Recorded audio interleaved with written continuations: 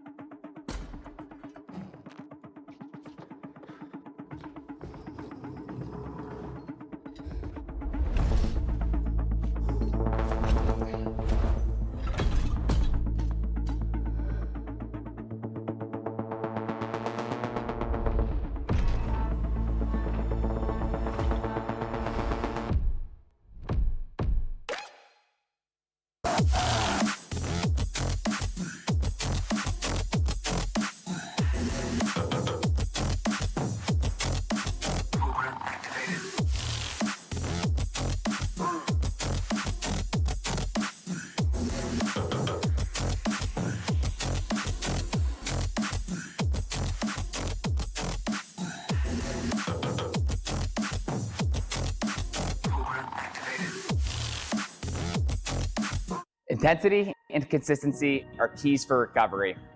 You can be rigorous performing at the top level and still face obstacles and challenges. That's where red light therapy can change your life. Red light therapy has allowed me to optimize my time in the gym in order to get the most out of every session. I can confirm red light therapy is the best way to recover. Train hard, recover faster with Novolab.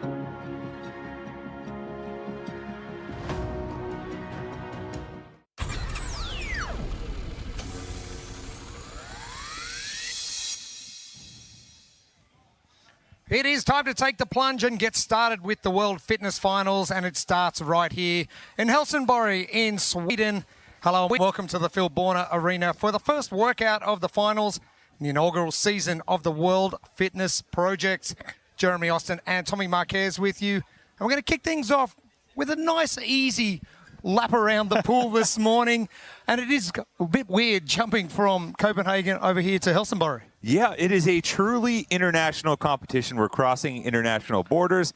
We were on a ferry this morning going from Copenhagen, Denmark, over here to Sweden, and we're going to have a nice little 1-2 punch in the pool, a pure swimming test, and then a little mixed modality element or mixed movement test for these teams. And it's kind of fun. We're getting outside of the normal, single arena, single location, and getting to see new parts of the world as well. Nice and dark this morning as we were getting our van, the buses coming across as well, and we couldn't really see much, but it's exciting to be here. Oh, absolutely. We're an amazing arena here in Sweden, the Filborna Arena, hosting national swim level competitions in Sweden. So should be a fast pool, should be a fast environment for them to swim, and nothing holding these athletes back from putting out their best. Absolutely not. Massive schedule coming up as well, not just today, but for the 4 days of competition that lay in wait, and we find out who's going to take out that top title for the finals.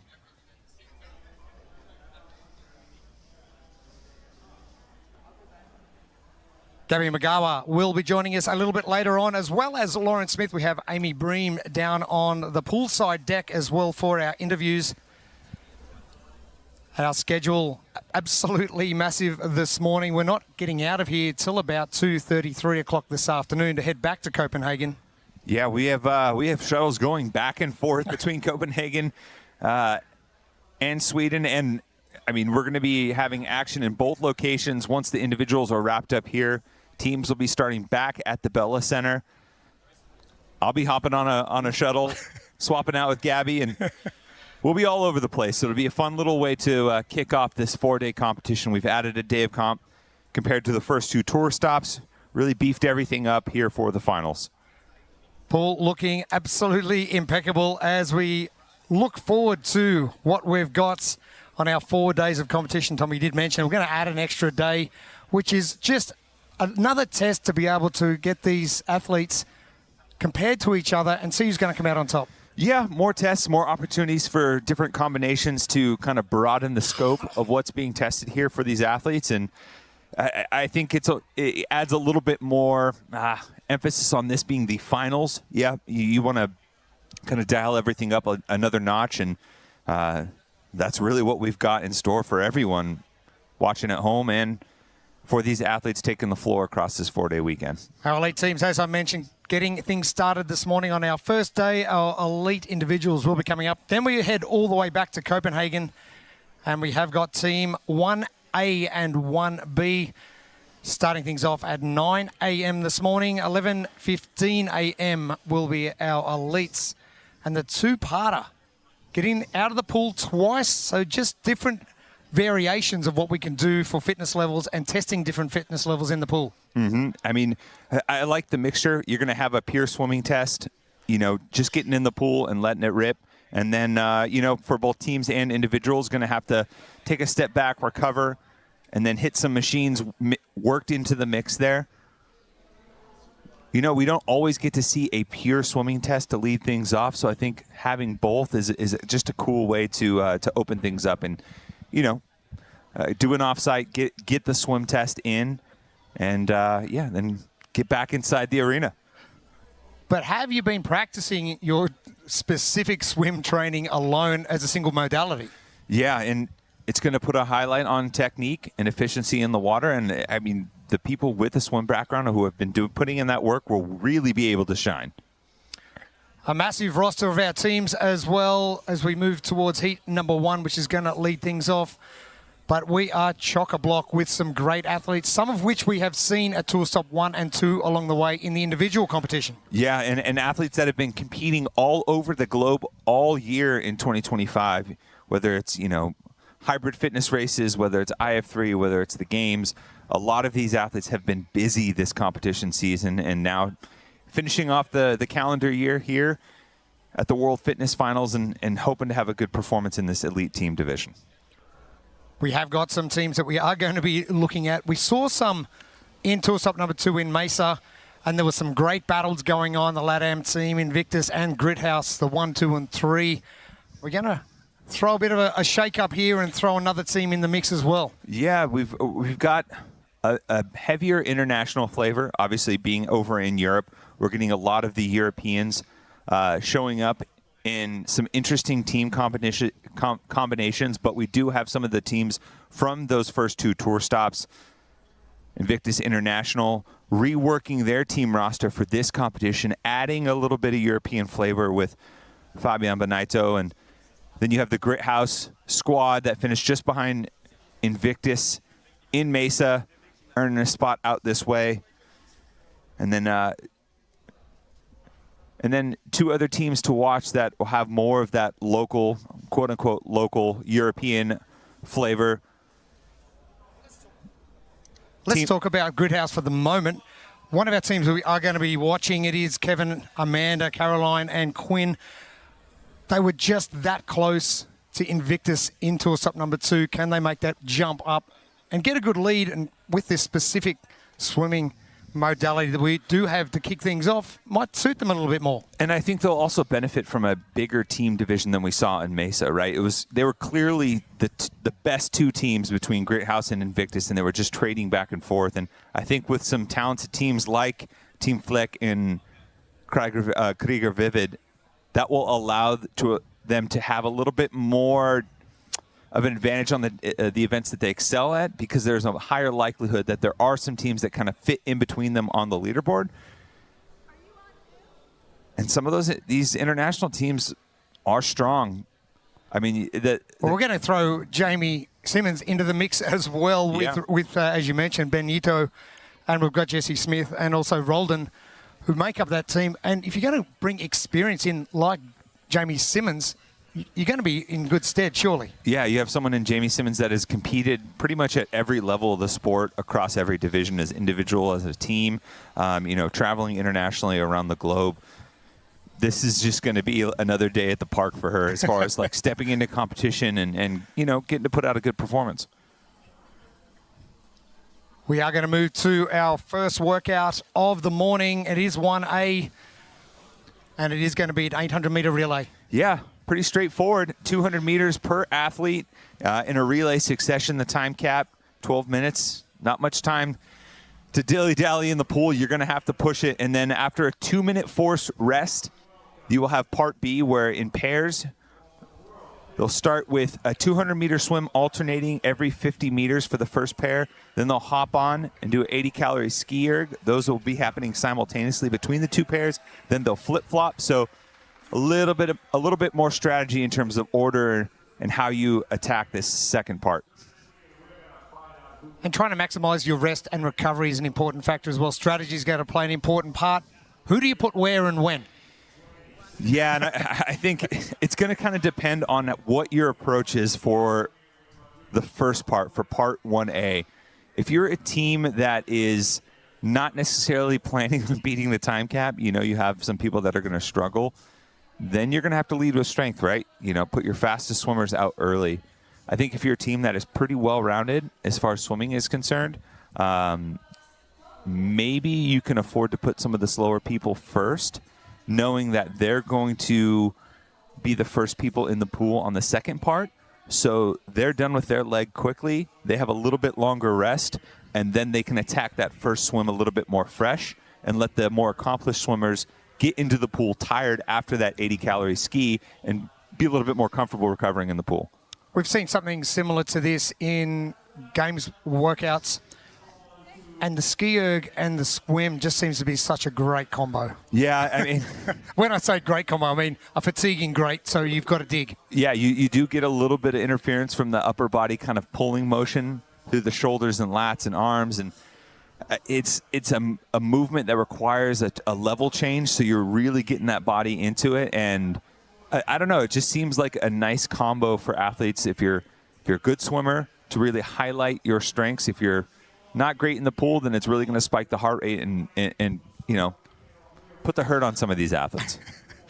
It's funny coming from Australia and the water's pretty warm all year round and we're surrounded by water, obviously. Coming over here, it's a little bit chillier for a majority of the year, so getting that swimming practice in open water, yeah, that's a tough one. It is, and you know, for these athletes, thankfully, it's going to be a little bit more controlled here. You know, you have the temperature control, the climate control. You have a world-class facility like this that hosts, like I mentioned earlier, national level swim meets. So this is a great opportunity just to get the other variables out of the way and just focus on swimming.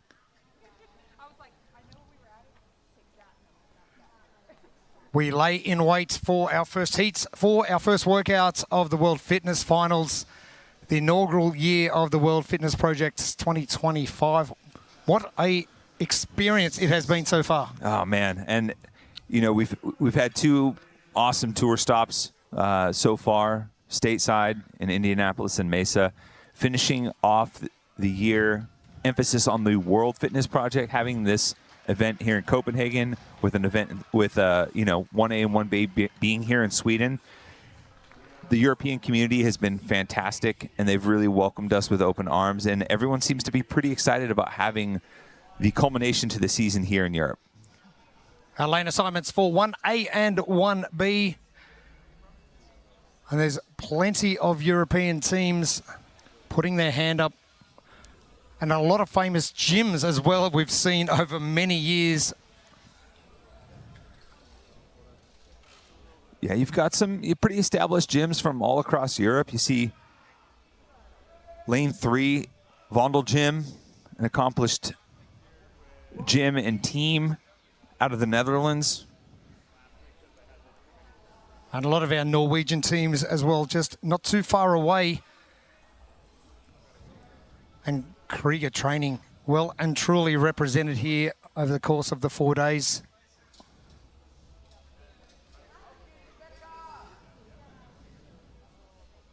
Athletes just getting ready. You're the first heat, you're the first workout of the competition. Are the nerves greater or lesser going first? Probably. I mean, I think for most of these athletes, they just want to get started, right? It's like in any sport. You know, the lead up to the competition, to the first whistle, to the start, to the first horn is always tense. But as soon as you get onto the field of play, it all kind of washes away. And being the first athlete as well. Yeah. And we are underway. And the start. And I can tell you straight away, Vondel Gym are out to a massive lead already. And you can see exactly why, the length of that stroke. And 1A. This one for time, and they've got 12 minutes. Yeah, pretty straightforward. 200 meters per athlete. This is a 25-meter pool, so it'll be 8 total lengths per athlete tagging out.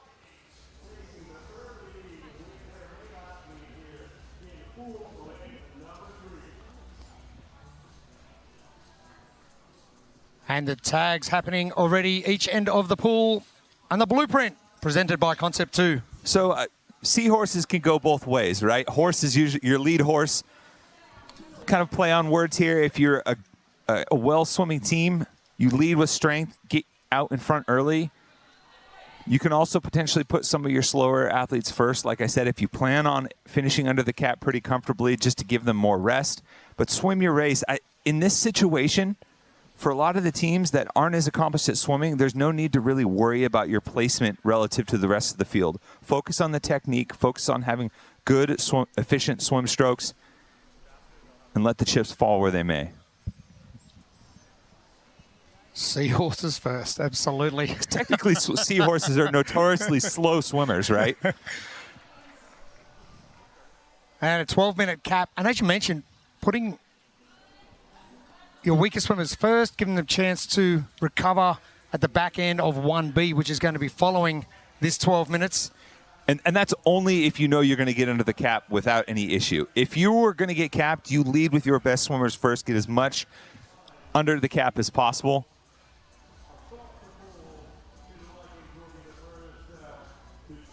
And you can tell some of the athletes that are maybe not as comfortable in the pool, not doing the kick turn at the wall. You're seeing some athletes touch the wall, head pops up, body gets vertical, taking a break here or there. You're starting to see, you'll see the legs kind of drag beneath the surface behind them. Sisu Vikings make their next tag. And they seem to be rolling along.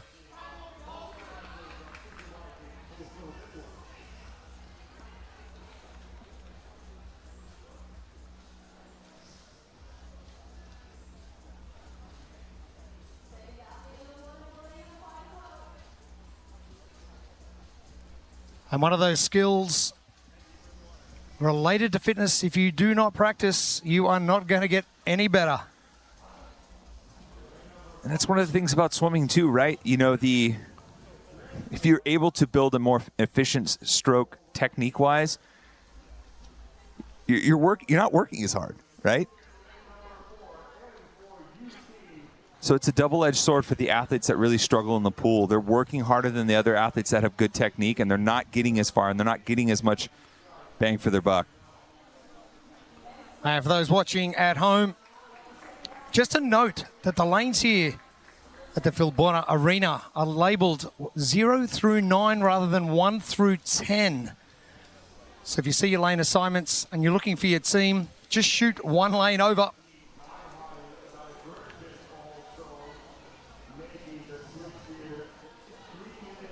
And it should be noted that we're past the 3-minute mark. If you split it up evenly, you have 3 minutes per athlete to get through each section, 200-meter section. A lot of teams still on their first swimmer, so a good portion of this heat looking like they will not get under the cap so far. Vondel Jim looking smooth, and that's what you want to be in the water. The higher those hips in the water is going to make things a whole lot easier. For our Sisu Vikings, those legs just starting to drag a little. Yeah, you can see with each breath too, his chest is coming up out of the water, full head coming out of the water.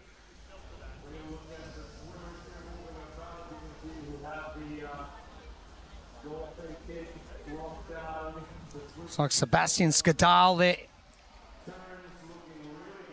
In that lane number 3.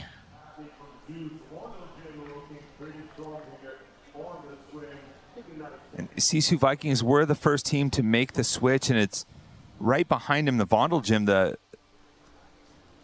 second athlete in the pool, the first.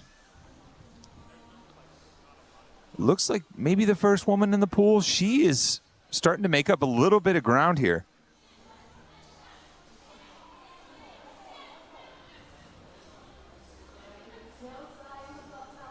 See the top of your screen, some athletes switching to a breaststroke. I've done that before in triathlon, Tommy. Not usually done for speed, at least relative to the freestyle. It's just used for recovery. Yeah. But getting yourself from point A to point B is the goal. Get there as fast as you can. If you've got to go to a different stroke, hey, go to a different stroke. I usually flip over to the backstroke or maybe Bit of side stroke even. Doggy paddle. Anything's got to work.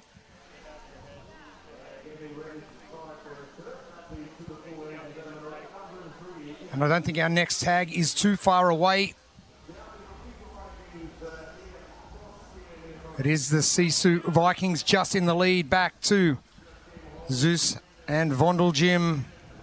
We are going to make a tag.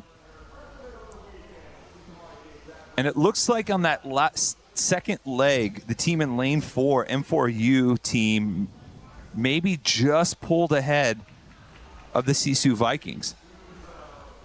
That is a very smooth stroke from the Sisu Vikings.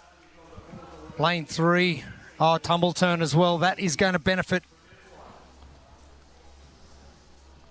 Looking very comfortable in the pool.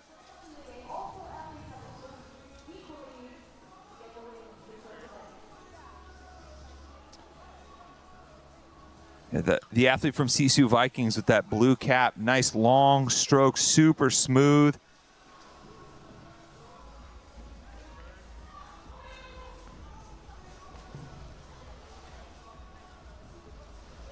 You can see coming the other direction, the M4U team as well. I think they're in the lead. Their male athlete also looking very comfortable in the water right now.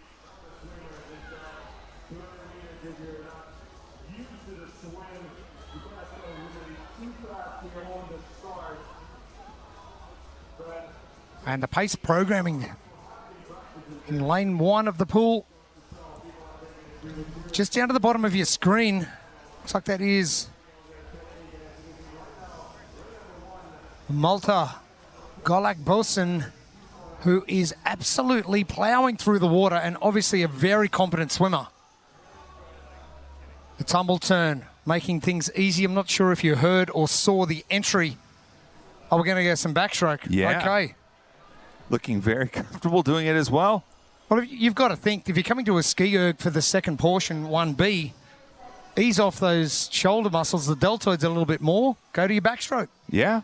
And he's gaining ground on a lot of the other athletes in the field on that backstroke length. Switching back to freestyle, I mean, that alone is a bit of an indicator, right? His competency in the pool, being able to make those adjustments pretty freely. And when he turned over onto his back, a couple of his teammates back on the pool deck were chuckling a little bit.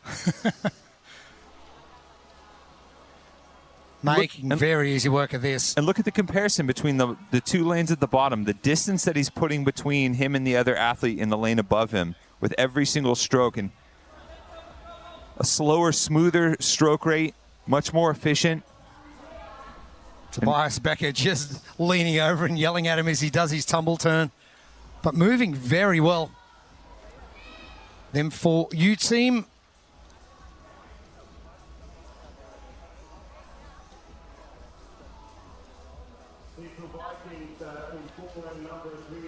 Beatrice making the turn and looking pretty good in the water as well. Lane number 4. A little bit faster stroke rate, but... And Malta has caught up a whole heap of time for the pace programming 2.0. Final athletes coming into the water shortly. The 12-minute cap's come around very quick. We're almost at the 10-minute mark.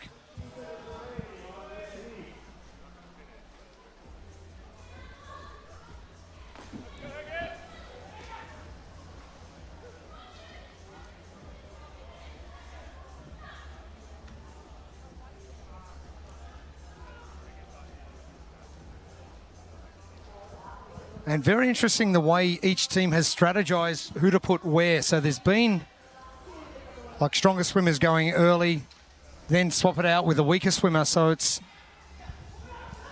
a matter of getting all 4 team members back to the blocks before that 12-minute time cap, which is coming up in about 90 seconds from now.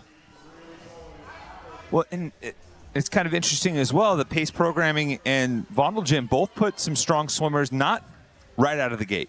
They had some of their, what looked like clearly their fastest swimmer going second or third. So maybe trying to stagger based on the total amount of rest relative to how their order is going to be on part 1B.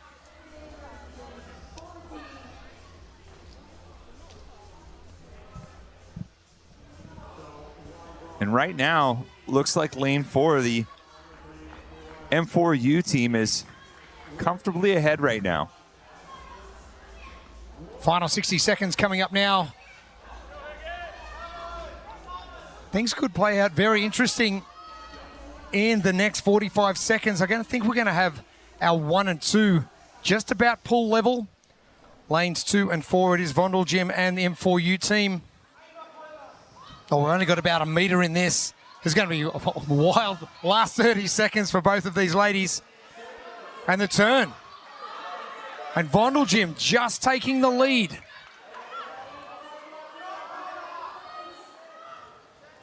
You can see the difference in stroke right now. M4U getting shorter and choppier. Vondeljim able to maintain a little bit longer, smoother stroke in the pool. And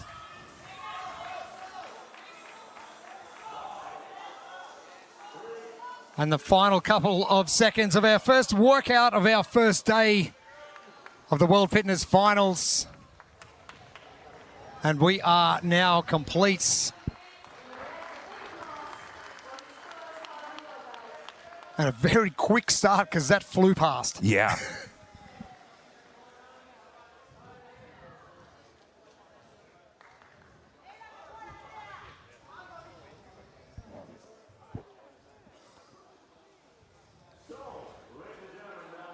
Our first workout in the bag.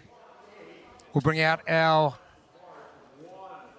next heat pretty shortly.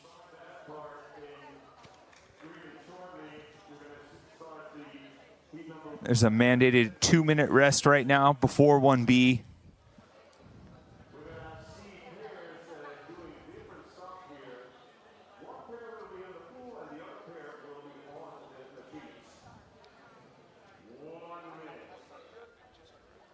Heat 2 coming up at about 9:30 local time.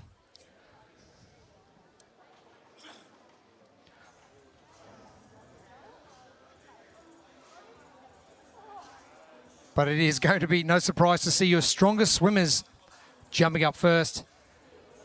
Part B with a 10-minute cap. Athletes are about to start in 30 seconds from now.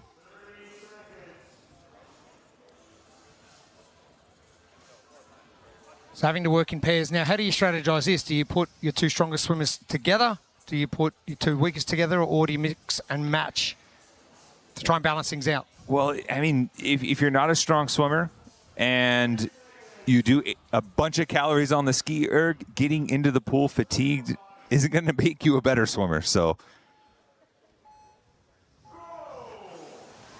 Workout 1B, athletes back in the water again.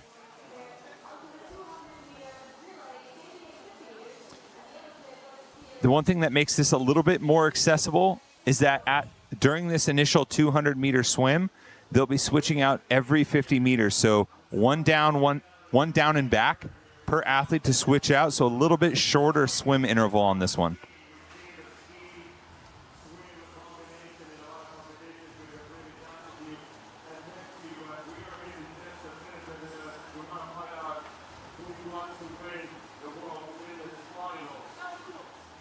And how many calories do you try and get through on that ski erg? How hard do you push on the ski erg?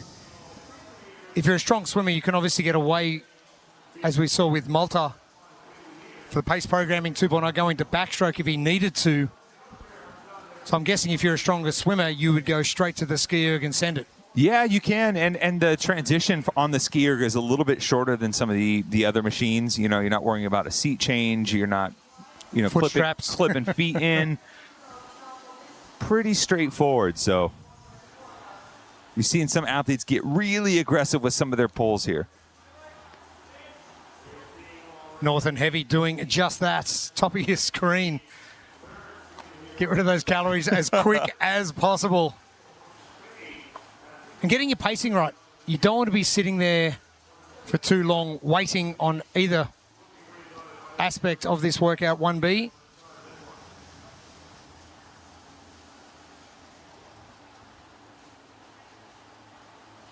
And it's possible, like, you can go based on calories. You can go based on time interval. At least at this level, you would hope that they've probably tested out their ski erg intervals know pretty well what their capacity is and ability to recover in a short amount of time. Train with intention. Concept 2, just scan that QR code on your screen. Tobias Becker on the pace programming 2.0.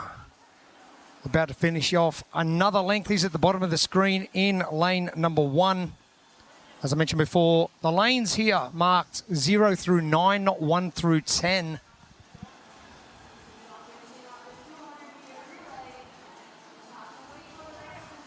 And there's the change you were talking about. It is simple. Really simple. Not much to it.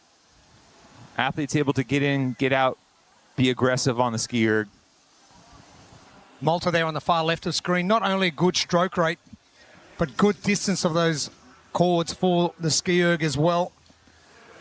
You also have to consider the time to change out too. If you have one pair just waiting on the other, and there's an imbalance there, that's time wasted where work isn't getting done. It seems like, at least in lane 1, the pace programming 2.0, they're getting pretty close. Their last swimmer out of the pool about 10 seconds after the pair on the ski erg was finished. So pretty in sync as far as switching out.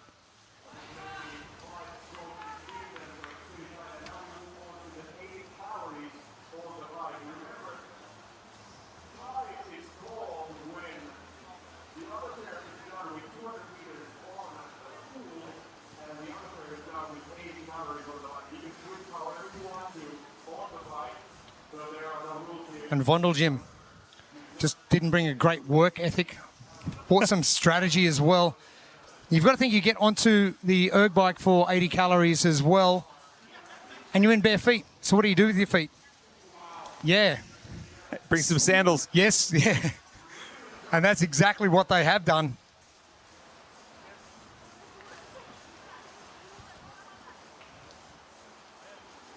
Oh, look at that. There we go. How to mitigate the pain and agony of those pedals on the bottom of your feet. Those are functional slides. But being prepared for every eventuality that could present itself. A few other athletes have brought in shoes out to the pool deck as well. But hey, how many people can say they've done a full workout in orange Birkenstocks? Tobias Becker just to the left of your screen. Just recently down in Australia for the IF3 Masters.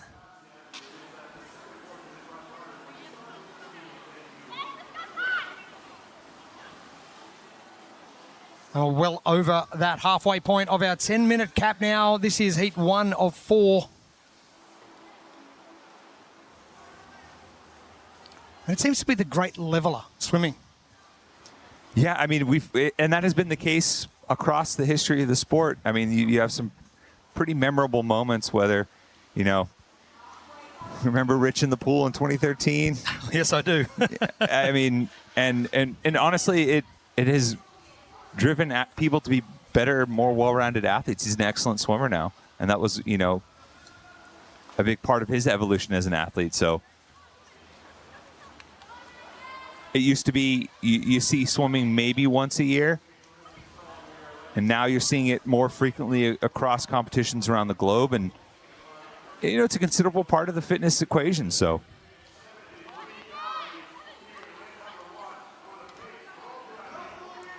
Tobias going for it, no shoes, just going to tough it out.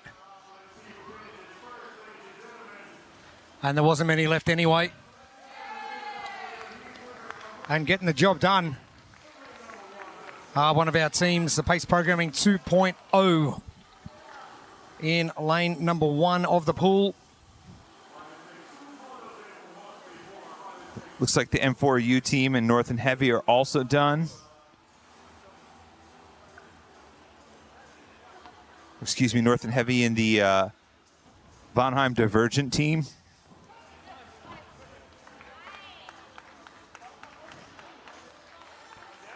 And well under that time cap of just ticking over that 7-minute mark. A very different story than 1A. A lot of teams struggling to get under the cap here. Plenty of time for most of the teams to hammer through the Concept 2 calories and sprint in the pool. North and Heavy's back in the pool.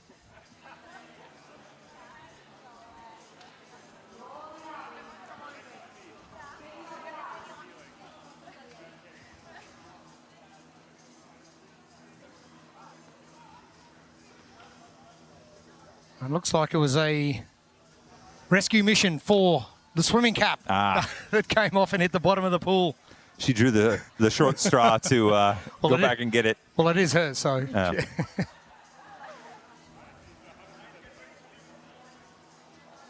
The pace programming 2.0, some great strategy, as you mentioned, then for you getting in Van Heim, a divergence. And there's plenty of smiles around right now. They can tick the box and recover, get ready to head back to Copenhagen, where we will be in the Bella Arena later this afternoon for workout number 2.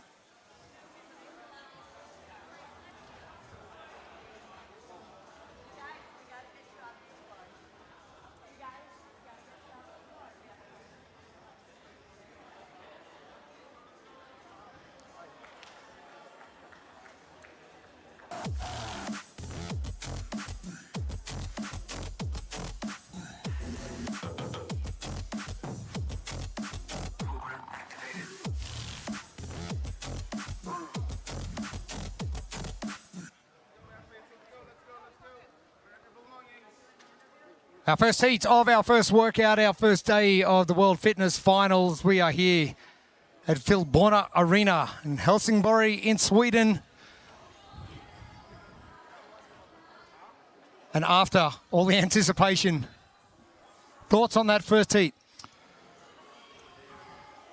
I hope the other teams are watching, because you've got to be. Yeah, I think it might maybe make some adjustments based on how some of those teams did relative to the time cap, especially if you're a strong team and you expect to get under the cap. And obviously there was plenty of time for everyone to get under the cap in part 1B. So, making sure that your teams are a little bit more evenly matched in terms of finish time for that first section when you make the swap, it's going to be important. Sure will be. And the third member of our team, Amy Bream, standing by with Vondel Gym.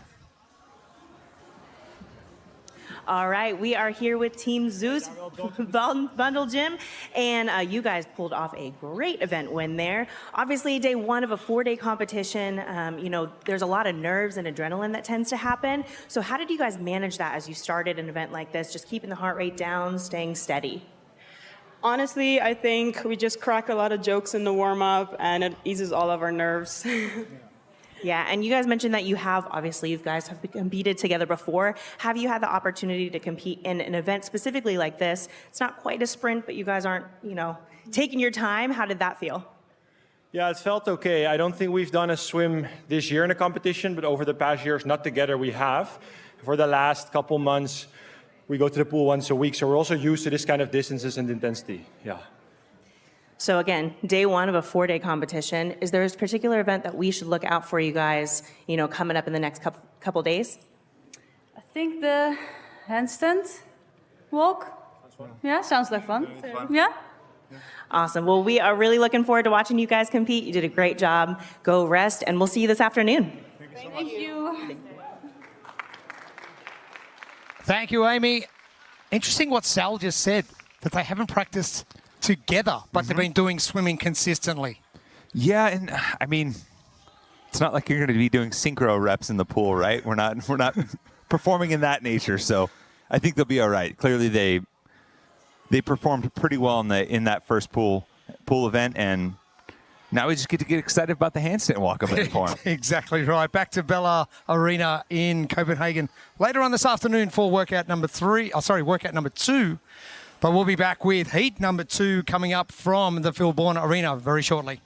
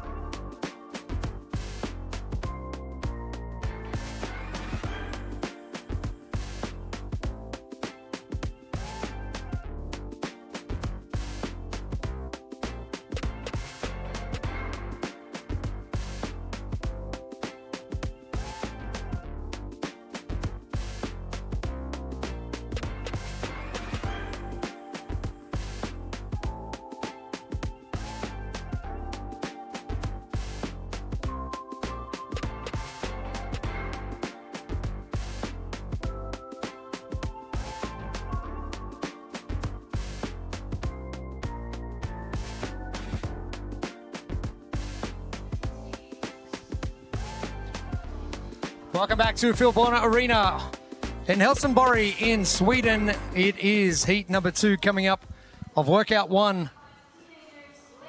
And a great start to competition for the 4 days of the World Fitness Finals. And your lane assignments for heat number 2. We have got 1A coming up first. A 2-minute break followed by 1B. And Team Fleck, which you pinpointed at the start of the show, Tommy, at lane number 8. Actually, we'll be in lane number 7 in the pool. Our lanes of the pool labelled 0 through 9. So Team Fleck will be in lane number 7, which is 2 lanes to the top of your screen. But really one to watch. Yeah, and a little bit of home cooking here as far as the entire weekend is concerned. Fleck training out of Butcher's Lab, I would consider one of the anchor gyms in Europe. Opened in 2008. Yeah, I've just ever since I've got into the functional fitness space, it's always been Butcher's Lab, always. Yeah. Oh yeah, involved at every level, hosting their own competitions, whether it's Butcher's Classic. They've put teams, high-level teams, at every stage of competition across the sport, and get to sleep in their own beds and compete at the same time. So that's always a nice little advantage. It's got to be a bonus. Cutting down your travel time.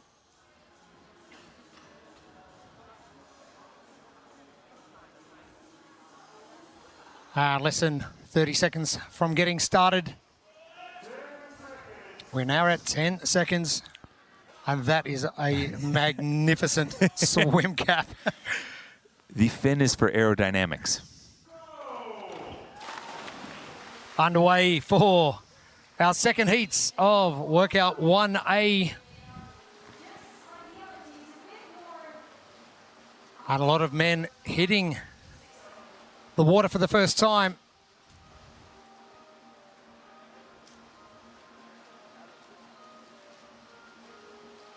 And it is workout 1A for our teams, and tough 12 minutes for these teams coming up. Yeah, 200 meters per athlete, 25-meter pool here, so 8 total lengths for each athlete tagging off. Important to note, in that first heat of teams, if you're just joining us, unable to get under the cap for this team 1A. So going to have to maximize the number of lengths as the team that they can get done in that 12 minutes. Now, 200 meters doesn't seem like it is that far when you talk about running. You talk about swimming, it's a different kettle of fish. Yeah, indeed.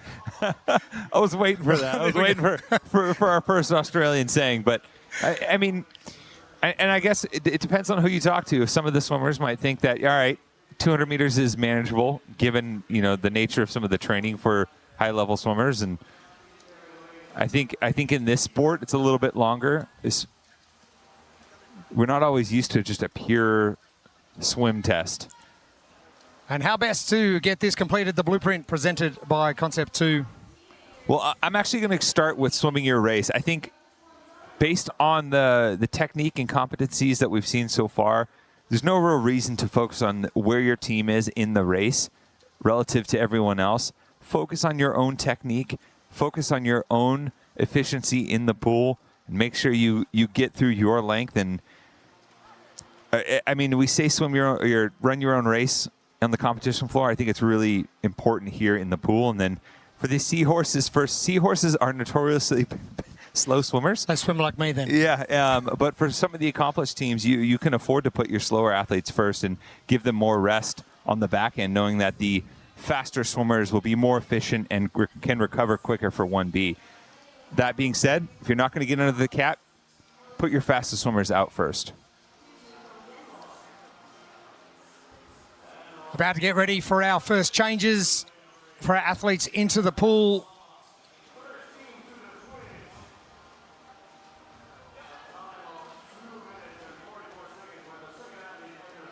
And Krieger, Mad Mama at the top of your screen, one of those teams.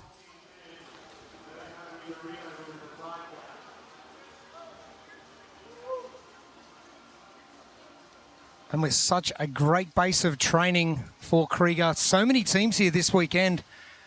And as you mentioned, they've been scattered around the globe doing various competitions. They've really become a powerhouse camp in Europe. They've got multiple individuals competing here this weekend. They've got teams. The crew out of Oslo has really made their mark in the sport in the last few years.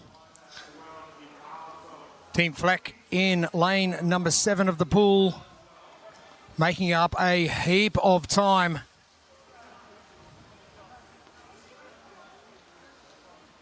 It won't be too long before they come up alongside Krieger Mad Mama.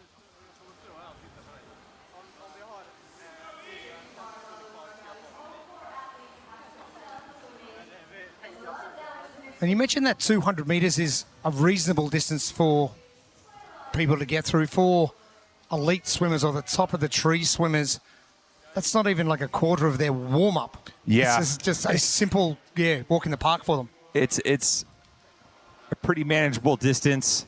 You know, I think for some of the athletes who maybe aren't as comfortable in the pool, they're going to look at 8 lengths and it's going to seem pretty daunting, but I think that's what makes it a good distance in this instance, right? It's going to be a lot of different things to a lot of different people based on your swimming competency. Team Fleck getting the jump on Krieger Mad Mama at the top of your screen. It is lanes 8 and 7. Our pool lanes are marked 0 through 9, and our lane assignments are obviously 1 through 10.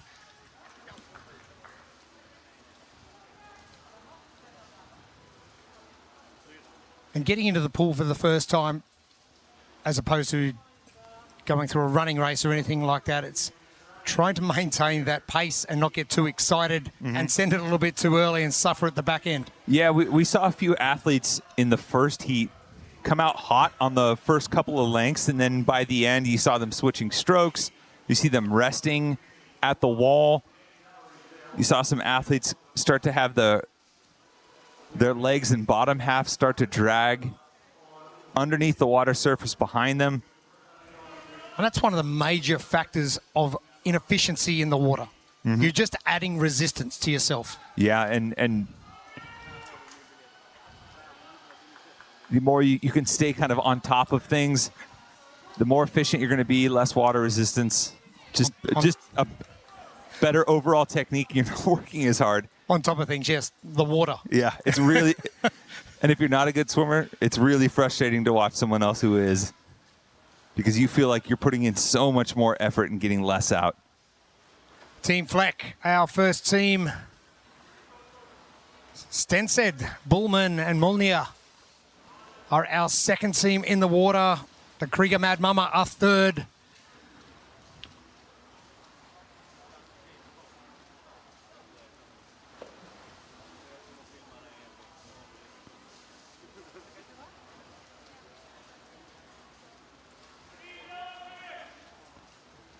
I think Fleck was right around the interval cutoff time to get under the cap.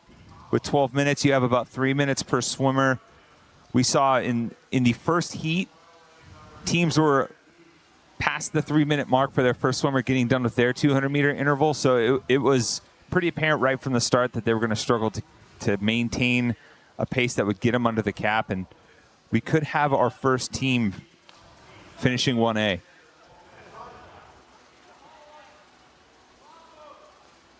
As we look at our pool from the top end, it is lane 0 all the way down the far left, lane 9 to the far right.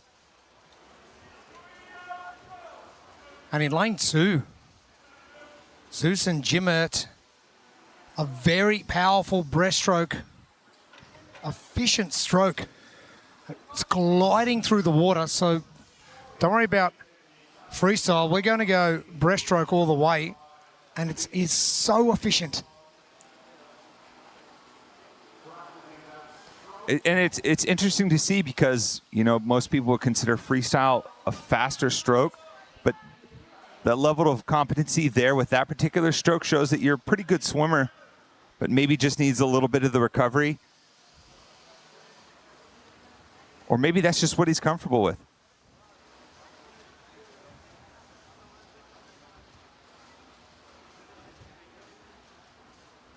Top of your screen. Team Fleck just ahead. Team 6, our US Army Warrior team, making some great inroads. We could have a new leader after this.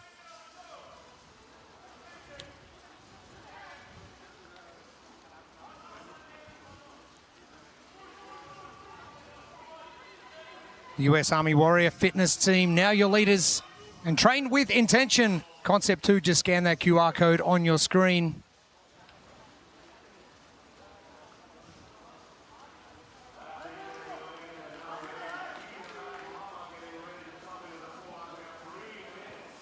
And the lead changing multiple times in this second heats of our first workout of our first day of the World Fitness Finals.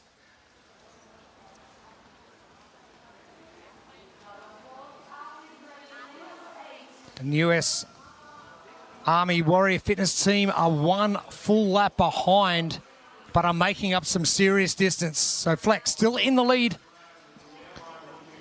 Fleck on their fourth and final swimmer. They made the switch around 9:11 to 9:15. Should be enough time, hopefully. Overall, as a team, that would put them behind the pace, but if they're finishing with some strength, they should be able to make that time up and get under that 12-minute cap. US Army Warrior Fitness Team about to make the last tag. Oh, wow, the dolphin kick. Oh, this is amazing. The US Army Warrior Fitness Team in lane 6. Like got an outboard motor on the back. Oh, my goodness.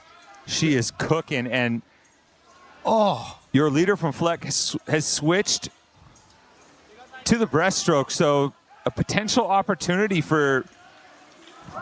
Oh, I cannot believe the speed. This is crazy. The U.S. Army Warrior Fitness Team to make up some major ground. I believe that's Marie Dokken. Yeah, it is Marie Dokken. who swam competitively at West Point. And she's about to take the lead right now. I was wrong before in the third athlete, but athlete number 4, it is going to be Marie Dokken. You weren't wrong. You were just right too soon. Yes. I was predicting. And Marie has slowed down a little bit, but now knows that she's ahead of everybody else. Oh, wow. I knew straight away from that dolphin kick and from the launch in the pool. Look at the top of your screen, the distance that's being put between lane 6 and lane 7. Lane 7 was your leader, had an almost full-length lead.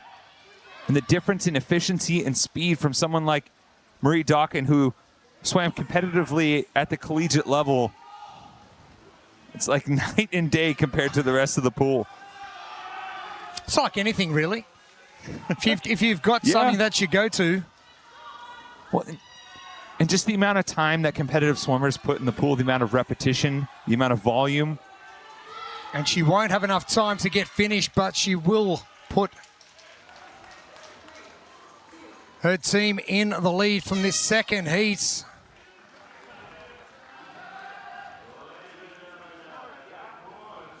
And that was unbelievable from Marie Dokken. And we'll have to go back and see from the first heat, I believe, I know 2 teams finished on the far wall. We'll have to see whether that was their last down and back length or their second to last. It's possible that Marie Dokken brought the U.S. Army Warrior Fitness Team all the way into the top scorer on 1A so far for these first 2 heats.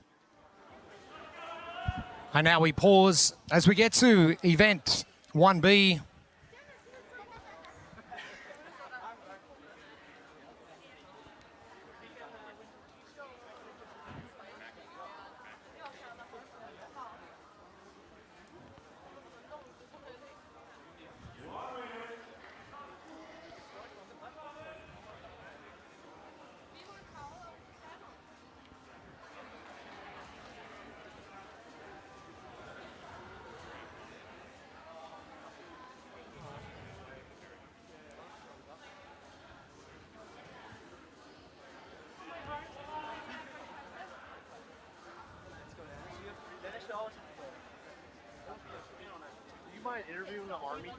Not too far away. And someone like Marie Dokken, she's not going to need a lot of recovery. You could send her out immediately to get a good start for their team. And you heard the horn go to signal the end of 1A. She still did her flip turn and kept going and still powered through that final link. There was no concern for recovery on her end. And getting to work now. Workout 1B underway.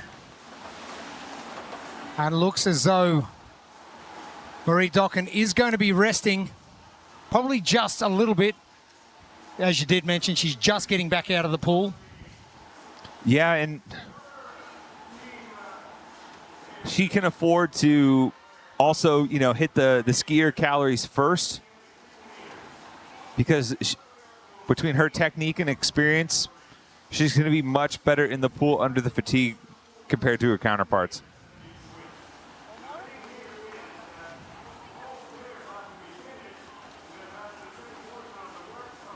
And if you're just joining us for the first time, thank you for your company. We are here in the Filborna Arena, Helsingborg in Sweden. We've made the trek over the border very early this morning, as all the athletes have and our judges, to get things started for the World Fitness Finals in the inaugural season of the World Fitness Project. Two tour stops, Indianapolis and Mesa. And it all culminates here. Our team's getting to work first off this morning, and we'll move on to our individuals later on.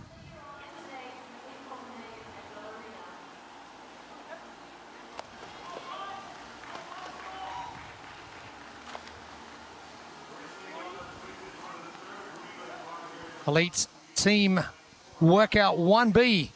This one, possibly a little bit tougher than the last. Possibly. Well, we're adding another wrinkle in, both pairs, male-female pairs, will be working at the same time. One pair will be chipping away at a 200-meter swim in 50-meter intervals, switching out between athletes, while the other works on 80 calories on the ski erg. Once both pairs are done with their sections, they will switch, with the team in the pool going to the Concept 2 bike, and the team on the skier going into the pool, and they'll have to complete their work with the time cap being 10 minutes. And in that first heat, all teams had no trouble getting underneath the cap. Katie Cunningham for the US Warrior Fitness team, trying to maintain that lead.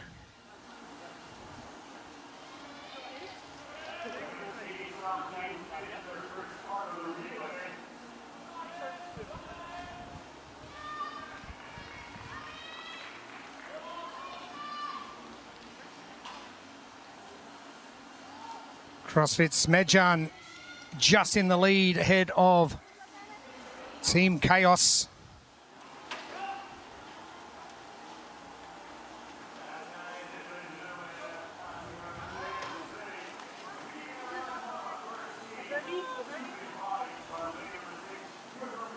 The second of our 4 heats this morning for our elite teams, getting through workouts 1A and 1B.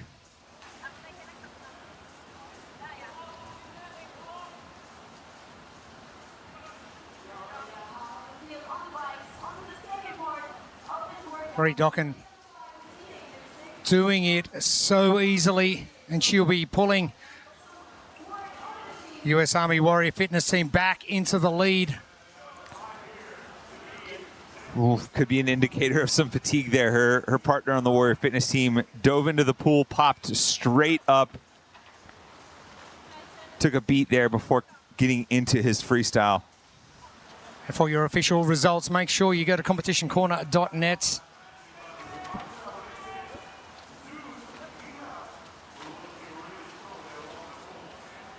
This is an event that when you start, it's day number 1. You've got your 4 days, so you've got to strategize how you're going to go across each workout across the 4 days in its entirety. It's entirely possible that the athletes for the workout in 1A and 1B, they're going to probably send it a little bit harder, knowing they've got hours of recovery, and it's only a 1 hour short drive back to Copenhagen when they get to the Bell Arena for workout number 2. And for a lot of the athletes who are traveling too, they like that this workout or this pair of workouts are first. The impact that you have from sending it on a swim is much lower than some of the other movements and combinations that you'll see across the weekend. So machine work in the pool, for some of these athletes, they feel like, yes, they're going to be competitive, they're going to push it, but it almost feels like a way to kind of wake their body up for competition across a long weekend like that, especially if you're traveling and you're battling some of the elements of jet lag or anything that comes with traveling internationally for a competition. Over our halfway points of workout 1B in the second of our elite team heats.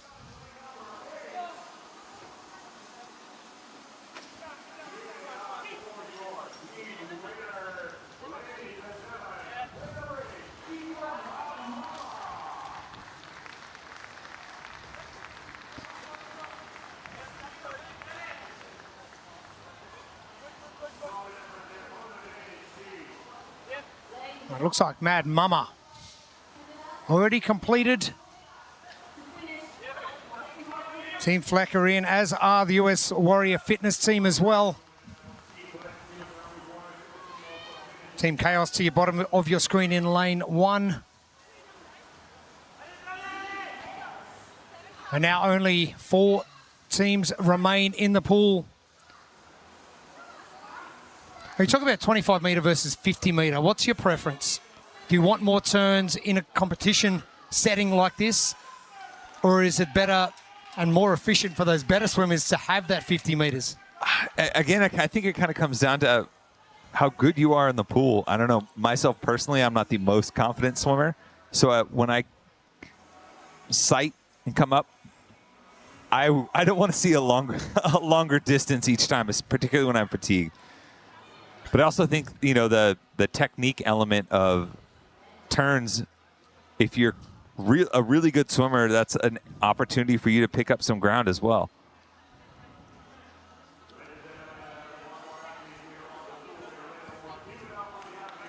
And if you are looking at competitioncorner.net and you're looking at the results, the cap plus the reps, so the higher the number of reps in this workout, the better. So it wasn't the reps remaining that they need to do, it's exactly how many they got done. So if you're looking at that leaderboard, you'll know exactly what you're looking at.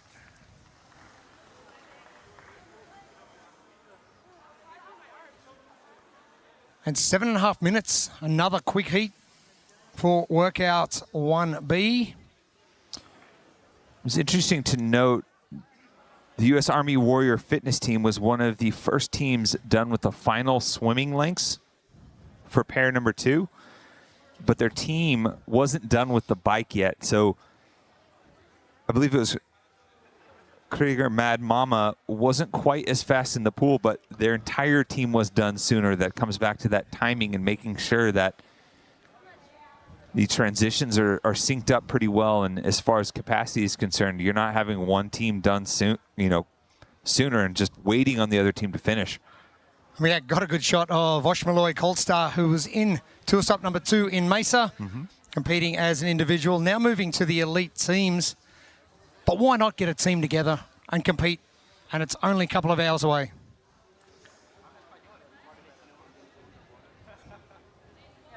Krieger Mad Mama making their way out.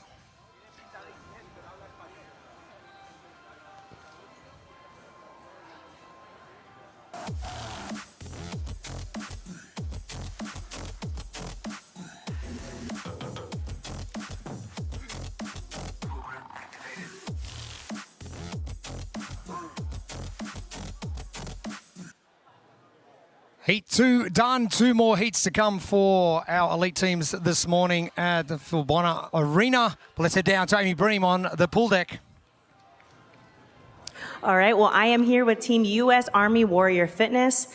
Marie, you had a moment in that workout. You used to swim for West Point. How confident did you feel going into that workout? It's been a minute since I was on a collegiate swim team, so I definitely feel confident going into a swim workout. It's nice to start with this for me, but I was just excited to see kind of how we did as a team. An 800-meter relay in innate capacity is a lot, so especially at a competition like this, that was just fun to see the team do that. Yeah, that's interesting because, again, a team workout, a lot of people can be great at swimming, but it's a team of 4 too. So it doesn't necessarily mean, a win or a performance well overall. Cooper, how did you feel going into that workout, and how do you feel now that it's done? Going into the workout, I felt not very good. And now that it's done, I feel even worse. So. Yeah, we mentioned maybe it felt a little bit harder than we were expecting. Lucas, I noticed on a video I saw of you a couple weeks ago, not to sound, like I creeped on it, but you were talking about mindset, and I thought it was interesting because you were talking about being, a small fish in a big sea, being able to focus on your race and not necessarily too distracted with everyone else. How do you feel like that's affecting you and your team this weekend? I think it's a huge benefit for us. We just stay in our lane, do what we're capable of, and at the end of the day, it's all you can really do is your best. I love that. How do we feel about competing in Copenhagen? Well, Sweden right now, but Copenhagen rest of the weekend. It's such an amazing opportunity just to compete outside of the U.S. This is our first time traveling overseas to compete and just seeing the community. It's amazing, and we're just so grateful to be a part of it. Awesome. Well, we're grateful to have you guys. We're excited to see what you do the rest of the weekend. Thank you, Amy. And if Marie hasn't swum for a while and she swims like that, I'll take that any day of the week. You could have fooled me. Oh, some crazy stuff. 2 heats down, 2 to come right here at Filborna Arena in Sweden. We're here for day 1 of the World Fitness Finals. We'll be back soon with heat number 3.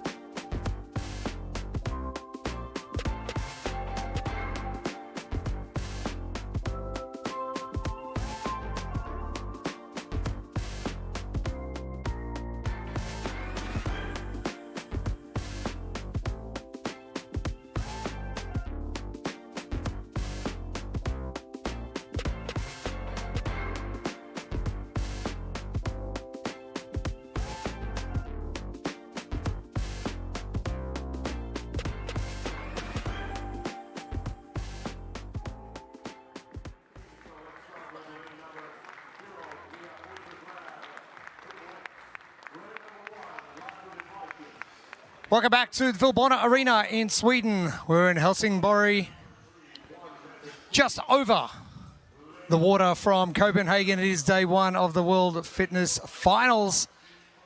We're moving on to heat number 3 of our elite team workouts, 1A and 1B. Your lane assignments and more. Team Krieger coming at you in lane number 6. The pace programming, they did very well. Pace programming 2.0 in our first heat of the day. And Butcher's Lab, 2 teams from their gym in here as well.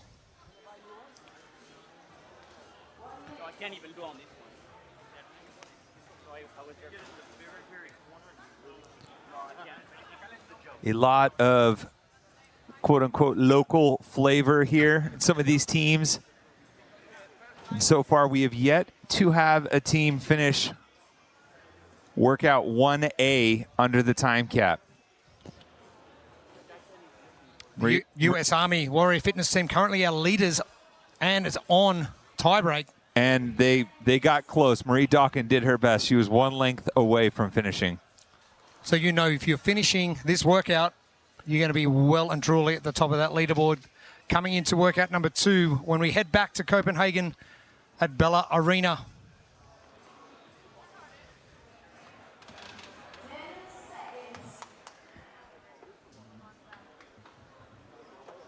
Stand by.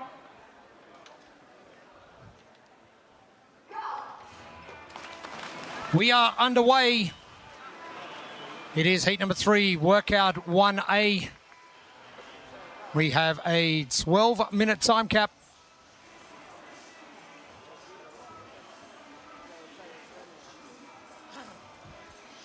Very level as the teams get through their first 25-meter swim. Last of the Vikings, Barbell Rebels. And the pace programming, our top 3. And our first part of Elite Team 1A workout, 800 meters. Tough going. Pretty simple swim race. 200 meters per athlete. That's 8 lengths of the pool in total. And then they'll have a 2-minute rest before resetting for 1B. Now, one thing I did notice when you were talking throughout heat number 1 was the time for each person. You think it's 3 minutes. You can't be going slow. You've got to get moving. Yeah, it's and so far we've seen a lot of teams fall behind that kind of 3 minutes per athlete kind of pace target pretty quickly. And how best to get through our first workout of the competition. It is the blueprint presented by Concept 2. Well, considering that no one has finished under the time cap so far, I'm going to make this seahorses reference a little bit different, more towards the traditional horse reference of being fast out of the gate. And you're going to want to lead with some strength here now. Assuming you're not going to make it under the cap, get as much done as possible. Don't hamper your fast swimmers by keeping them later in the order, and then swim your race. You heard from the U.S. Army Warrior Fitness Team about really trying to focus on what they were doing and not what any other team is doing. Particularly in this pool, it's a lot easier to do that. No need to focus on where you are relative to your heat. Focus on good swim technique, efficient strokes, and the rest will take care of itself. The pace programming. Your leaders at the top of your screen in lane number 6. Our lanes marked at the pool here, 0 through 9. So if you're looking at your lane assignments, we're going to shuffle that across one lane. So the pace programming, Christoph, Samuel, Anya, Katarina. Sam Whitworth making the trek down to Australia for the Down Under Championship a few months ago.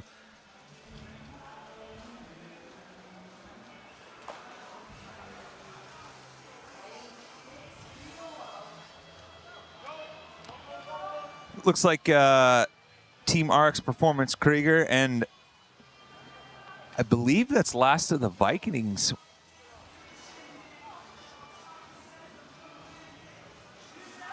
Are on to their second swimmer already, so the 2 early leaders in the pack.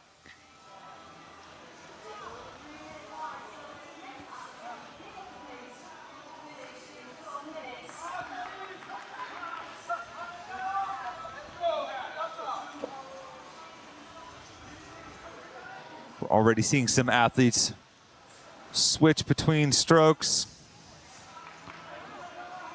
We've seen some very interesting stuff this morning. Athletes choosing to flip over and do backstroke because that's an efficient way for them to move.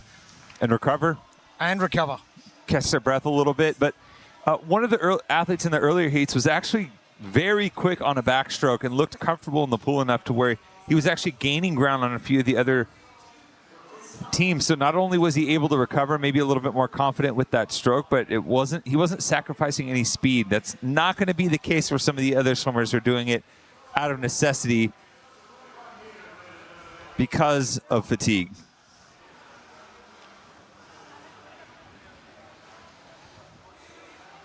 Pace programming still leading the charge. And there's just factors that you can look at when people are swimming. One of those is hips high in the water. One is head in the water or above the water. What stroke are they doing? How rapidly are they doing that stroke? So the smoother they are, the more efficient they're going to be in the water. And one method doing exactly that.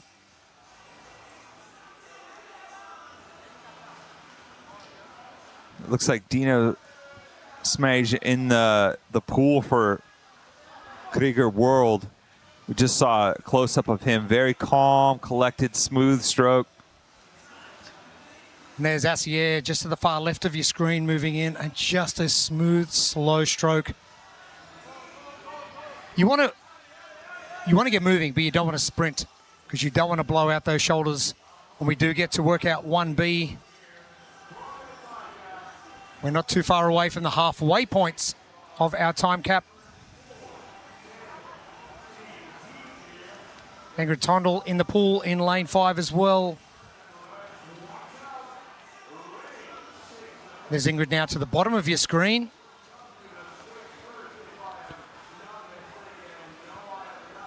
In lane 1, last of the Vikings made their switch to the third swimmer ahead of everyone else in the pool. Not only that, they were well under that 6-minute halfway mark, which would be the second 3-minute interval for that swimmer. Their female swimmer from that last leg, very efficient, made up a ton of ground.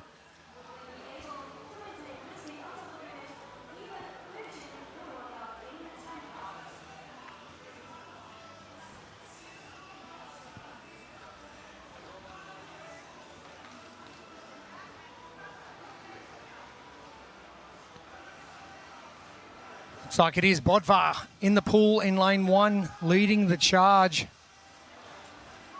The Barbell Rebels.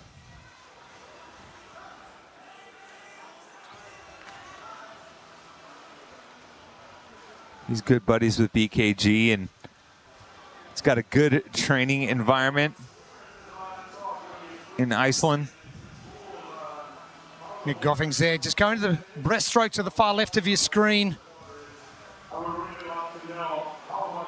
Bodvar looking good at bottom of screen. Swap coming out for the Barbell Rebels.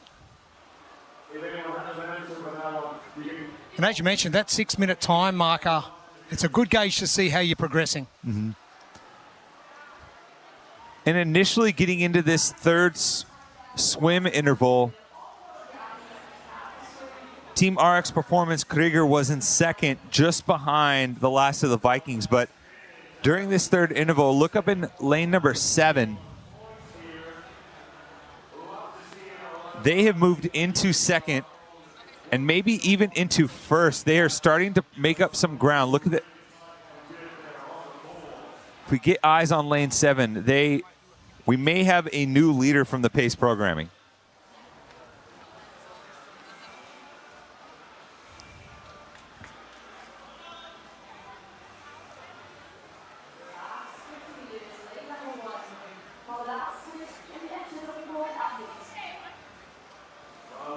My apologies. Lane 7 is Team Butcher's Lab Ribeye. Oh, ribeye. Oh, Could do it with the ribeye.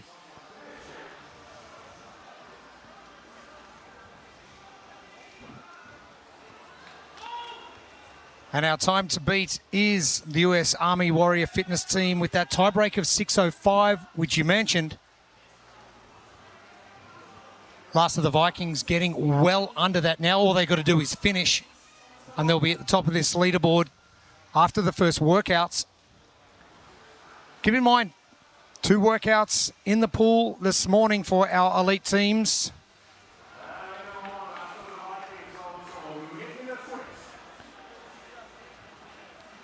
Last of the Vikings has their final swimmer in the pool. 3 and a bit minutes. Yeah, right now on pace to potentially finish.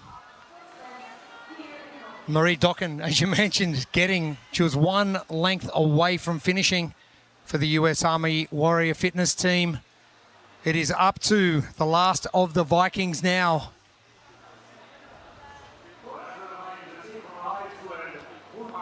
Pace Programming and Team Butcher's Lab Ribeye both on their final swimmer as well. The previous time to beat from Army Warrior Fitness team, they're on their final swimmer and right at their final length, the final 25-meter length.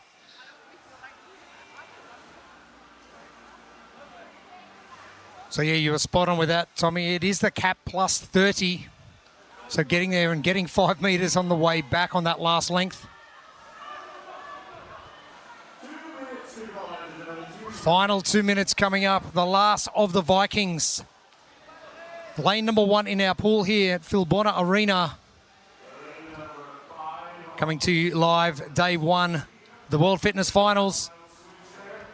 The inaugural season of the World Fitness Project for 2025. We see the final swimmer from Last of the Vikings getting to the halfway mark.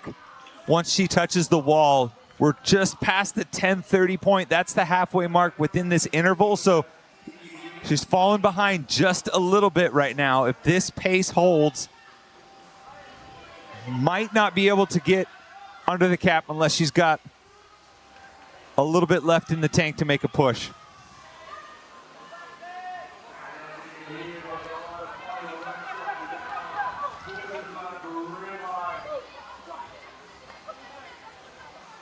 The final 60 seconds of our third of 4 heats. And here come the last of the Vikings.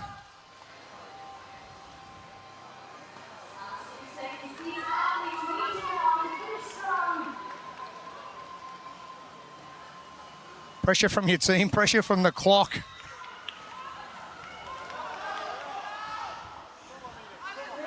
And the rest of the Vikings team leaning close in to let her know how much time she's got left. Anna Svansdotter. And it looks like it will be the US Army Warrior Fitness team still in the lead. Just goes to show how quickly Marie Dokken was moving through the water. Close but no cigar.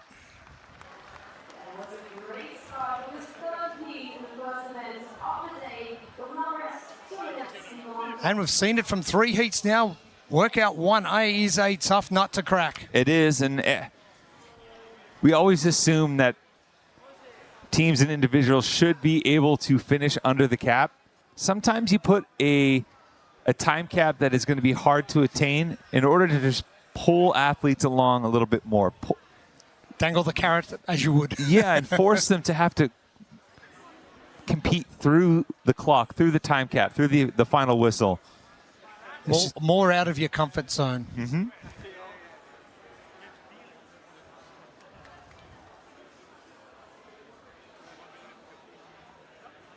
Last of the Vikings. Chatting away. Ingemar Johnson there as well.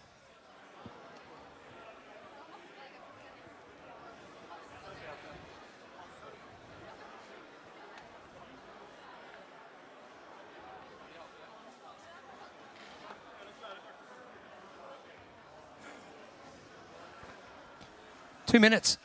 It's long enough, but it's short enough. Mm-hmm.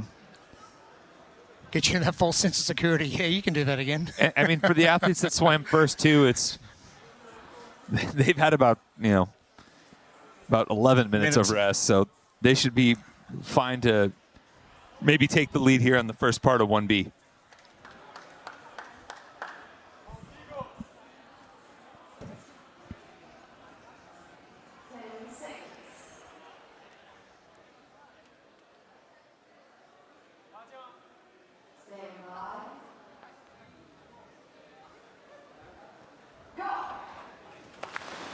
Underway for workout 1B. This is the third of 4 heats. One final heat to come. before we cast our attention to our individuals, and we've got a very tight race right across the pool. And a tough 10 minutes coming up, but they're not going to need it. Yeah, and for these male-female pairs, one pair will work on a 200-meter swim, the athletes in the pool, and each athlete will do 50 meters at a time, while the other pair works on 80 calories on the ski erg. They'll switch places. The team on the Concept 2 ski erg will move into the pool for their 200 meters. The pair will get out of the water and get on to the bike for 80 calories total. A little bit more aggressive swim pace here, knowing that these athletes will just have a down and back in the pool, and then we'll get a little bit of a break. Our time to beat, 5 minutes and 50 seconds from Team Fleck.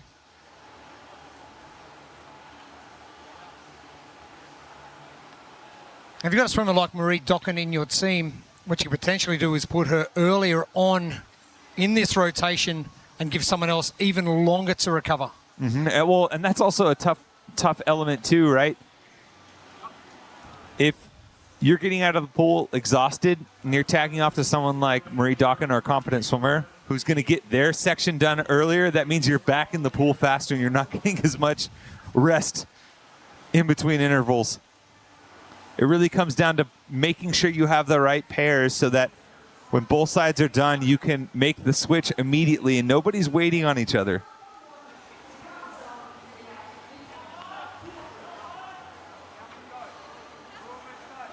Two minutes down, 8 remaining, 5:50 our time to beat.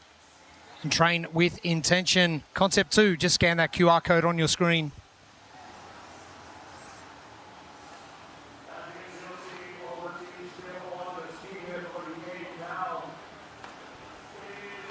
One method, making light work of the pool.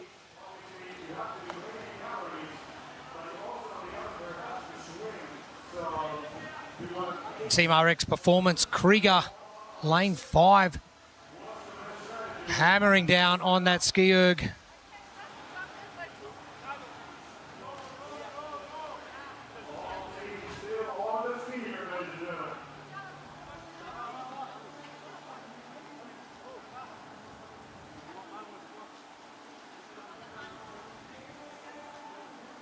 Team Butcher's Lab Ribeye making a great start to competition in workout 1A.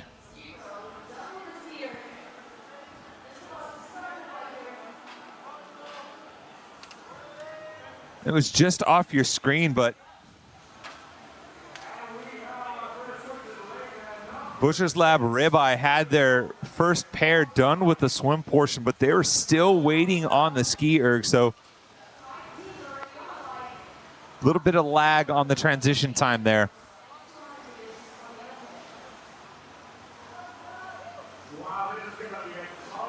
Athletes now moving to the Concept 2 bike erg. 80 calories required.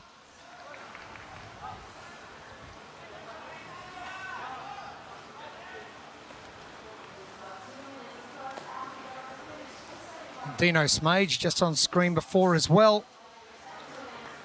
Part of the individual competition at tour stop number 2 in Mesa. Got to see him throw down in Arizona as an Indy, making the switch over to the team.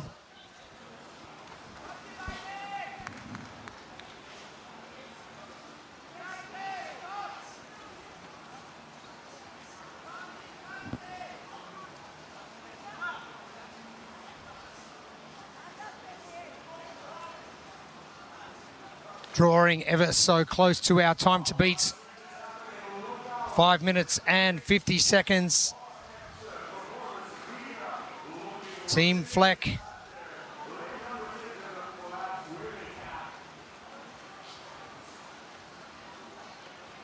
From the previous heats. Last of the Vikings making a move.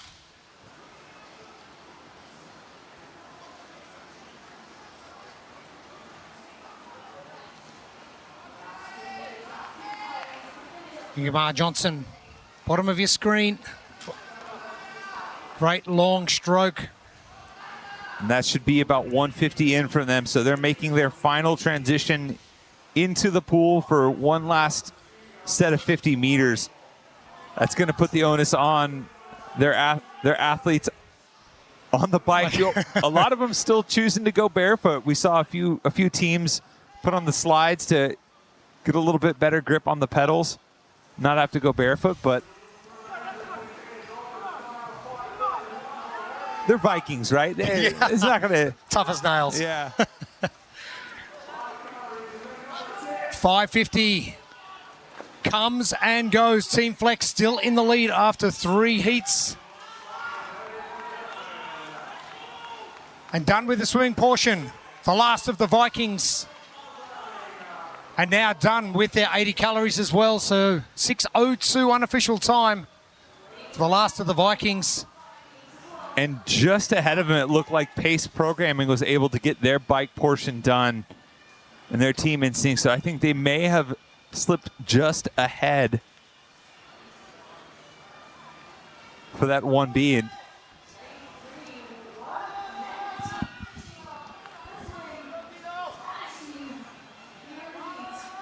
so we throw it all the way back to our intro when we're looking at teams to watch. Team Fleck was one of them. Now they've got that time that every other team is chasing down. This is a two-parter. Workout 1A and 1B.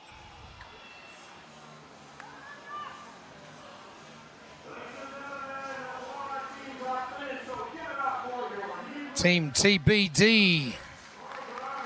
They are complete as well. And the Barbell Rebels, they are bringing it home. Final calorie on Concept 2 Bike Erg.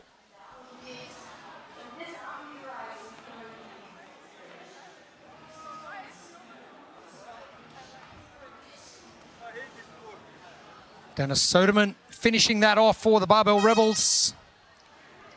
And still 2.5 minutes under time cap. yeah, but you could see at that final few lengths of the swim, they knew that they weren't necessarily competing for a top spot, just trying to get through this last portion, get under the time cap, and hopefully recover for, I mean, Barbell Rebels, right? They're going to be looking forward to the barbell coming out later. Big time. But opposite ends of the scale, you've got a heavy barbell and then you turn around and you've got to move your body through the pool. And I would say that's been a major evolution of the sport in the last decade, right? Early days, a lot of people working on the barbell movements, building competency there. Swimming starts to get incorporated more into competition, exposes some weaknesses, and now you're seeing a lot more, we'll say, intermediate to elite athletes putting in time in the pool. In lane 9, Mia Furu, who did an 80 kilo snatch last week. Keep an eye on her.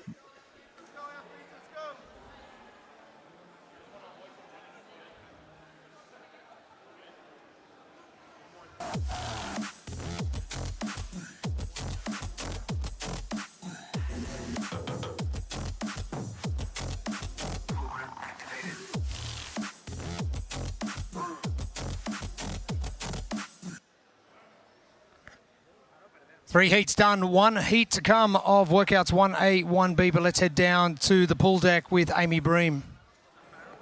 All right, I am here with the PACE programming, one of 2 teams of PACE programming, the first one here. Sam, there are so many ways to strategize that workout. Walk me through how, your thought process going into that as a team. Yeah, I think, I guess our process was trying to get the best swimmers get a head start. And then with the slower swimmers of our team, they can get more time in the pool and get more meters. And then the second part was just fucking go for it. Well, we're here for that. Obviously, no one here this weekend is a stranger to competition, but we don't always have the opportunity to swim, let alone adding machine work to it. So how did we feel about that opportunity? It was really great opportunity. Nice pool. Awesome. Well, you guys killed it. Anya, we just spoke a little bit ago. You compete quite often, but this is your first time competing on a team. First event down, you're doing pretty well. How does it feel? It feels really good to have a great start in the weekend. And to be honest, we thought this would be like our worst event or one of the worst events, so we're just really happy about it. Well, great job, guys. And we're in a little bit of pain here, but we're having fun, right? Perfect. That's across the board. We're having fun, a little bit of pain. Great job, guys. We're excited to see you the rest of the weekend. Thank you so much. Christoph, there's just no words, but that's okay. I mean, that's got to be a huge boost, right? They said they thought this would be one of the worst workouts for them across the weekend. They did pretty well. That's got to add a little wind in your sail. 3 heats down. Our final heat of our elite teams for workout 1A and 1B coming at you very shortly. We'll be back here at the Filborna Arena shortly to wrap things up for our elite teams.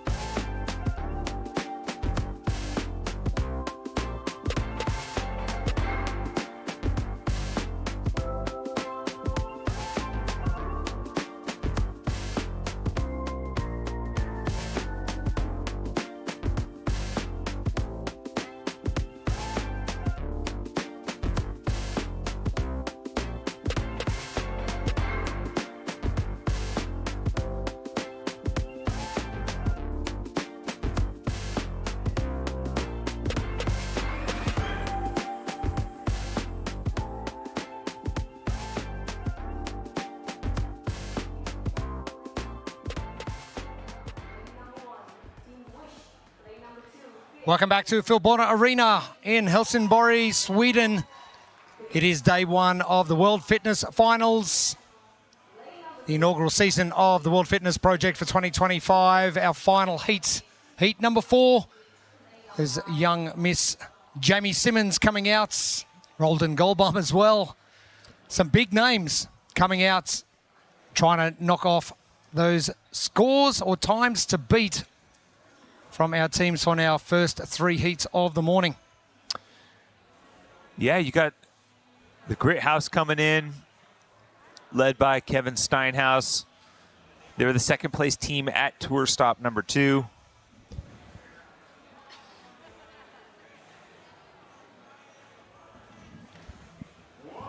Our lane assignments for our final heat of the morning here for our teams. I don't think you have to go very much further than 5, 6, and 7. Keep in mind they are going to be different to the pool lanes. Our lanes in the pool marked 0 through 9. Invictus International will be in lane 5. LATAM will be in lane 6, and the Grid House in lane number 4. And the 3 teams from tour stop number 2 battling it out all the way.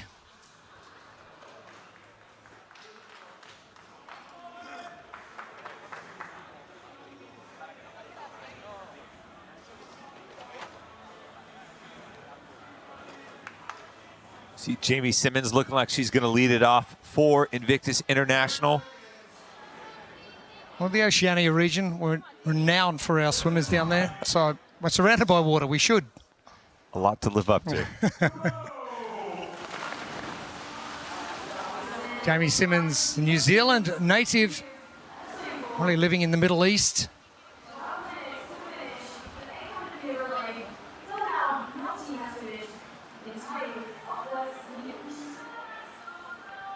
The start of our fourth and final heat for our elite teams. Starting off with workouts 1A, 12-minute cap and a 2-minute break before we get to workout 1B.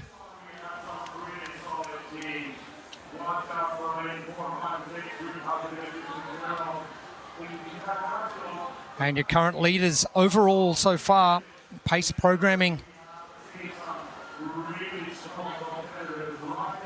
So they are just ahead of Team Fleck by 0.27 of a second.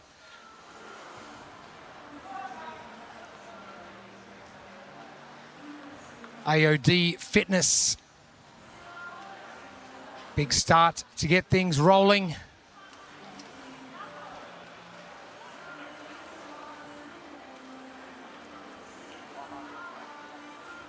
Joseph Hurley looks like he is ready to go in those pink budgie smugglers. And elite team workouts 1A with a 12-minute time cap. Yeah, it's an 800-meter relay with 200 meters per athlete. Each athlete will swim 8 total lengths of this 25-meter pool. That time cap of 12 minutes has been a factor for every team so far. No one has finished underneath the cap. So if any of these teams are able to do so, they will set themselves up in a top position heading into workout 1B. And how best to attack workout 1A. It is the blueprint presented by Concept 2. Well, this is going to shift based on your goals, but since everyone has been time capped so far, you're going to lead with your fastest racer. So not seahorses as the literal term in terms of their ability to swim, because they're pretty slow in the water, but lead with your fastest horses, get out in front early and give your slower swimmers time to do work under the cap, and then swim your race. It's really easy to just focus on what you're doing in this pool setting, focus on your technique and being as efficient as possible and not worry about where you are relative to the rest of the field. Looks like Helen Nutter has finished off for AOD Fitness. And Joseph Hurley now in the pool.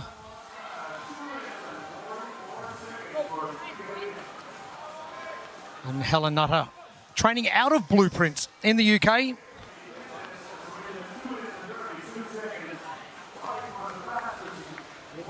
Lane 8 team Krieger Vivid also made the switch to their second athlete. They were second in this heat so far.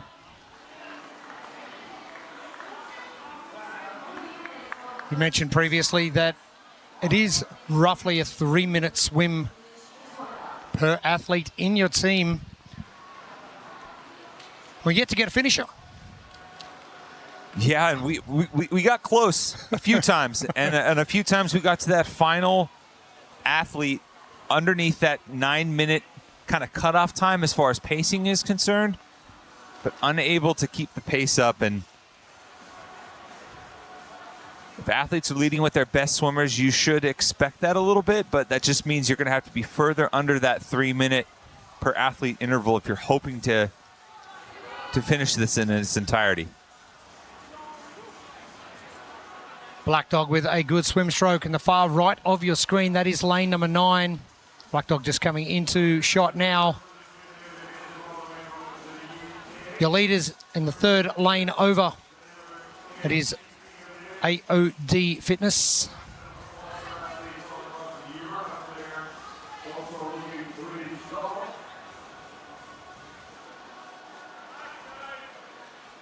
You see AOD on your screen. This is his final 25-meter length for his leg. So right now, in a pretty good position relative to the cap. Joseph Hurley in the pool lane number 3. My apologies. I got ahead of myself there. I thought he was done. Still has one more. One to go. You can hope. One more down and back. Yep. Just really want someone to finish, you know? Well, we're 5 minutes down. Joseph looking pretty good.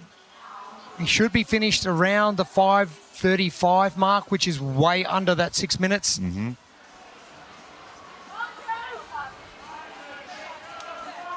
Make sure you check all your results as well. Competition Corner is where it's at, competitioncorner.net.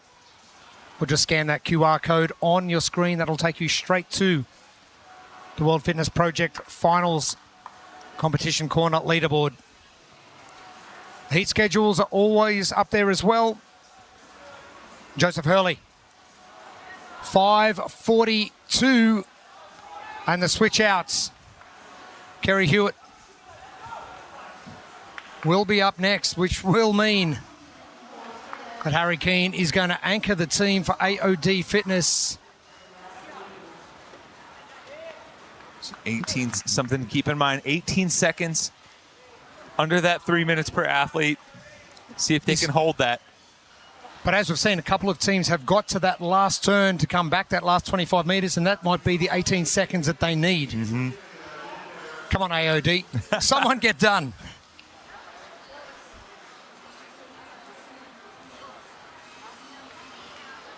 So far, their third swimmer through the first 2 lengths, looking very comfortable in the pool.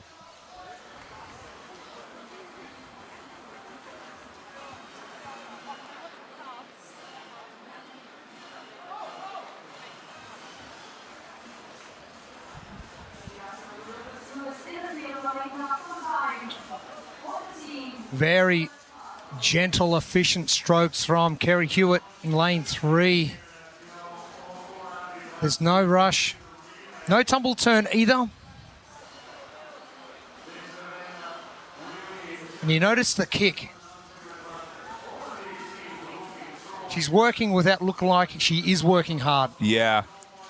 The previous couple lengths, though, you do see her kind of crossing over her lane, starting to gravitate towards the right side of her lane. So not necessarily going in that straight line as efficiently as possible, but that length was actually a little bit better. Oh, there's the crossover you were talking about, right next to that lane rope. Kerry Hewitt just on that far left in the center of your screen.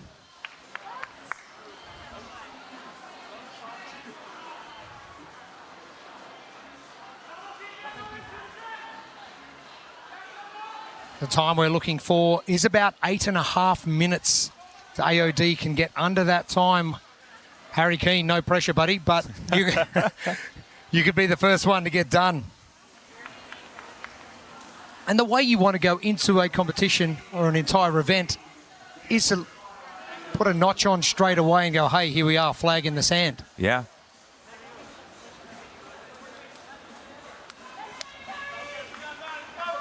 And that's what's intriguing about the strategy of this scenario. You think of relay races maybe in track, sports outside of the pool, you know, the 400 meter relay, 4x4, 4x1. Usually you have one of your best athletes in that anchor position, usually in the second or fourth slot. A little bit different here. You're getting the metaphorical baton here in the pool, maybe a little bit more under the gun than you would hope to be. And I'm not sure if you heard it, but everyone in the entire arena here heard it. Helen Nutter yelling at Kerry Hewitt to get moving. Okay, we're coming up now to the 9-minute mark, and this is that danger territory. Harry Keane waiting patiently. The last change. Here we go. What has Harry got for us? Made the tag right around between 9:08 and 9:10, so they lost about a good 28, 30 seconds off of the pace there on that last leg, but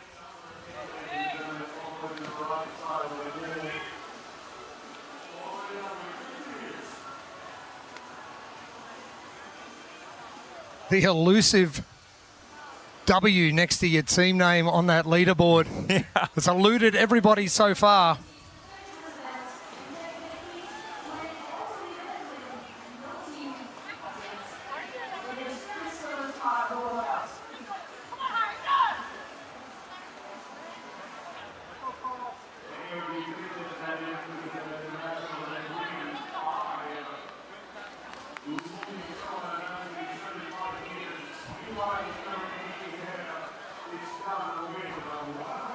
Harry Keane to the bottom of your screen, to the far right now in lane 3. Time ticking away. And as you were saying, it's the course of that 3 minutes. You don't want to send it too early and then have to struggle that back end. Go in at a steady pace and then try and bring it home at that back end. Yeah, we saw Harry just on that last transition on that turn off the wall take an extra beat. This time a little bit smoother, a little bit faster, but especially with the time cap where it's at, you don't have those precious seconds to take an extra beat at the wall. And Harry just moving his body almost to the side. So he's doing a little bit of extra work now through those shoulders. And is this going to be the last length for Harry Keane to come back? He's not going to have too much time after this to get up and back.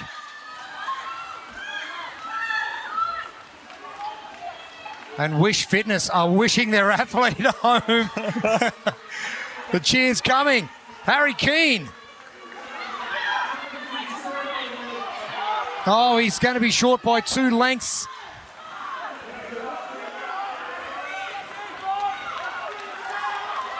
And Wish Fitness, bottom of your screen, trying their hardest to get there. Oh, and they do get it. Have Wish Fitness taken it in the last few seconds as our only team to finish? We'll have to check the official results.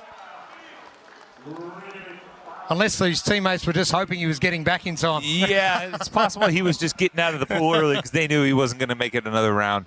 But that'd be wishful thinking. Oh, I like it.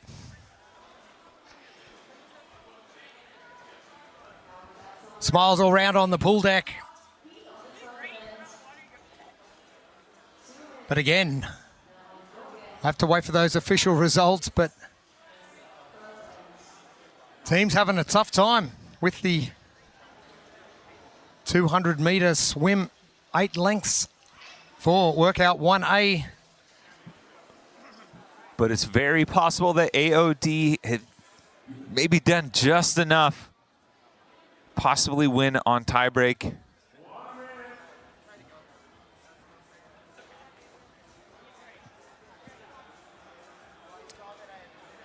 Teams are in their 2-minute rest period. Resetting for Team 1B.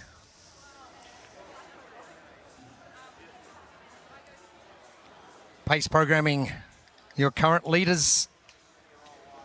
5:50 is our time to beat. 0.02 of a second ahead of Team Fleck. You won't get much closer than that.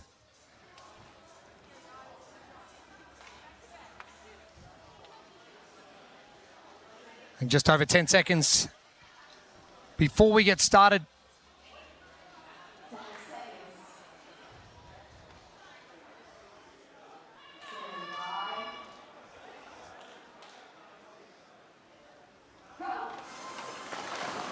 Underway. Workout 1B. And athletes moving a lot quicker through the water with this one.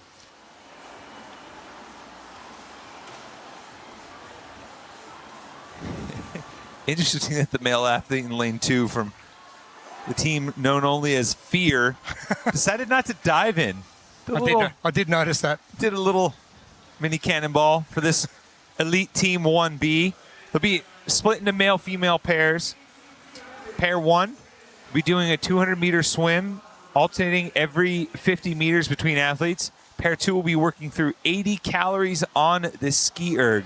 Once both pairs are done with their sections, they'll swap one pair back into the pool for their 200 meters. The other pair will get out of the pool and do 80 calories on the bike. Team Krieger, Vivid, and AOD are your 2 teams heading back.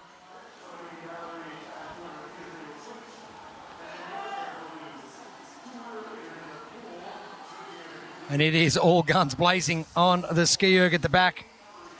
80 calories to get completed. Team Krieger Vivid, bit more of a lead now. Helen Nutter looks like she is moving through the water very quickly. Quick changes happening on the ski. And Nutter just to the bottom of your screen in the blue swimsuit, white cap. Was behind about 10 metres. Team Krieger Vivid, top of screen. This has been a great swim from AOD Fitness. Now, just need to maintain.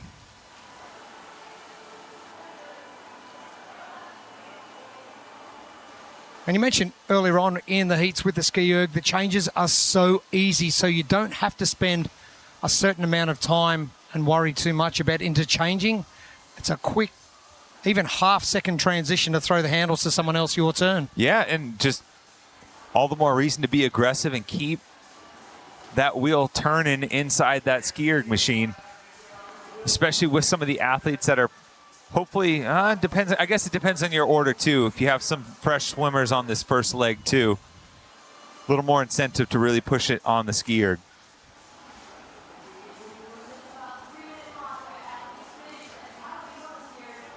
Team Krieger Vivid still battling.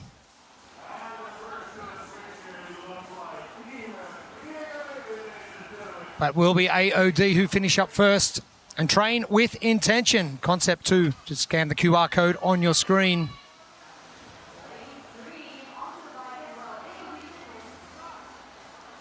Team Krieger Vivid, one of our teams to watch. Tilda Garnes, Cole here, Henrik Nigard, and Moritz Fiebig.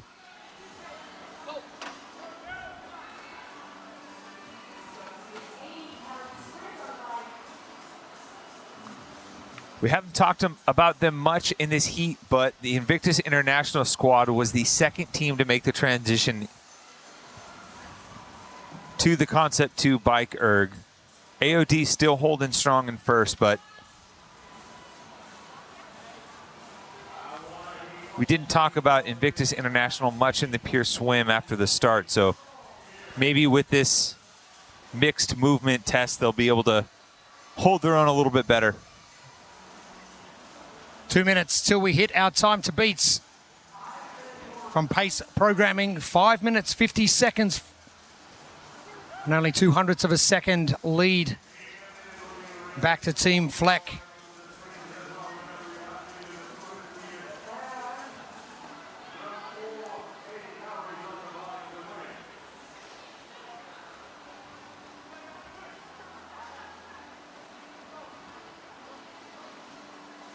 We know those three teams, Goodhouse, Invictus International, LATAM, were so good on Tour Stop 2. Different element we weren't able to test for Tour Stop 1 and 2.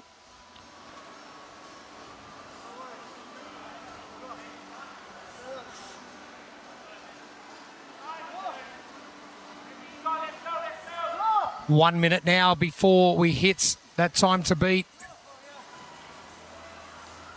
And the lactate in those legs on that Concept 2 bike erg must be increasing by the second. Starting to feel those legs get a little heavy and swell up. But nothing these athletes haven't pushed through before in the past.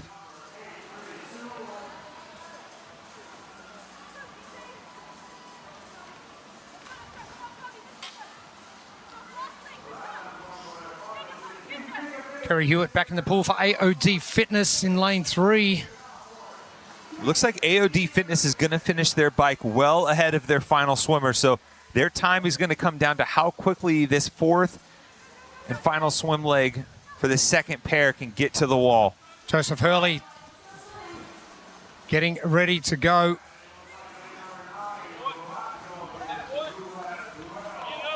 Or is this it? And Invictus International just completed at 5:49, so they may have just set the new time to beat. Team Fleck coming in with a 5:50 from heat number 2. This is going to come down to milliseconds, as it has done so far with pace programming and Team Fleck. Invictus, they needed to make a move, and they've done just that.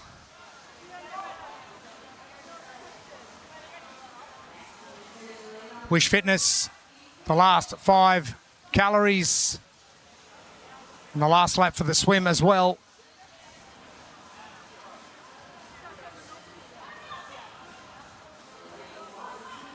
Big difference maker for Invictus there, the balance between the two pairings. AOD Fitness, their second pairing, hammered the bike. They were done well ahead of time, but they were waiting for their swimmer, their final swimmer, who seemed to be maybe struggling just a little bit. Invictus, they were done with the bike, and within 3 to 5 seconds, it seemed like their last swimmer was done. So a little bit more balance between the two, paced it out really well, and a much better performance than in 1A for the Invictus International team. LATAM getting finished up. Lane number 6, again, well under that time cap.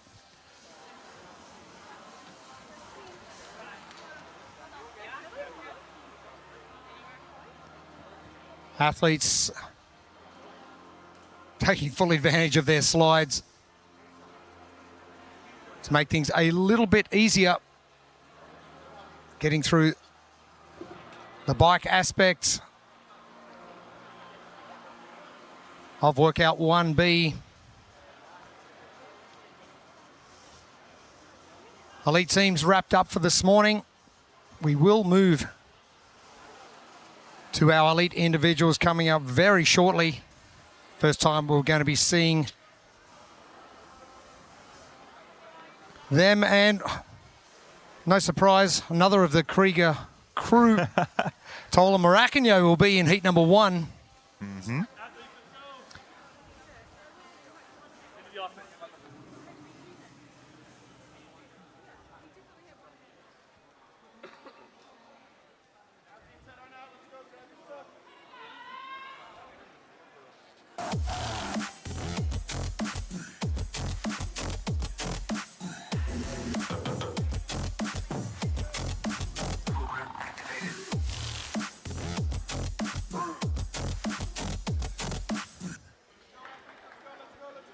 Our final heat of the elite teams has all wrapped up. Let's head down to the pool deck with Amy Bream with AOD Fitness. All right, well, I am here with AOD Fitness. Great job, guys. This is your first time competing this combination of people. Obviously, you guys are no stranger to competition. Did that go as expected? I think that probably went as well as we could have planned. I think Helen is the swimming element in the team, so it's kind of just set her up to do well. The rest of us just try and cling on for our dear life, I think. Well, Ellen, that was quite the compliment there. How do you feel after that workout? Did you go in with a certain expectation of yourself, knowing you're very strong at swimming? I think, yeah, I was like, I know I can do this. I used to do a lot of sprint swimming, so I was you always get nervous before things you can do, and I was like, I just need to try and get out ahead and set us up to try and hold on, I guess. But yeah, I mean, it hurt a lot, so. It hurt, but it pays off to hurt most of the time.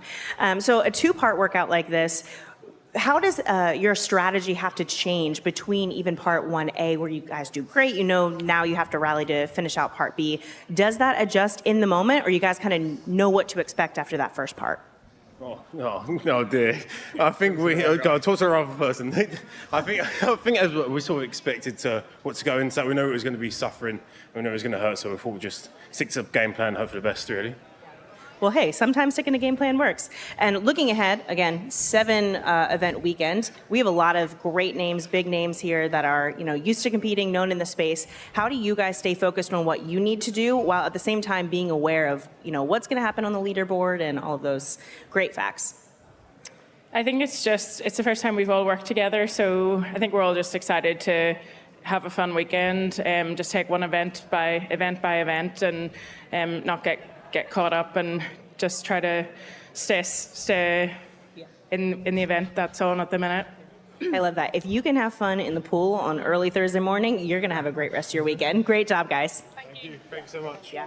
AOD Fitness down there with Amy Bream, pool deck. And it has been a very quick, tumultuous workout number 1 and 1B to start things off here at the Filborna Arena. But a good start. You saw a lot of smiling faces from the teams as they're exiting the pool deck, and all things considered, with everything in front of them for the weekend, both for individuals and elite teams, I think it's a high effort, low impact pair of workouts. So they can pretty confidently put full effort into here and know that it's not going to necessarily wreck them with what's ahead. It has been a great start here. We're over the border in Sweden. We will be heading back to Copenhagen later on this afternoon for workout number 2 at Filborna Arena. In the meantime, we will press pause on our elite team competition and we will get to our elite individuals very shortly. We'll be back. Day 1 of the World Fitness Finals here, the World Fitness Project inaugural season 2025.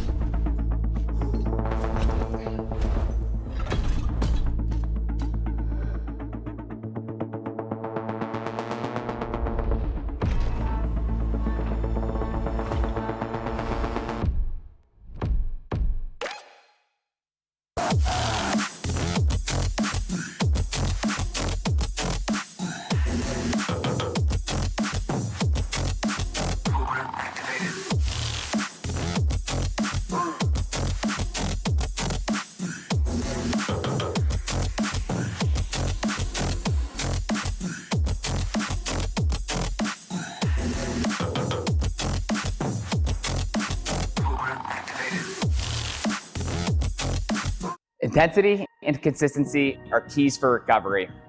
You can be rigorous performing at the top level and still face obstacles and challenges. That's where red light therapy can change your life. Red light therapy has allowed me to optimize my time in the gym in order to get the most out of every session. I can confirm red light therapy is the best way to recover. Train hard, recover faster with Novolab.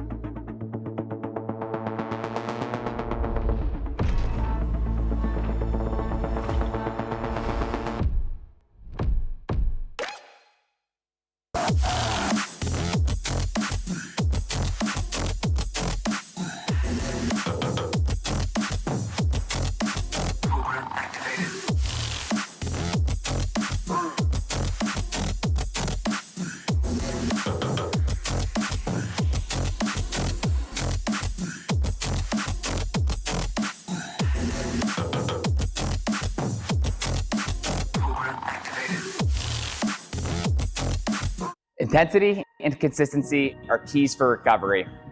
You can be rigorous performing at the top level and still face obstacles and challenges. That's where red light therapy can change your life. Red light therapy has allowed me to optimize my time in the gym in order to get the most out of every session. I can confirm red light therapy is the best way to recover. Train hard, recover faster with Novolab.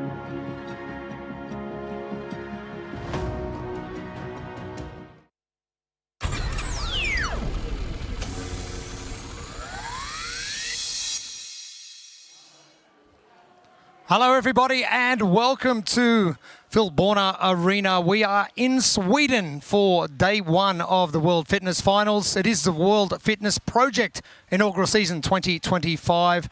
And wherever you're joining us right around the globe, thank you for joining us. Jeremy Austin with you, and Gabby McGower jumping in the chair as well. And Gabby, do you like what you've seen so far? I just loved it here. I wish I could just jump into this swimming pool right there. We've had some great stuff go on earlier this morning with our elite teams. And we have casting our attention now to our elite individuals. Crowd really starting to get in here now to Filborna Arena in Helsingborg. Only an hour away from our home base back in Copenhagen, where we will be for the rest of the competition. Tommy Marquez will be joining us a little bit later on for our elite teams from Bella Arena. Lauren Smith joining us as well from the pool deck. And a great start to competition for our elite teams. Busy schedule over the 4 days of competition for the tour stop finals. We will get to our elite teams shortly. Our elite individuals shortly. In about 9 minutes from now, they will go through part A and B for workout number one. And our OTP team was standing by in Copenhagen as well, and they will get started directly after workouts 1A and 1B for our men and women here at Filborna Arena. Our elite teams will get underway from 3:30 p.m. And then we'll get back to our individuals, and then finally our OTP, our desk show with Derek, Seth, Katrin, and Annie.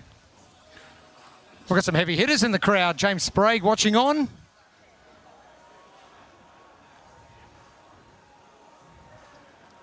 Our men's standings coming into competition sees that man, James Sprague, with a great lead. Roman Krenikov taking the spoils until stop 2. And Dallin Pepper, who has been crazy at the two stops so far. Very consistent right across the board. Sitting in third, Ricky Garrard.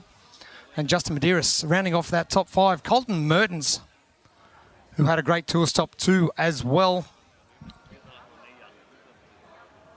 And athletes vying for pro cards for season 2026, and double points up for grabs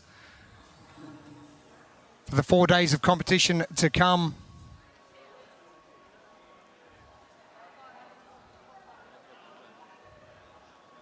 Our first heat of the morning coming up in a few minutes' time. And please note, if you are watching along when we do get to our lane assignments, that the pools are marked lane 0 through to 9, rather than the normal 1 to 10. And Gabby, let's talk about pool workouts and something that petrified you massively with your early career was jumping into a 50-meter swimming pool. I think I'm going to start with, I think you just need a time in the water. You just need to spend a lot of time in the water and be comfortable in there. And at the beginning of my CrossFit career, this is not where I've been. And I remember my very first competition with swimming involved. I was terrified. First of all, I couldn't even jump. I kind of like just walked in to the pool.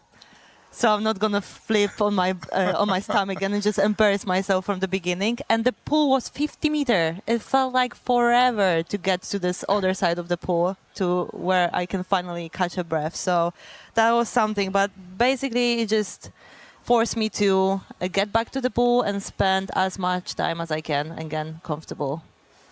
So how do you get over that fear of going in the water? I mean, you don't have any other choice, right? like I said, I just spend more time in the water. Instead of going once a week to the pool just for a recovery session, I reach out to a swimming coach. He gave me some tips about technique, and then it really paid off. And one thing that has been implemented in multiple competitions in the last 10 years is a lot of swimming. 25-metre pool, not too bad.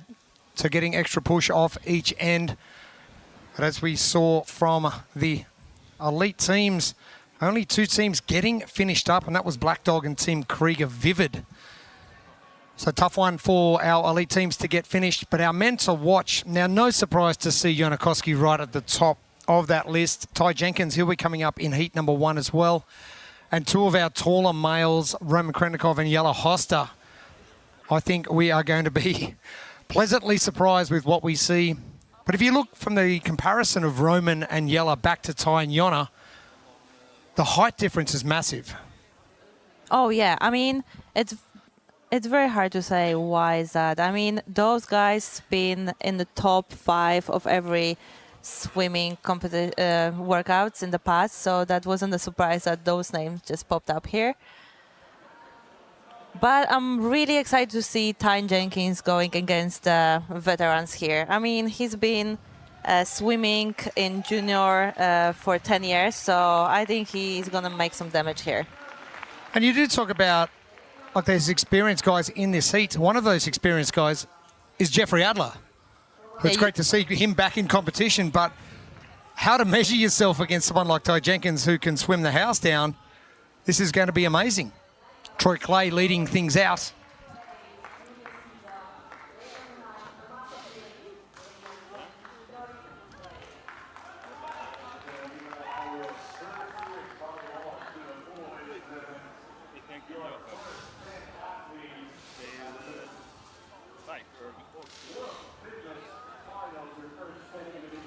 And Troy finishing in 17th position at tour stop number 2.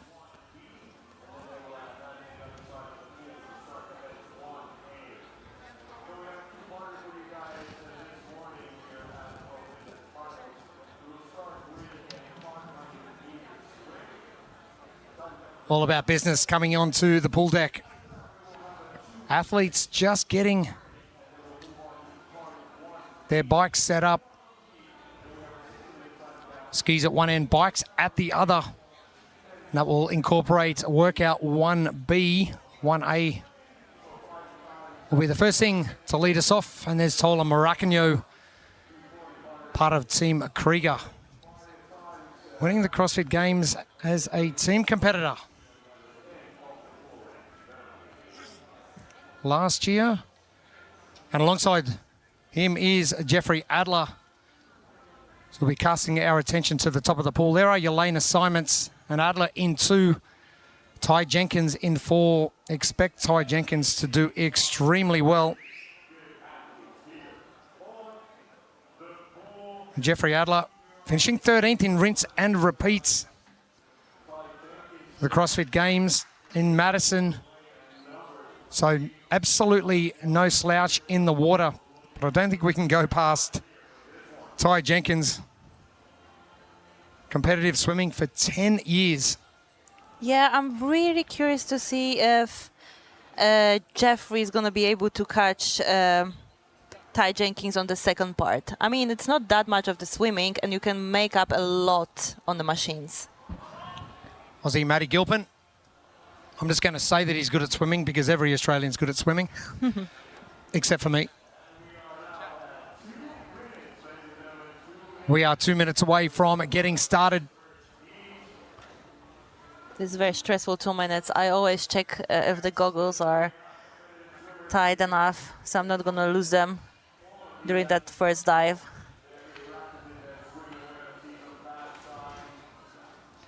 Ty Jenkins. Must be funny going into a workout that you know you can do extremely well. Does it make it more nerve-wracking or less? I feel it can make some damage because you just put this extra pressure on yourself by knowing that everyone expects you to succeed in this workout. So we'll see if he's gonna pull that out. Ty Jenkins swimming 5 miles once. Who swims for 5 miles? I don't even run for 5 miles. But Jenkins finishing first in 2022 CrossFit Games as a 16-year-old. The rinse and repeat workout.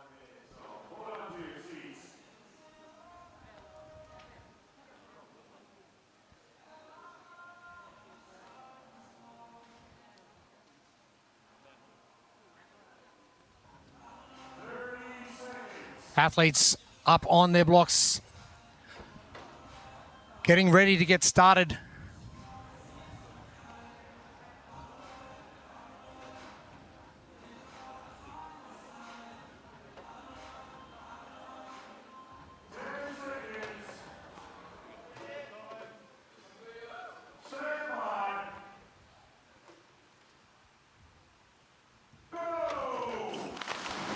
We are underway for our elite competition.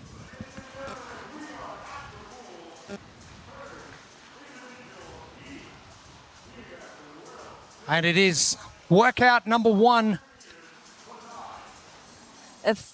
Part A, it's 500-meter swim with the time cap 10 minutes. And from minute 10 to 12, the athletes will rest. And then at minute number 12, the part B starts, which is 40 calories for the man, ski erg, 125 meters swim, 40 calories on the bike, 125 meters swim, and finish with 40 cal ski. No surprises to see Ty Jenkins out in front. And a tough old 16 minutes coming up for our Part B once they get through the 10 minutes of Part A for the first workout of our elite individual competition for the men. Tommaso Pieri at the top of your screen. He's in lane number 8, chasing your leader, Ty Jenkins, in lane 3. And Ty already looking very comfortable. And how best to take on our first workout? It is a blueprint presented by Concept 2. The technique in the part A is really important. I mean, this is 500 meter is not a short distance, so you have to pace yourself properly and to stay relaxed. Just make sure that your pull are very long and you are kind of like gliding on the floor. And I feel like the flip turns are really important because if you know they are not very efficient, you might just skip them because it's going to be very hard to control your breathing during them. Don't be surprised to see Ty Jenkins start lapping some people.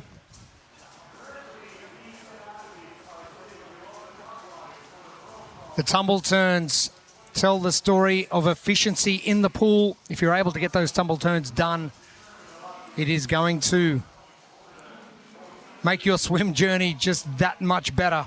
I mean, I remember my first tries with tumble turns, and at the beginning I forced myself to do them, but I was so inefficient with them that I kind of wasted a lot of time doing them. It was just faster to stop and kick from the beginning from the wall instead of just doing the flip turn. So I feel like there's few athletes who are sticking with that.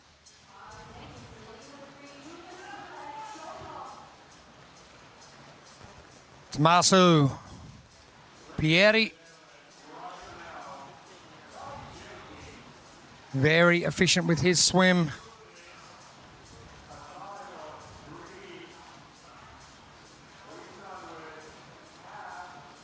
Ty Jenkins turning now almost a full 25 meters ahead of the rest of the pack.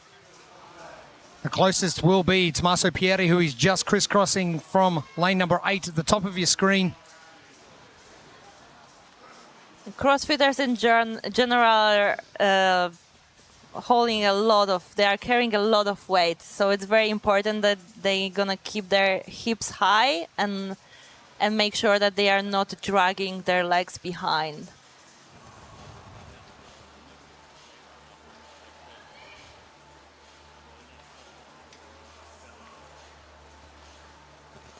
Jenkins, comfortable.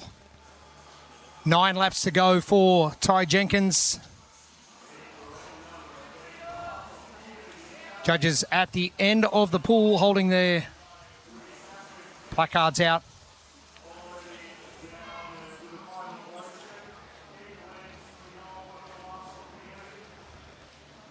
And this is so helpful that you can see the number and how many laps you have. I would totally mess up the counting and just stop before I'm done.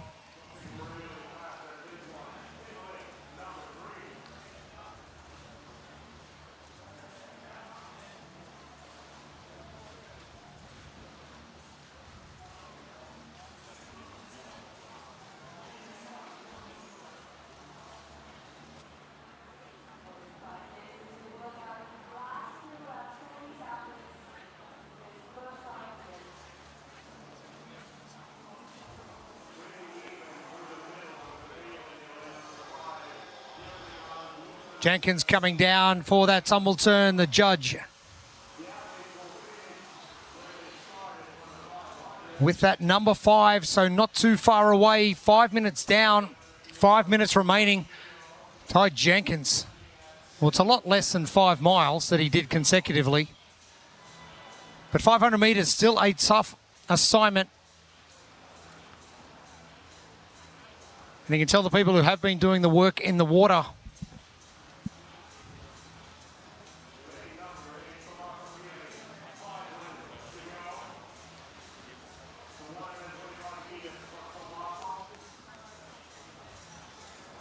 Jeffrey Adler looking very good, about to turn in lane number 1.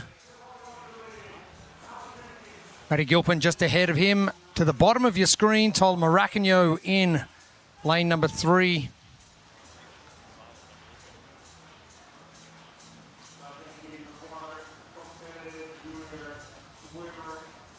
So just a reminder for all those viewers at home, all the pool lanes are marked 0 through 9, and your lane assignments 1 through 10. The Filborna Arena, the home to many competitive swimming competitions. Ty Jenkins is going to be setting a very quick time to beat.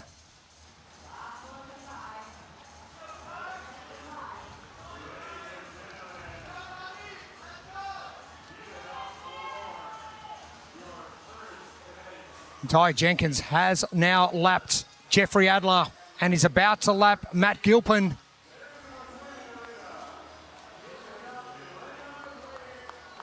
And Jenkins finishes up right on that 7-minute mark. I've checked the official score, but 7 minutes, an unbelievable performance, and probably one we expected from Ty Jenkins. Oh, I'm not surprised at all. That was phenomenal score. He has a lot of time to rest now and get ready for Part B.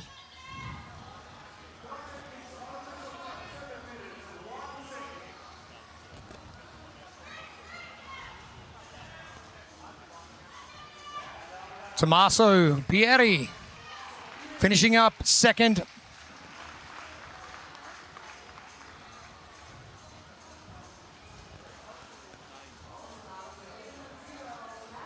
Gilpin finishes up just ahead of Jeffrey Adler.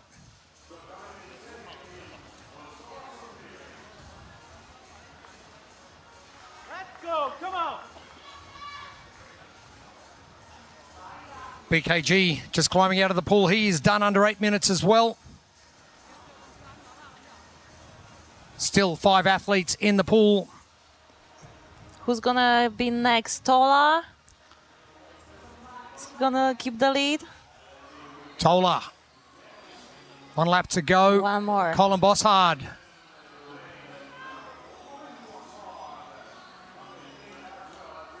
Troy Clay, top of your screen, is about to turn for the final time.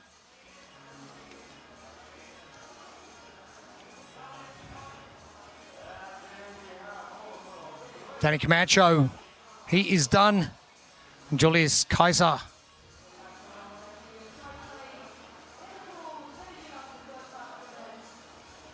Finishes off his 500 metres as well. Our final two athletes, Tola Maracano and Troy Clay, still in the pool.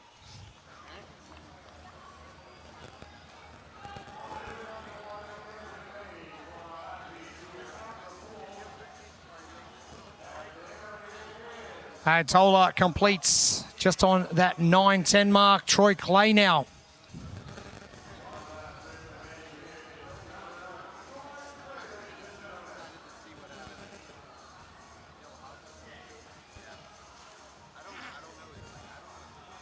"30 seconds till we hit our time cap." Troy Clay, all done. 2-minute break now. Once we do hit that 10-minute cap mark, before the athletes get to work on workout 1B.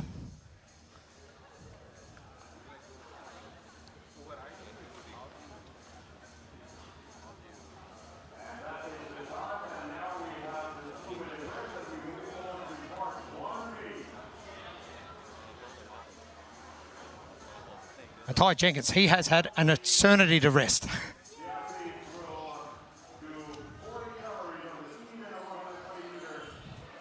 Ty Jenkins just on that 7-minute mark, and the time to beat for all of our elite male heats.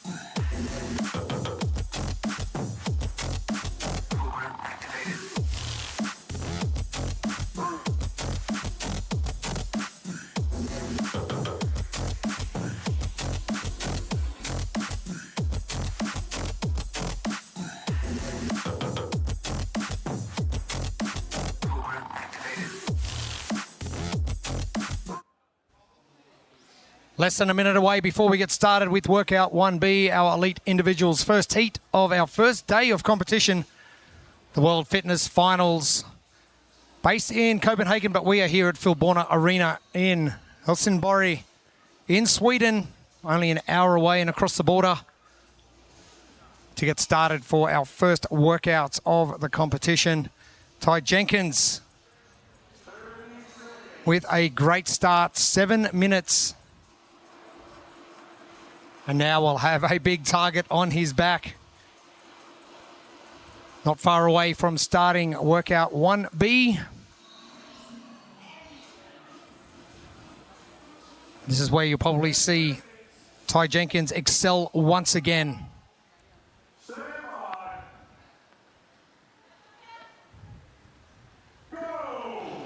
Underway. 40 calories on the ski to start things off on workout 1B. 40 calories ski erg, 125 meter swim, 40 calories bike, 125 meter swim, and finish with 40 calories ski. Time cap 16 minutes. Sounds wonderful. Sounds, for those that like swimming. Terrible. I mean, can you imagine this? The second swim after calories on the bike and calories on the ski, when basically your arms and your legs are fried. So if we look and gauge exactly what Ty Jenkins is doing, he's a very proficient swimmer. He can afford to go a little bit harder on the bike and on the ski because he knows he's not going to be suffering as much as everyone else in the pool once they get there. I feel just because of how good of a swimmer he is, he's going to treat this swim part as a recovery. So he can attack the machine part and then recover in the water. The third member of our team, Lauren Smith, she's standing by on the pool deck. Good morning. Good morning, Jeremy. Good morning, Gabby. Well, I spoke to Ty Jenkins in the warm-up area, and he told me that unlike some of the other competitors, he had a slightly different approach that lent on his swimming past. He'll do 100 meters easy and then 125 meters at pace, a couple of dives and a couple of turns, and that's it. He was out on the blocks and ready to go. Thank you, Lauren and Ty Jenkins. There is absolutely no stopping the youngster. Tommaso Pieri in seconds. Adler making a big move in lane number 1 in the pool in third.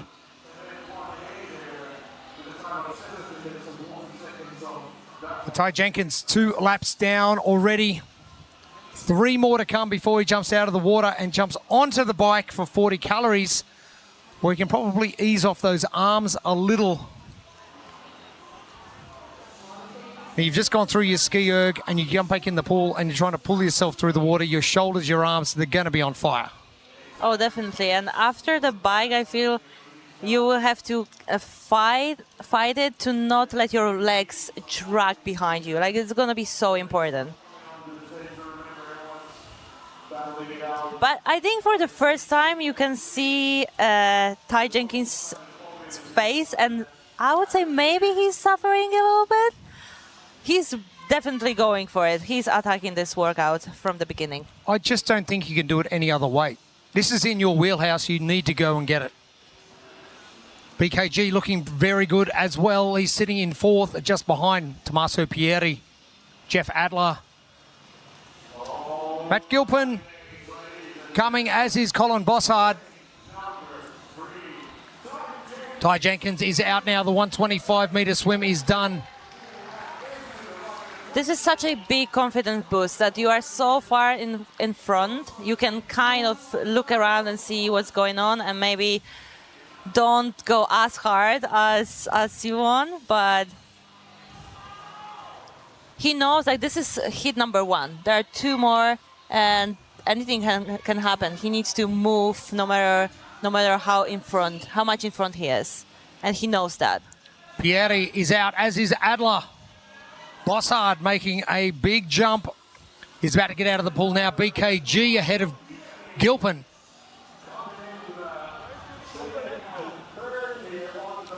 Now, being a swimmer, Ty Jenkins has got the benefit that he knows he can pull himself through the water pretty hard with his upper body. So he can really get to work on those legs. Maracagno is out as well.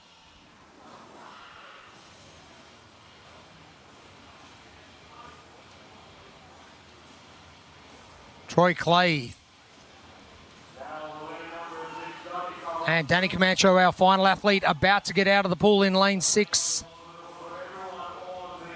All eyes on your leader, Ty Jenkins, Adler, Maracagno, and Jenkins. There's Camacho. Makes his way onto the bike.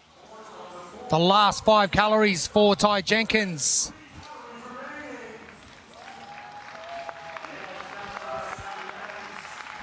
And he can honestly go to work on the Concept 2 equipment and just recover and rest on the swim, and he is getting after it. 125 metres to come for Ty Jenkins. 5 laps of our 25-metre pool here, the Filborna Arena in Sweden.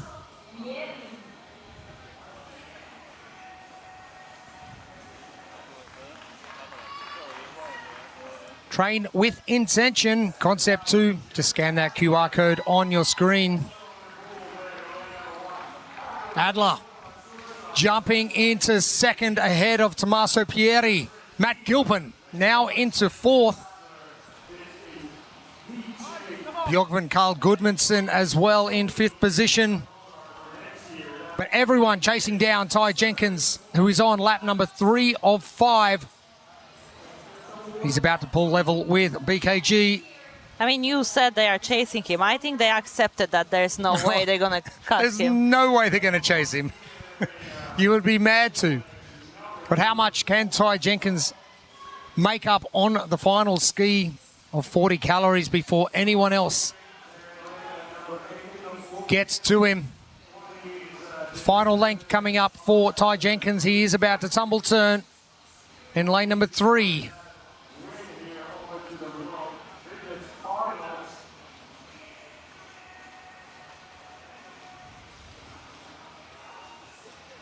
Ty Jenkins finishing up in second in the Challenger division. In tour stop number 1. 21st in tour stop number 2, and out of the pool early and ready to go. This is going to be so painful. There's no swimming after that. That's the last task of this workout. He just needs to go for it.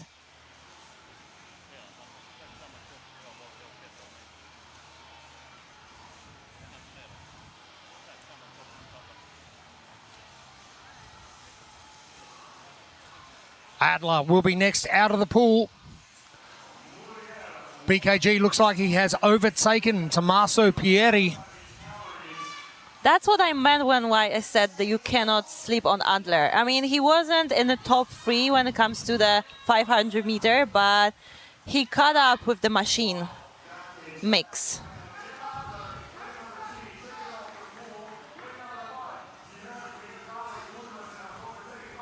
A busy year for Mr. Jeffrey Adler. 4th in tour stop number 1. 8th at the CrossFit Games and winning Rogue Invitational.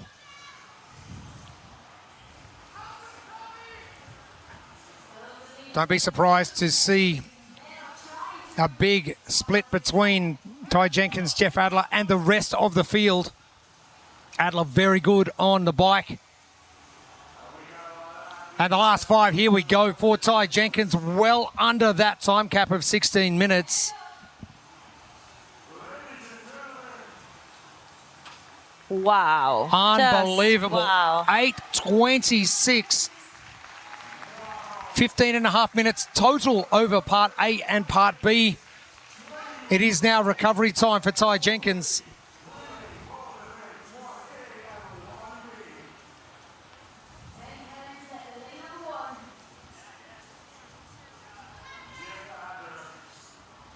The youngster, Ty Jenkins, with an incredible performance to start things off for day number 1, the World Fitness Finals.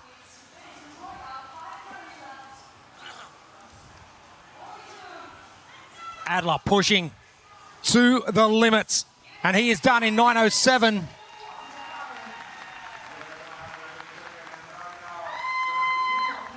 The battle for 30 is on now. BKG is done now at 9:16. That's very good for BK. He really needed that finish. I don't know if you saw BK's Instagram over the last couple of days, and he goes, hasn't really been a great year. It is time to get to work. And finally, he's done finally just that. some angry energy. That's what we love to see.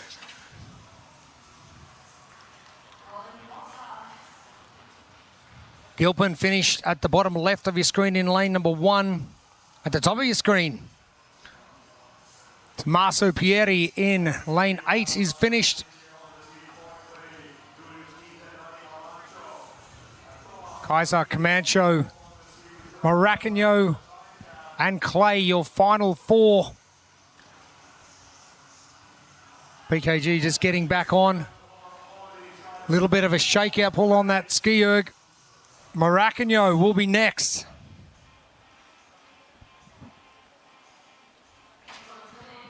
And Tola getting finished up 10:22.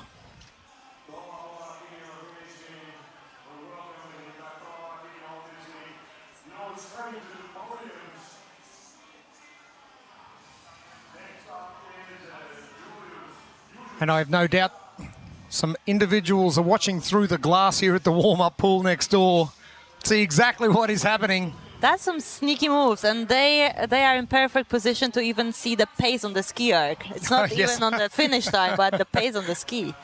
Yes, they can. Kaiser, all done. Camacho, Clay. It is going to be Clay finishing up next.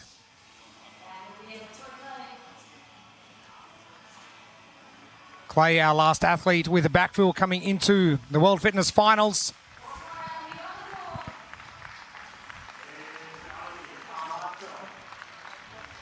And it's going to be well under our 16-minute time cap.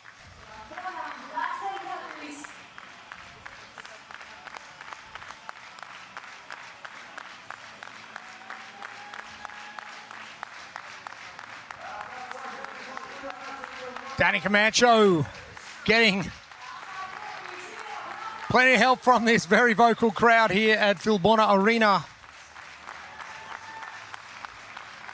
A few more calories to go. Danny Camacho battling some injury throughout tour stop 1. And he's very appreciative of the support he's getting here. Ty Jenkins has just... He just destroyed. He impressed me so much more than I thought he would. I knew he was going to go quick. Troy Clay. An interesting getting a late backfill. We've seen that right across both tour stops and the finals. Hey, be ready to go in case someone drops out. You're in next. Troy Clay's done exactly that. And the athletes who are here in Sweden and everyone over at Copenhagen enjoying their time here.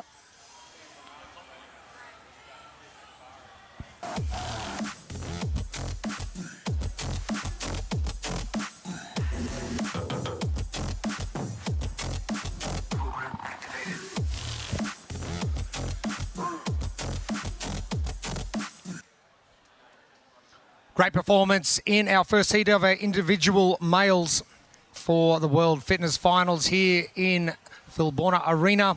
Ty Jenkins wiping the floor with everybody, and he is standing by with Lauren Smith on the pool deck. Thanks, guys.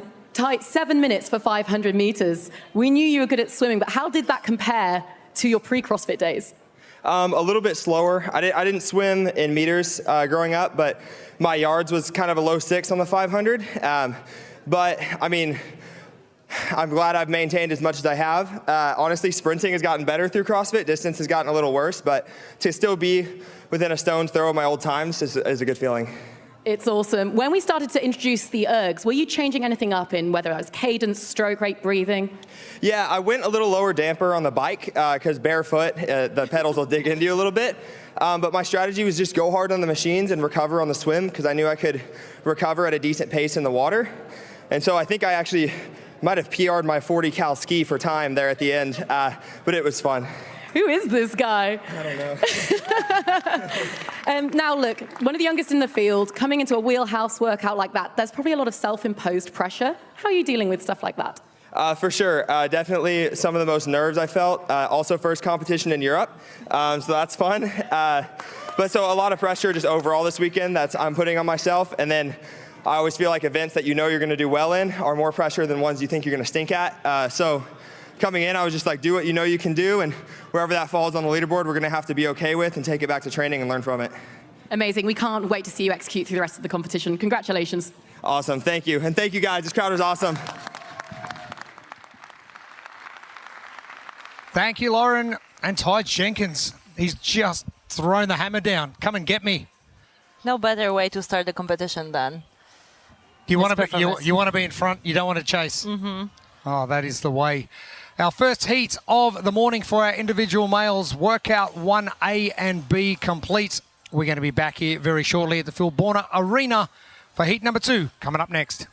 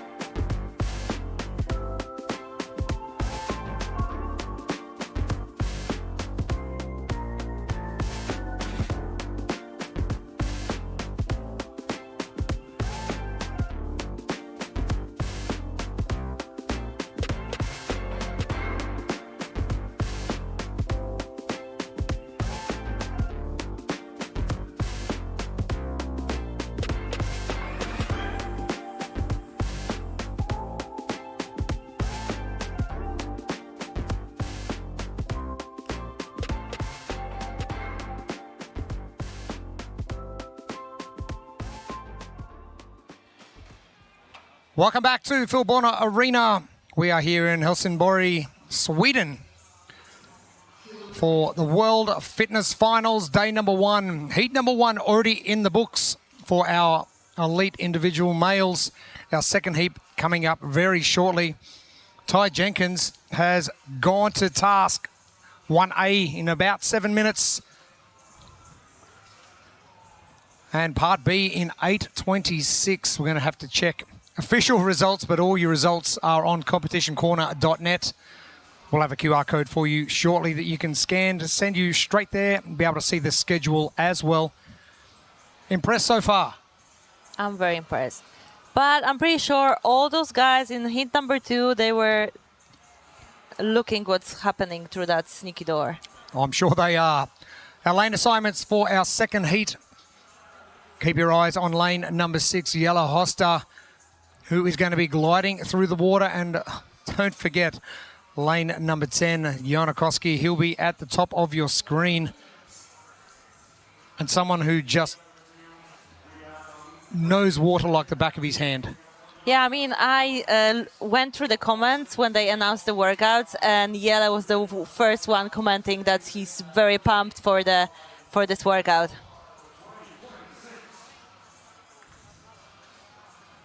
Koske, representing Finland on the youth national team. Best race is 100 and 200. So I don't think anything like a 500 is going to worry him too much. If you're competitively swimming at the 200 meter mark, he could go half pace and still go okay. But keep your eye on the clock. 7 minutes is that time to beat from Ty Jenkins from heat 1.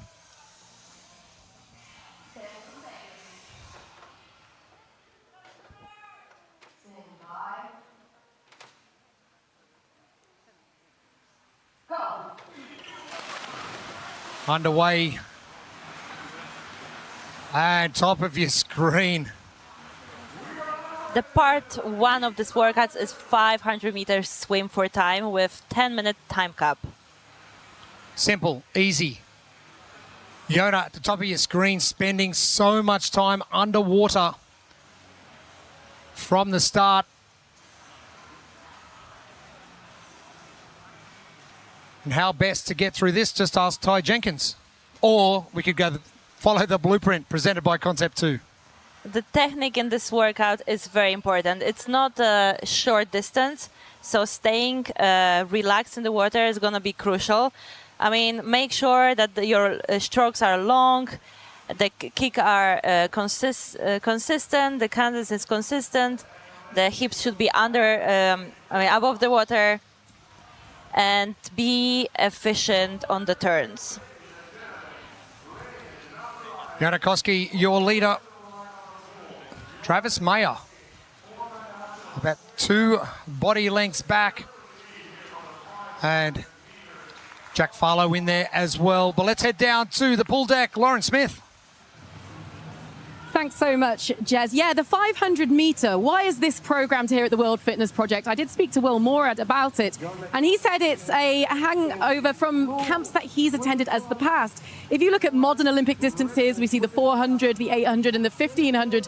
So throwing this in is a way to upskill athletes, lean into the history of the sport, and hopefully teach them a few things, like diving from the blocks. It's just a fun new skill and one that's going to kick off a huge 4 days of competition. So, Lauren, you don't use the blocks to jump and do bombs off. You do them to actually dive in the pool. I like it. Thank you, Lauren. We'll get back to you shortly. Koski still in the lead, top of your screen. Judges' placards will show you exactly how many laps to come.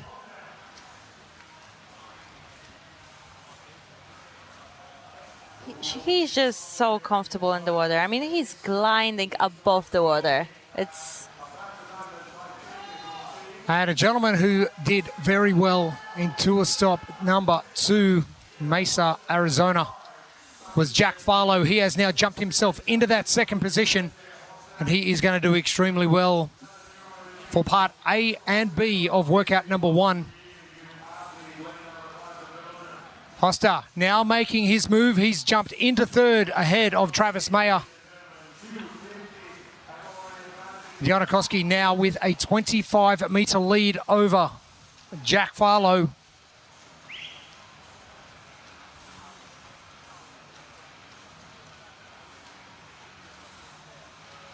Eleven laps remaining for Giannakoski. Koski now about to lap Nate Ackerman.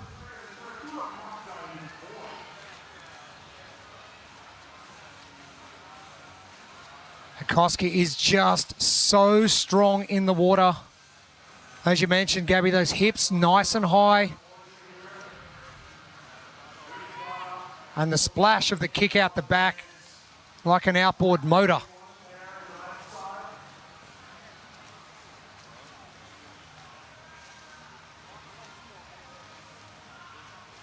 And just doing it so easy. So 3.5 minutes down. We're looking at that 7-minute mark to beat. Time from Ty Jenkins from heat number 1.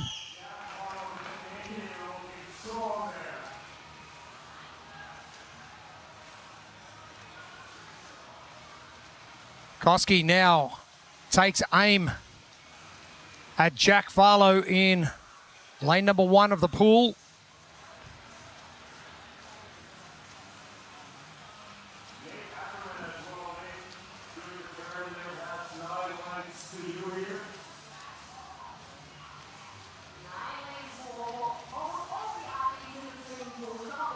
There's Farlow making his way back again. 7 more to come. Jack Farlow, 5 more for Koski. Don't be surprised if Koski manages to lap every single competitor in this heat. This is heat number 2.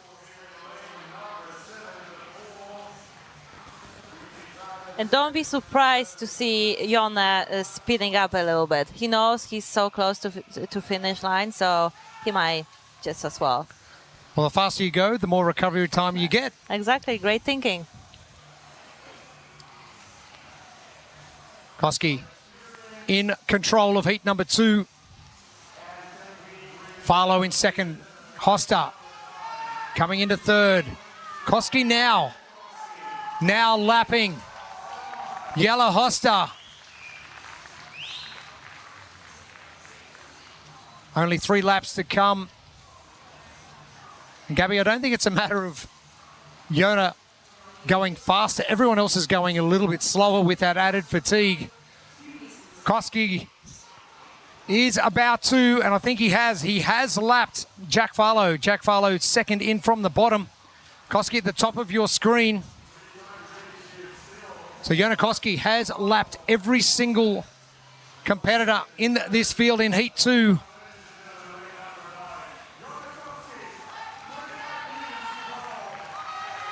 Koski on fire, and have a look at the time.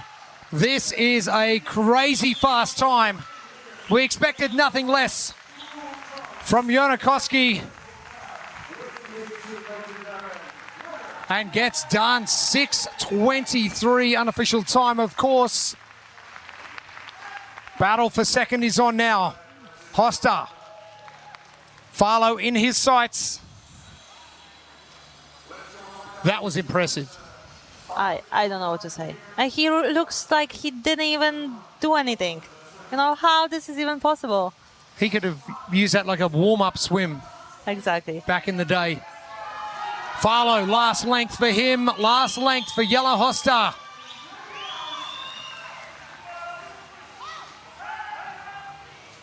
Farlow about to overtake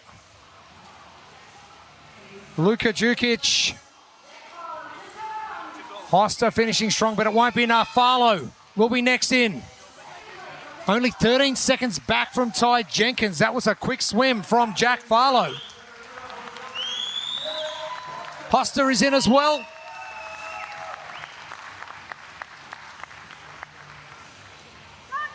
Can't wait to see what Jonna's going to do for workout 1B when he can afford to speed up a little bit more on the swims. Travis Mayer, he is next in. Tuta Magda finishing up, and Nick Matthew now turns and heads back for his final 2 laps. Luca only 5 meters away now.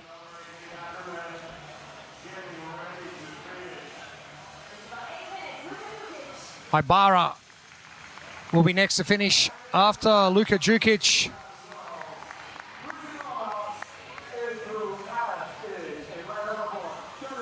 Chandler Smith finishing. And Nick Matthew now.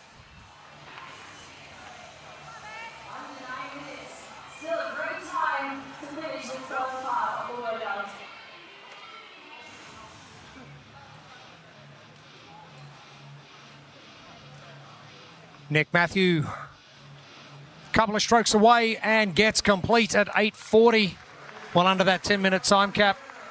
And Koski, keep in mind, Gabby, 2 guys coming up, Dallin Pepper, Roman Krenikov. Which both of them are great on the machines, so Jonas needs to go for it. Oh, he got beaten by both of them back in 2022. But don't sleep on Yellow Hosta or Jack Farlow either. With the swim and machines coming up, there's Farlow there. Used to Farlow doing well with barbells, not so much in the pool, but exceptional. Well, I heard Emma Lawson saying that that he is a great swimmer, so I was actually it was really nice to see him doing so well.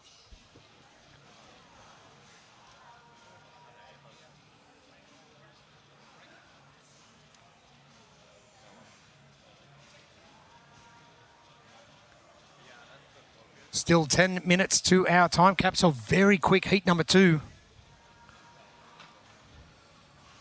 Koski's time to beat for our 3rd and final heat for our men, 6:23.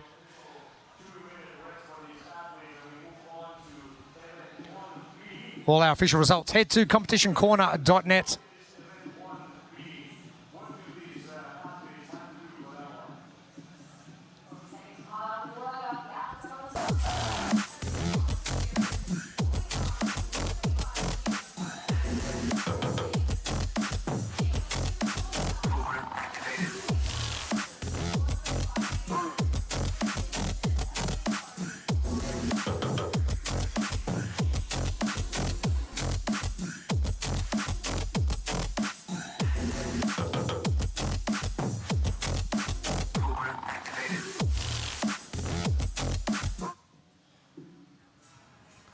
Welcome back to Filborna Arena. We've seen something remarkable in our first 2 heats of workout 1A. Ty Jenkins with a 7-minute result. And Jona Koski now with a 6:23. Your fastest 2 times so far.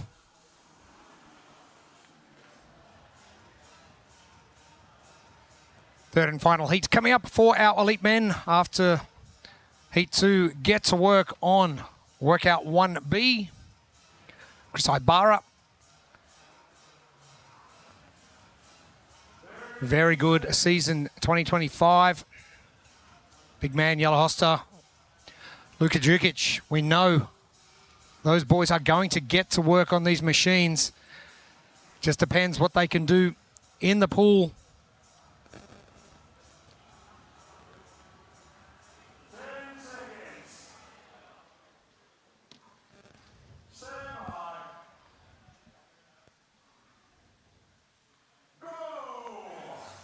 Underway, workout 1B.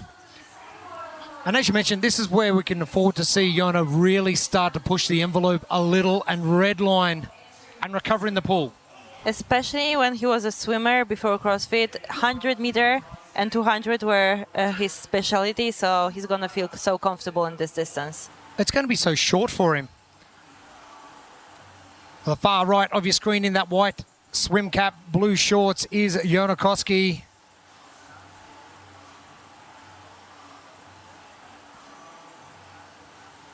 And it is Pro 1B for our elite men. Which is 4 time 40 calories ski, 125 meters swim, 40 calories on the bike, 125 meters swim, and finish with 40 calories ski with time caps of 16 minutes.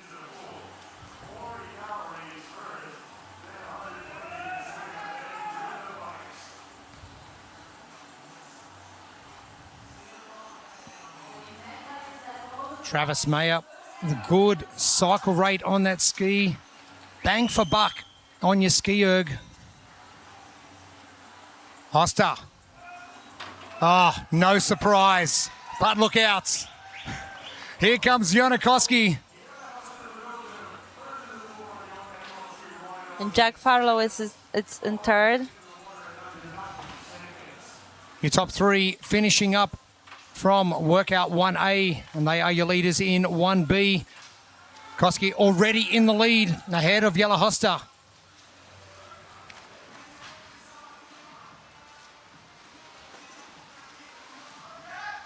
Now, knowing the fatigue levels of swimming this distance, Koski's done this a million times.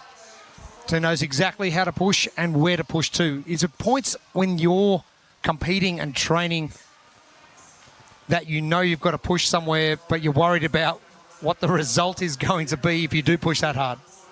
I mean, he knows that he's not gonna, that the other guys have a bigger advantage of the machines, so he's just leaning into his strength, which is swimming. But Jelle is not far away from him. I think anything can happen on after the bike and the last ski, of course.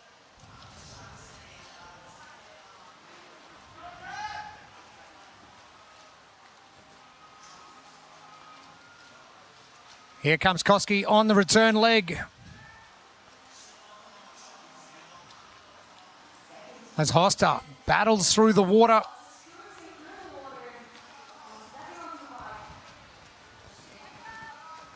Koski is out and will have about a 20-second lead over Jelle Hoster.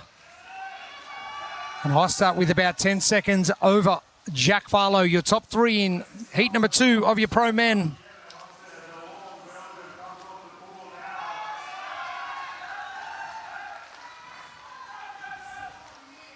And you'd expect Janikowski to potentially get about 10 calories up on Jelle Hoster.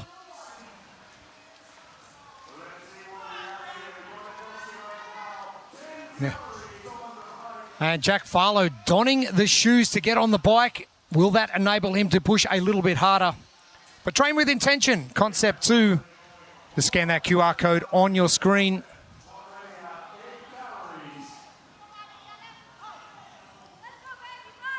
Ibarra jumping out of the pool. And Nick Matthew. Nate Ackerman. Your final 2 from your second heat of the pro men. One more heat to come.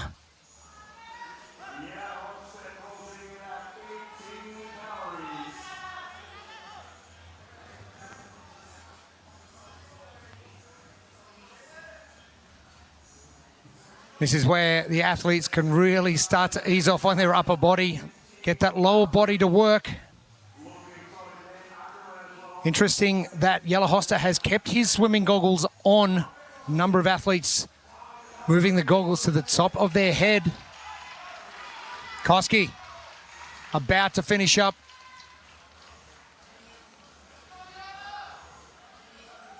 And Jelle as well. And Koski putting the slides aside before he jumps back in the pool.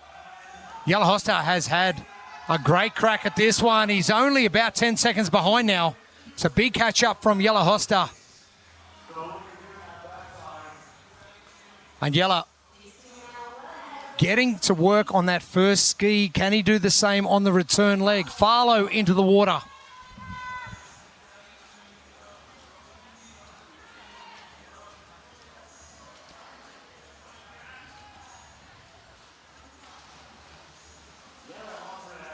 Travis Mayer slipping on the way into that dive into the pool. Luka Djukic is in as well.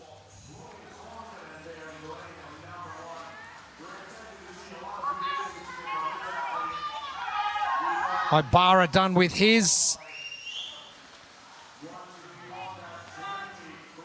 Top of your screen, Koski turning at that end for the final time.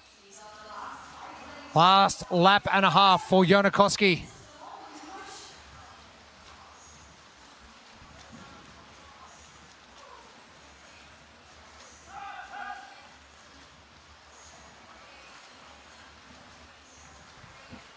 The final turn for Joona Koski as he makes his way back. Is it going to be enough of advantage, do you think, to hold on? I think so. He's going to have a fairly decent lead of about 22 metres. Koski about to jump out of the pool. This is where Jelle Hoster really needs to redline. But also this is such a stressful position for the leader as well, because Jonna knows that Jelle is stronger than Machine. He knows how stressful it is and how easy it is to lose the lead here.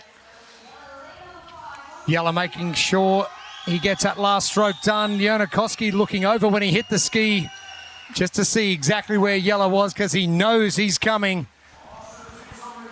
And some big, powerful strokes from Jelle Hoster in lane number 5. Farlow is done with the swim, lane 1.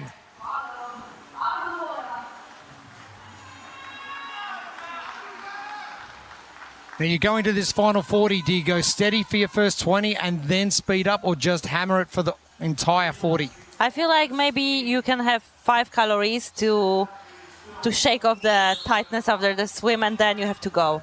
40 calories, it's not a lot of time to be able to catch anyone, so you gotta go from the beginning. Mayer out. Jukic is out as well. Ibarra has made up some ground. Twitter Magna is out, but our leaders, Joona Koski, trying to hold out a fast finishing Jelle Hoster. Wait for that judge's hand in the air from both of those athletes. There's no hands in the air, what's going on? Time to beat 8:26 from Ty Jenkins. Wow, Ty Jenkins is going to go close to taking this one out from heat 1. Oh, Joona Koski finishing fast and strong. Oh, we're going to have to check that. 8:26 for Jelle Hoster, Joona Koski and Ty Jenkins. Whoa, Jelle, what a finish.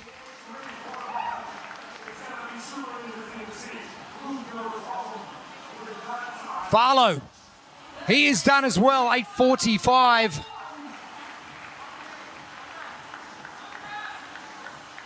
So Koski potentially didn't go hard enough, early enough on that final 40. But it looks like he just managed to keep the first place, at least in the skeet. We'll have to wait and see. Go and check your results at competitioncorner.net, or your schedules as well. Luca finishing up. Travis Mayer will be next. Ibarra done. Big jump over Travis Mayer, who finishes up as well.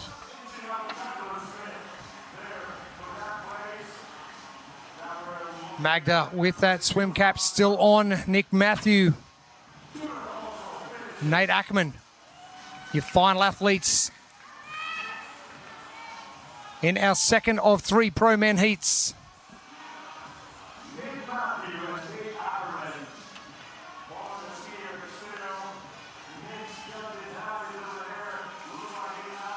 Athletes having a look at that 16-minute time cap and going, nah. We're not going to suffer for that long. We're not here. We don't need that much. Nick Matthew finishing up as Nate Ackerman.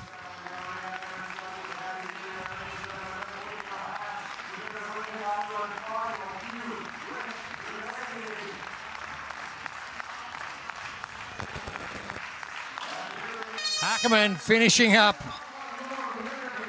5.5 minutes under that time cap. Exceptional.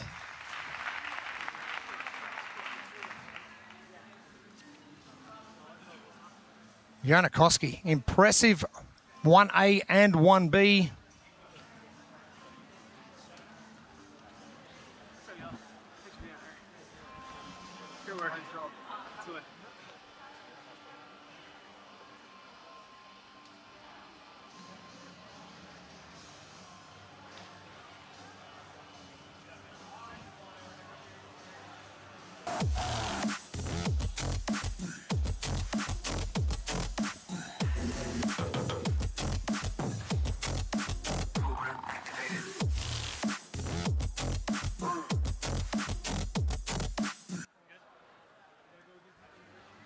Our second heat in the books. We've seen some remarkable performances so far from workout 1A and 1B.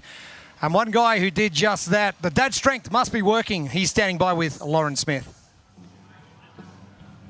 Jonna, you've got a 22-meter lead when you get to the skier. You look up, you see Jelle Hoster, somewhat of an erg specialist coming at you. What are you thinking in terms of strategy? At that point, there's not much to strategize. The last skier was just try to hold on and give it all I have left. I knew Jelle would be, well, I knew Jelle was pretty confident about this one, so I know he probably has something planned. So, but yeah, I was just trying to use the swimming to my advantage and then use everything I have left in the ski erg. It was pretty hard, to be fair. The last ski erg, I think I pushed the bike a little too hard in hindsight, but yeah, it was a good race. It was a very fun way to kick off the weekend.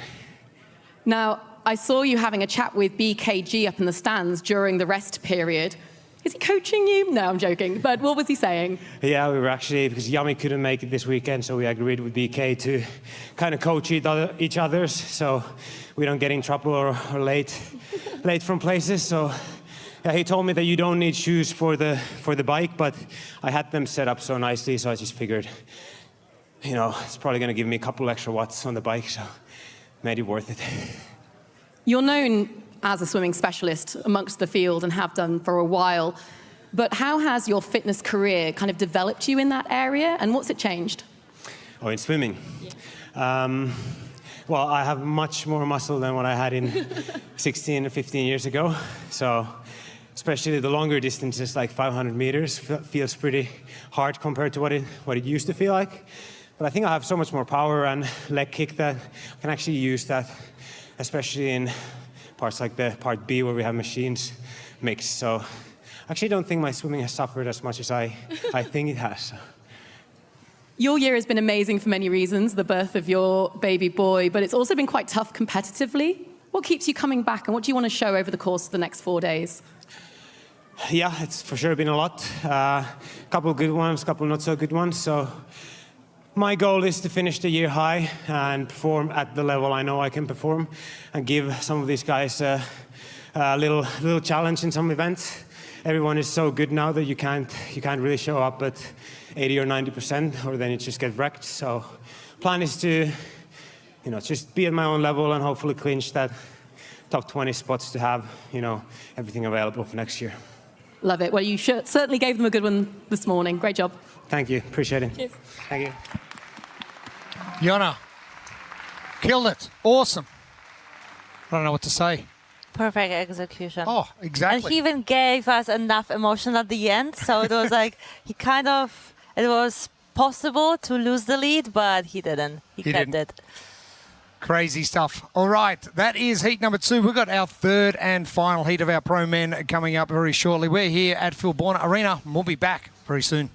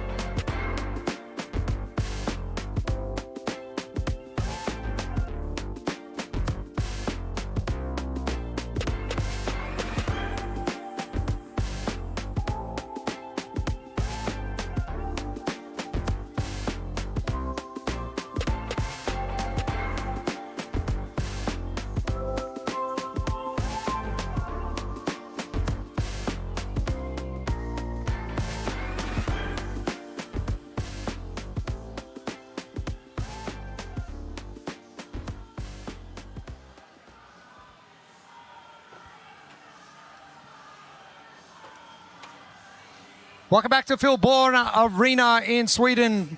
Day number 1 of the World Fitness Finals. And it is the end of the World Fitness Project inaugural season for 2025. Jeremy Austin and Gabby Magawa with you. 2 heats down for our pro men and 1 to come. Our lane assignments. And Roman Krenikov and Dallin Pepper, 2 athletes to keep our eyes on.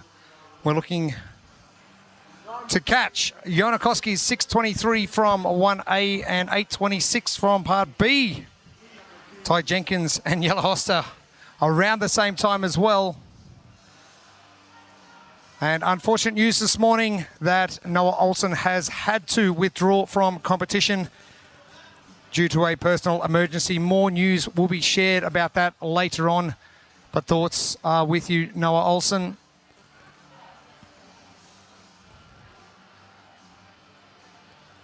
Ricky Garrard getting ready to roll. But an athlete to watch, yes, Roman Krenikov. Winning tour stop number 2. I met Roman at the warm-up area 2 days ago, and it was so funny to hear. He said, "Everyone looks tired. I'm so ready. I'm attack." I don't know anyone who competes more than Roman does. He's so excited.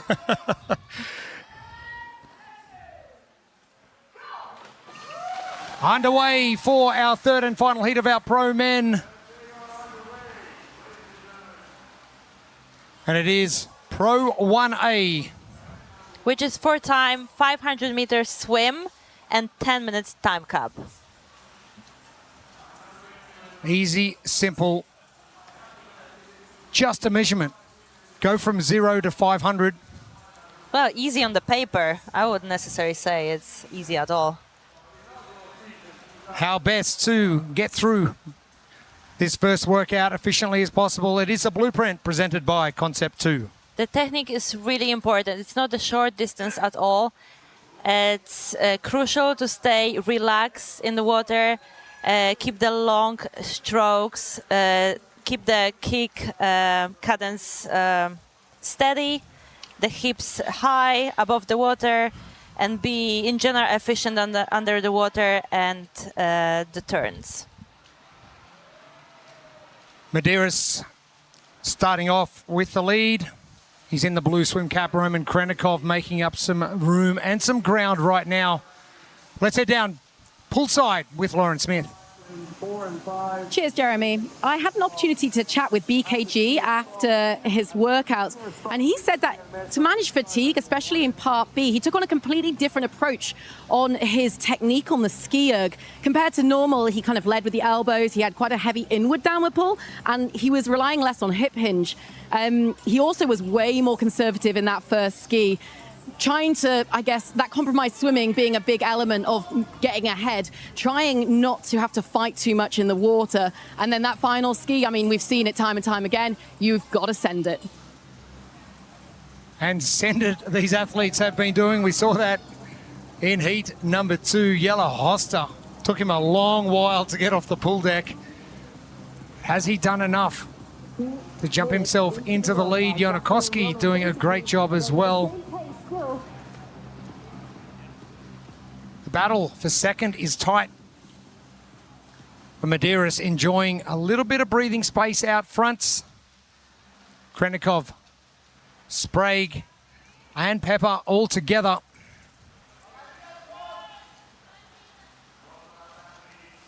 Ricky Garrard in the mix as well.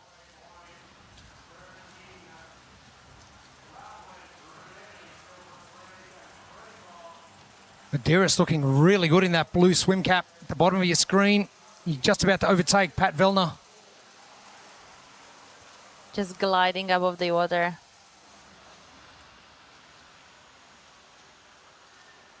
Man, 1 breath every stroke.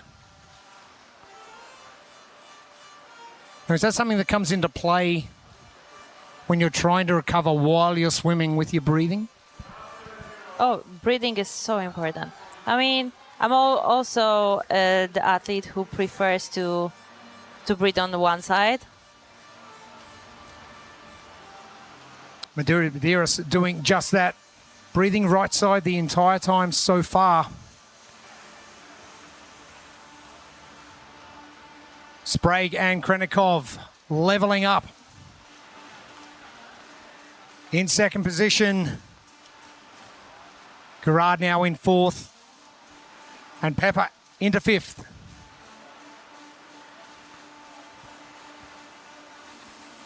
Dearest with 9 laps remaining now.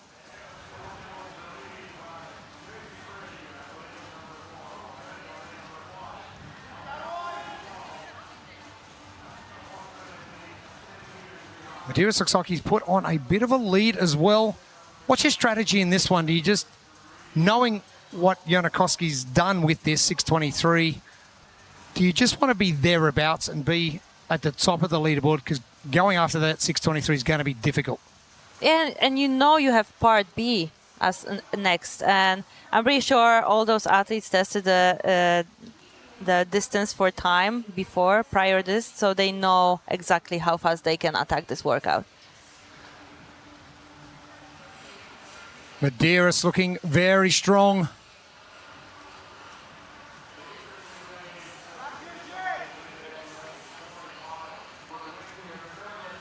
Krenikov now jumping into second.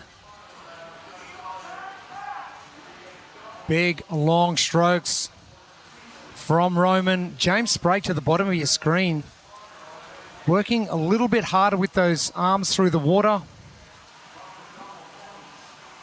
And with a strong kick as well, if you look at his legs. And both well over 6 feet as well, Roman Krenikov, James Sprague. Medeiros enjoying a bit of distance between himself and the other competitors in the pool. That lead now out to 15 metres for Justin Medeiros.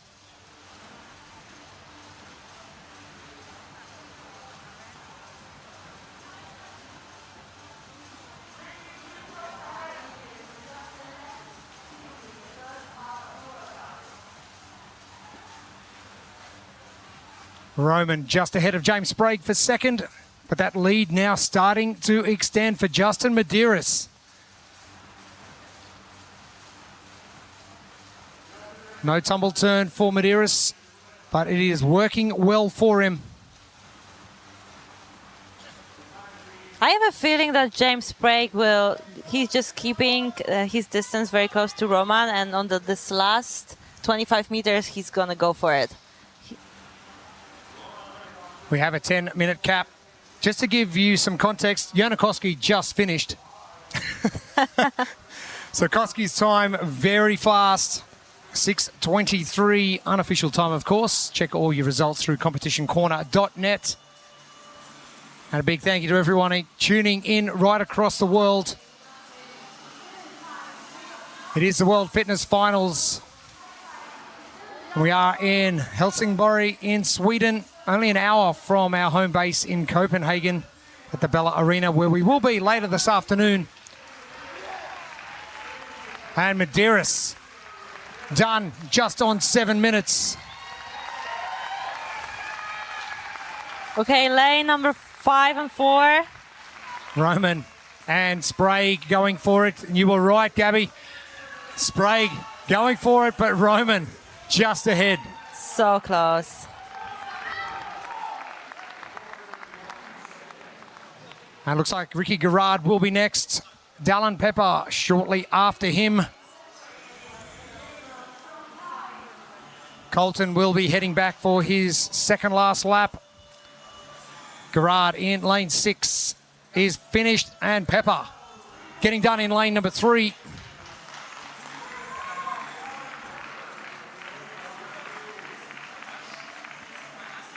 Rest, recover.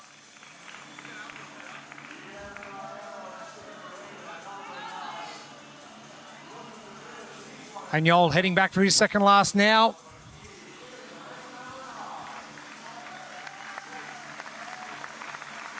Malheros is in the top of your screen in lane number 9.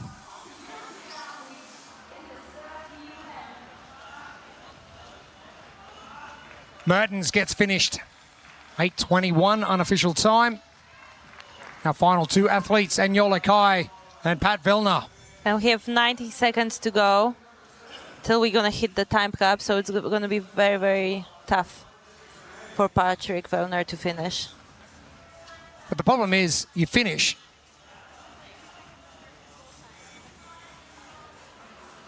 And then you've got to recover for the next part, and I think Pat Vellner has decided that he's... Anyola Kai gets done. And Vellner, still 3 laps to come. And you can see that he's slowing down because he knows he's not going to be able to finish, so he might just try to save some energy for part B. So Janikowski will remain on top of our part A for our pro men.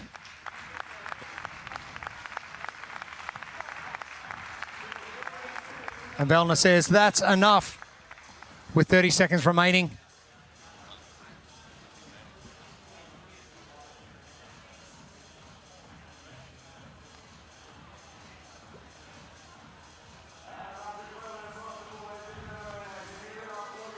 But Justin Medeiros, he's been swimming. Yeah, no one saw him coming. I'm so impressed. Got to go do your homework.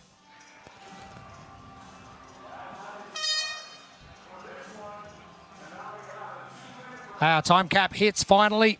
2 minutes of recovery now for our athletes before we get to workout 1B.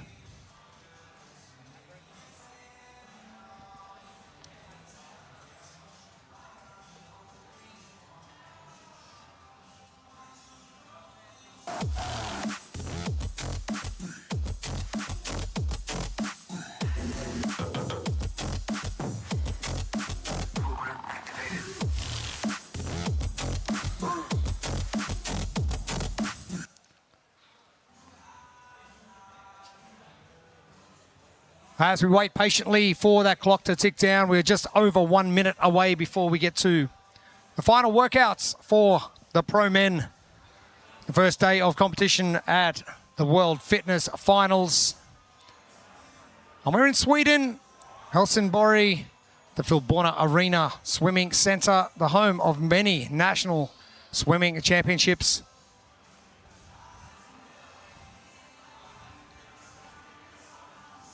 Starting off this morning with our elite teams.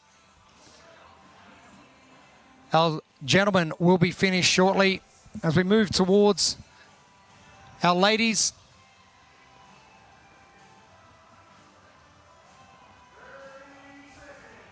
Now just 30 seconds away. Who's your money on? I think Roman is really angry here. And he's a big guy. Come on, he can move calories. He loves the ski. If you cast your mind back to 2022 at the CrossFit Games, rinse and repeat, Roman was up the top. Yes. So this is going to be in his wheelhouse. Who's your pick for this one? I just want to see what Justin Medeiros can do to back it up as we get underway.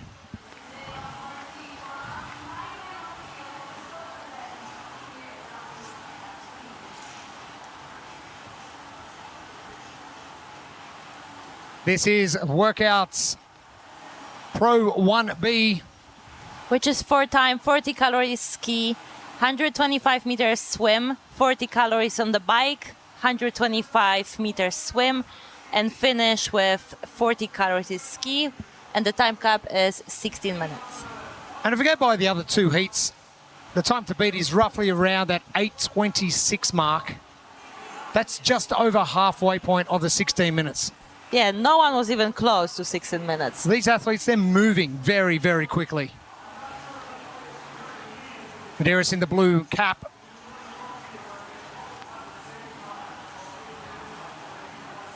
What a remarkable swim he did have in workout 1A. Can he back it up for 1B? I'm sure Roman Krenikov has got something to say about that.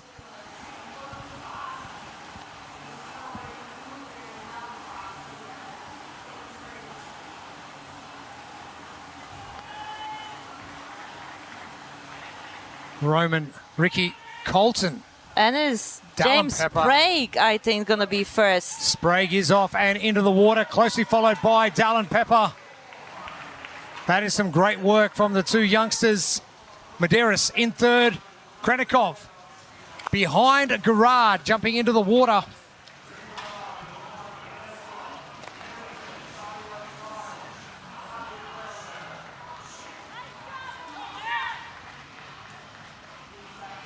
Train with intention, concept 2. Just scan that QR code on your screen. Medeiros to work quickly, overtaking. Pepper already has his sights on Sprague. Medeiros has caught up a lot of time.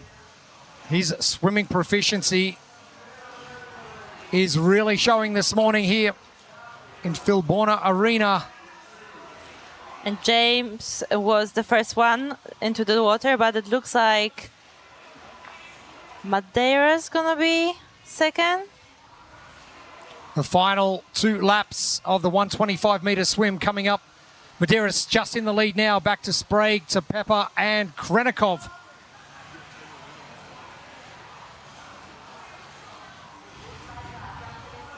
This will be a great start for Justin Medeiros to kick off his weekend.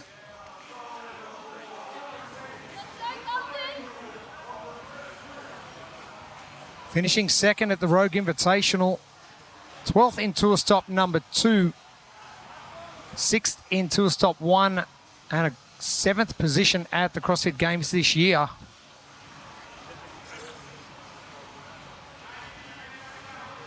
Medeiros out first.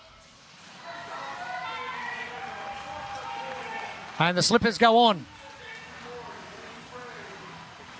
You could almost go with some hotel slippers, couldn't you? It's only a thin layer of protection between your feet and the pedals, so you don't really need that much. It's all about your head. It's a mental game, you know. If you feel like it's going to give you this extra percent and you believe in it, then it will. Placebo, you reckon? Okay. Battle is on. Medeiros 1, Sprague 2, Krenikov 3. Pepper is on the bike, as is Gerard. Mertens on there as well now. And Yolakai steps onto the bike. Melheros and Velna, your last 2 in the pool. And we know how strong Dallin Pepper is on all of the concept equipment.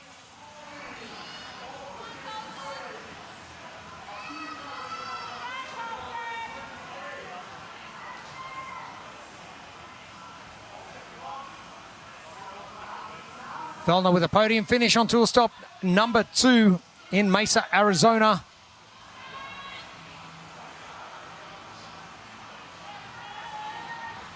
Hands in the air, Medeiros, Sprague. It is going to be Sprague off first. Roman has caught up a lot, but Medeiros, I don't think he needs to worry too much.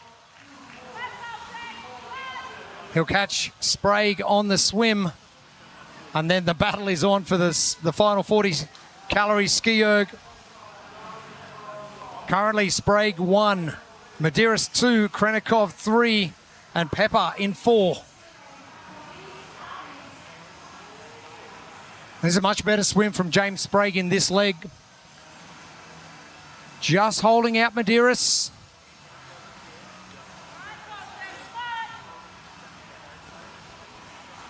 But not for long. No, it didn't last long, did it?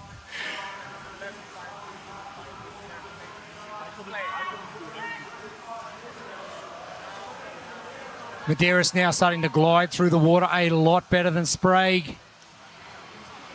Akai, smooth entry for him.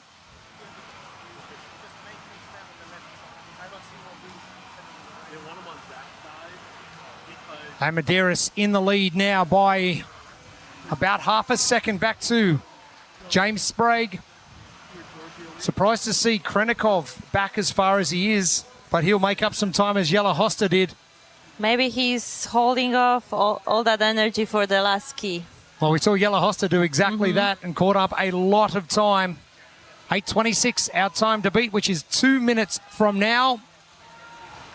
Medeiros with a couple of meters on Sprague as he heads back for the final time.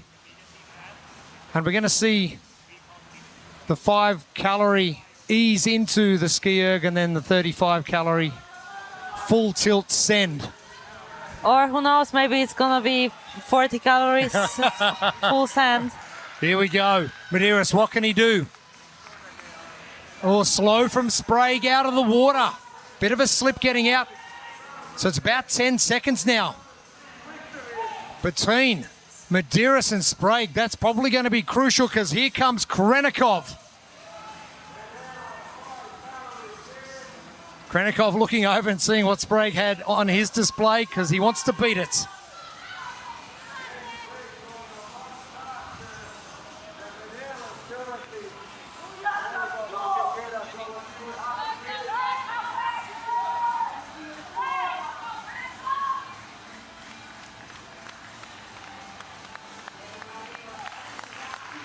It is time to go. Medeiros pulling with everything he's got. Gerard getting underway. Right to left, Gerard, Krenikov, Sprague, Pepper, and Medeiros.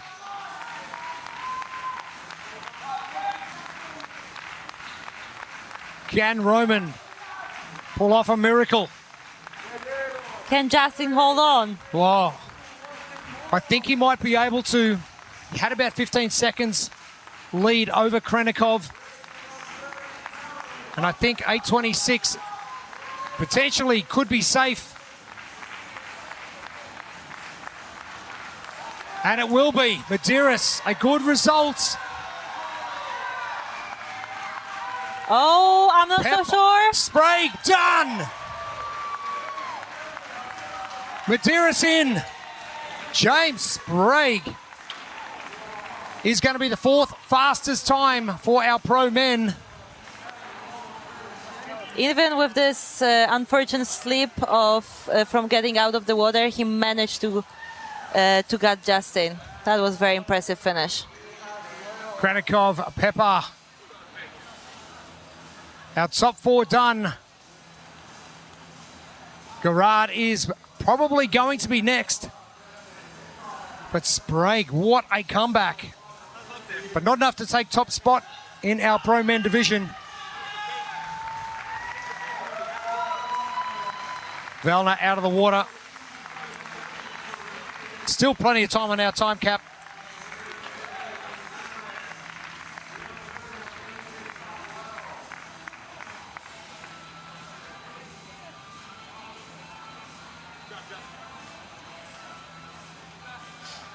Mertens getting to work and Yolakai.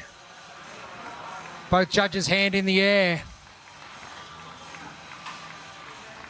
Akai done. Mertens finishes up and our bookends. Guy Malheros and Pat Velna.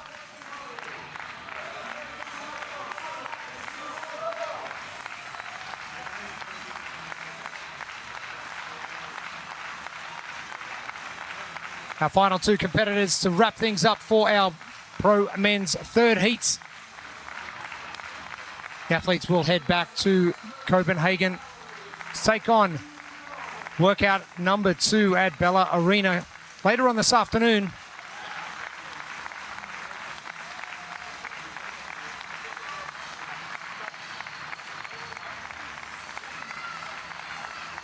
Guy gets finished up. 10:40.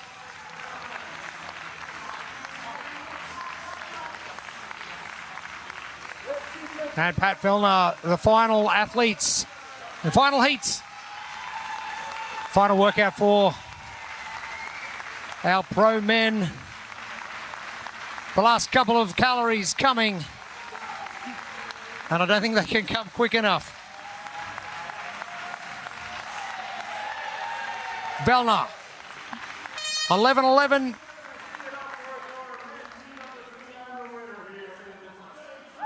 And a crazy race.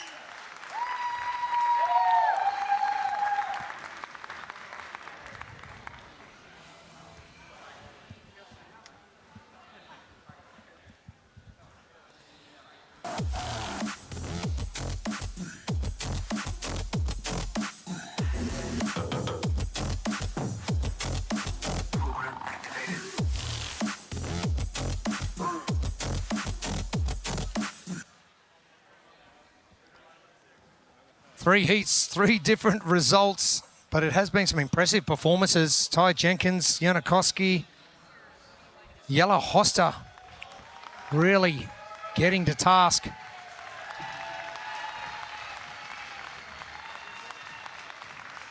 And that one, no different. Good battle between Medeiros, Sprague, Krenikov. Well, let's head down to pool deck now with Lauren Smith, standing by with Justin Medeiros.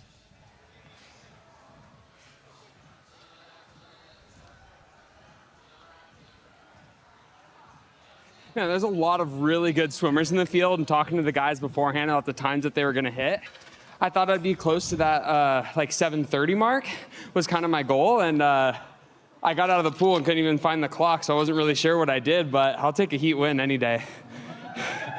Your swimming efficiency was beautiful. How much work are you putting into that? Yeah, I mean, I put a lot of work early on in the sport. I really love the technical side of things, and I think swimming's one of those ones where it really pays to be efficient. So I was able to work on my technique, got that down, and honestly, recently it's something that I kind of have in my back pocket that I feel really confident in. So I haven't put that much work in it, but it's nice to know that I can go out there and do something like that. Amazing. You're coming into this competition off the back of a podium at the Rogue Invitational. How's the body holding up, and how much fire is there to lay another one down here in Copenhagen/Sweden? Yeah, I mean, I'm feeling so good. I mean, we knew it was going to be a really long season this year, and I wanted to make sure that I was still my best self come the end of the season. And going into Rogue just a handful of weeks ago, I felt like I was at my fittest and was expecting a podium finish there, and was so pumped to come out and kind of get that monkey off my back. It's been a few years since I've been back on the podium, but I feel fitter than I ever have, so I'm definitely excited for the rest of the weekend. We saw a little bit of a taste of it out there, but this battle, especially you, James Sprague, Dallin Pepper, Roman Krenikov, how excited are you to take those guys on this weekend? Oh, so freaking excited. We got a bunch of dogs out there, but we got a bunch of events left, so excited to get after it. Lovely stuff. Awesome job out there. Awesome. Thank you, guys. Thank you, Lauren, and thank you, Justin.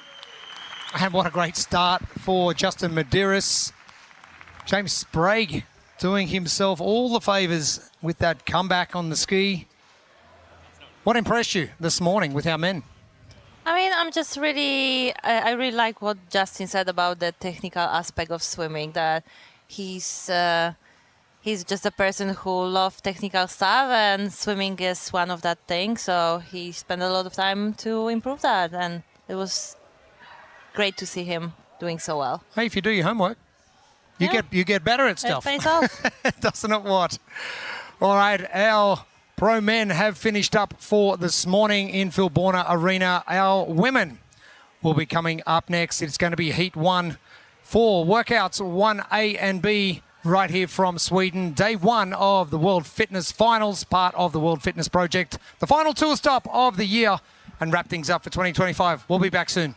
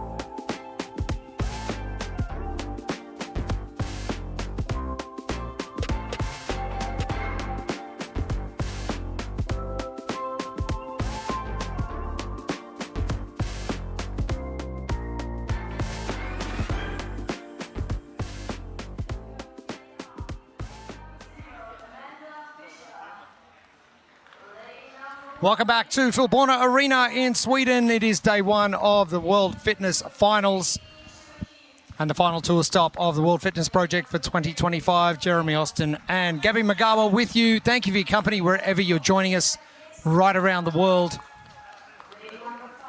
Our elite teams have been and gone. Our pro men have been and gone.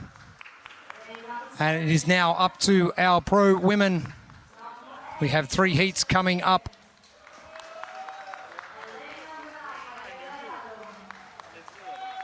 And who are we going to watch in the pool? Gabby Magawa. I'll tell you what, we've got a whole lot of women to keep our eye on over the 3 heats. Amy Kringle currently leading with 940 points. She's been so consistent. Laura Horvath and Lucy Campbell. I've got a feeling Lucy Campbell might do something pretty special with workouts 1A and B. Daria Lowen and Emma Lawson rounding out our top 5.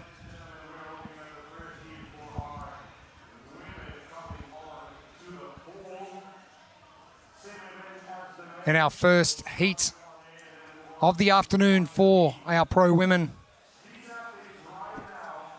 We're not going to go much further than Jennifer Muir on this one. Yeah, at 15 years old, Jen represented Scotland in triathlon, so she has a better swimming background than most girls here. But you have to remember that it's going to be her first swimming workout within competitive fitness. So wow, first one, crazy. Our lane assignments for 1A and B. And Jen Muir in lane number 4. And she's definitely going to be one to watch. Finishing 17th in tour stop number 2.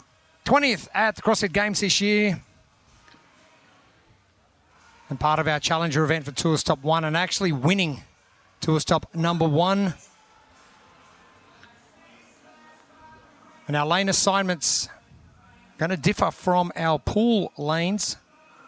So our pool lanes are going to be 0 through 9. Jen Muir getting ready to roll. And it's like those competitive swimmers have got an edge because they've done so much work watching that black line up and down, up and down, up and down for a good portion of their life growing up. So they've got that mental strength as well. Let's see exactly what Jen Muir is able to do.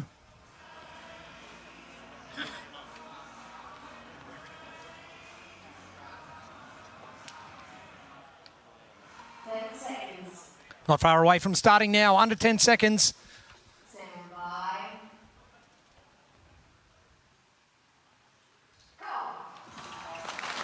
Vivian Marie Christian nearly falling into the pool from the blocks just before the start.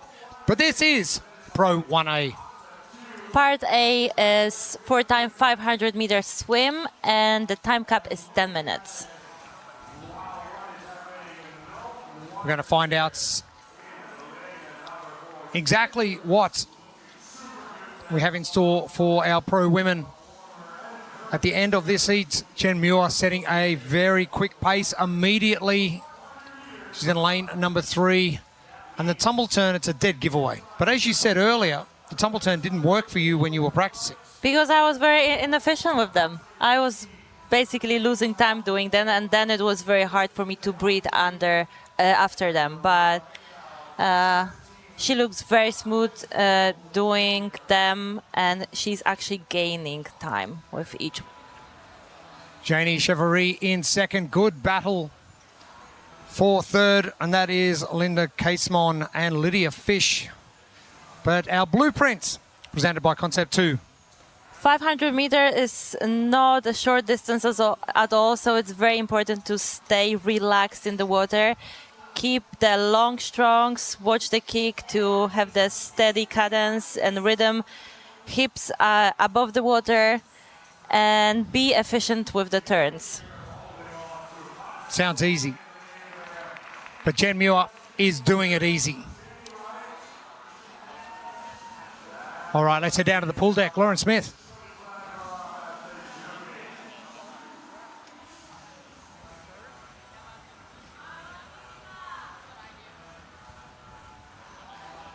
Now, she says that she's going to warm up with 2 300s at an RPE of 4 to 5. Then she did 4 50-meter intervals at her 500-meter pace before doing a couple of 25 meters at a 125-meter pace. Now, she said that if you are a CrossFit swimmer, a non-swimmer, the max you should be doing is 100 meters slow at most. And that shows the difference between someone who's been doing this sport for a very long time versus those who have built into it as a CrossFit athlete. And as Ty Jenkins says, you don't waste your minutes in the morning. I'm worried about the 125-meter pace. Thought there was just one, slow. But not for Jen Muir. She is getting to task and already starting to lap some competitors.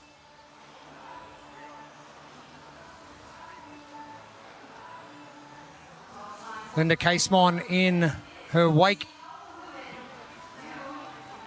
And Lydia Fish about to be the next competitor that she will pass. Jen Muir is on a mission.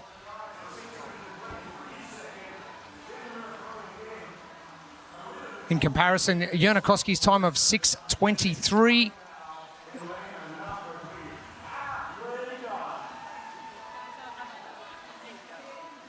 So presently, Jen Muir on the money to get roughly a 6:30 time if she maintains the same pace. And if she's going to keep her nerves under control. Because like I said before, this is her first swimming workout in the setup like this, so it can be very stressful. But if she swum for her whole life, you could probably put that out of your head for a minute and go, I'm just going to go for a casual swim for 500 meters.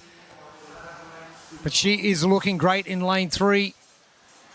Lane 2 is Janie Chevary. Lena Karathala is about to be lapped for the second time from Jen Muir. And she is just moving with purpose.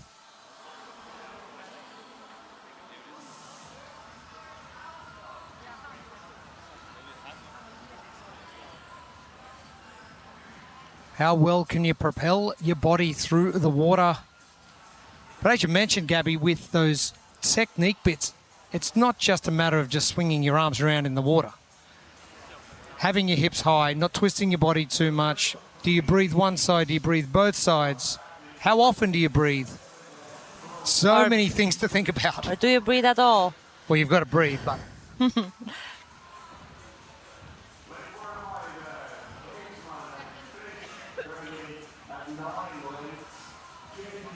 Muir now 5 laps remaining. Reeling in Linda Casemon once again for the second time.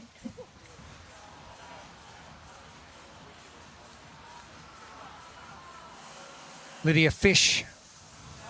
She's making her way back as well.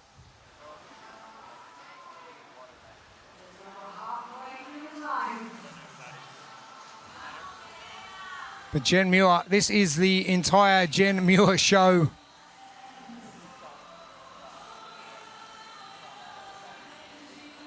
Maribel Gallardo.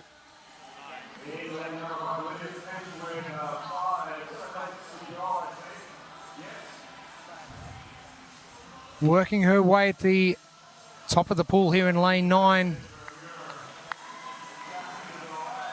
But Jen Muir. The 6:23.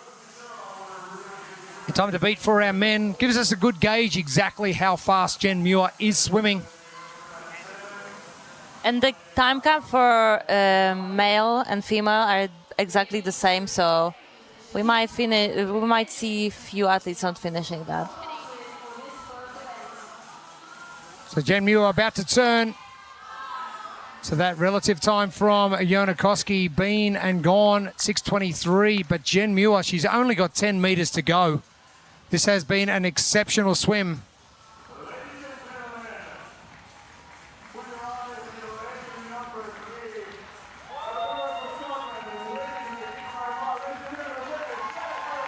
That is incredible from Jen Muir. Unofficial time of 6:45.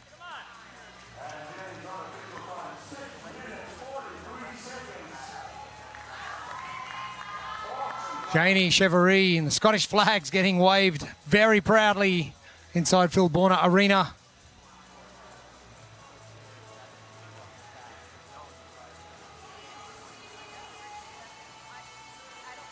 Vivian Marie Christian going to that breaststroke,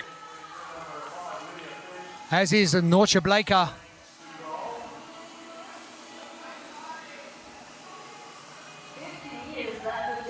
Amanda Fisher, bottom of the screen, heading her way back. Still 9 laps to come. And you're probably spot on there, Gabby, with that time cap coming in just over 2 minutes. We might see some athletes not able to get finished. Come on, Lynn. Lots of three. Let's go. Janie Chevrolet, the last lap coming now.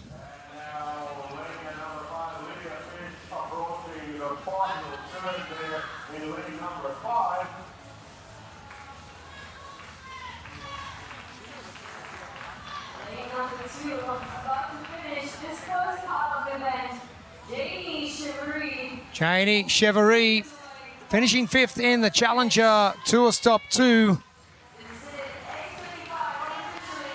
Had a good results for Janie getting finished up.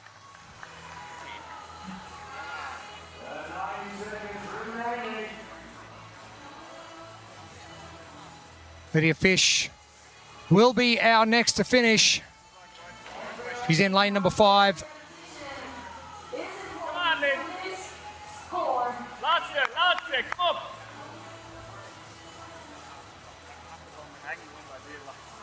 Finishing in 13th at the CrossFit Games this year.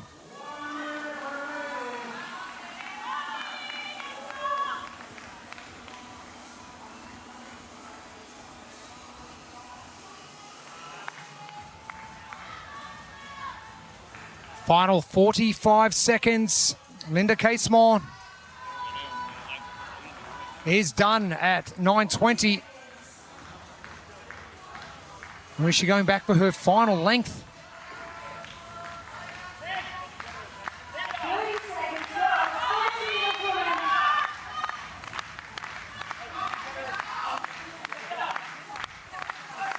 Now the final 20 seconds. A lot of our athletes in the pool are not going to get this done.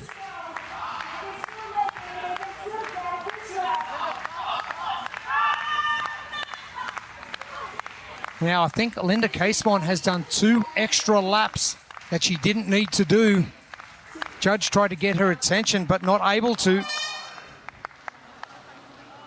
And what is that going to do for Part B? Unofficial 6:45 from Jen Muir. Way to get things started.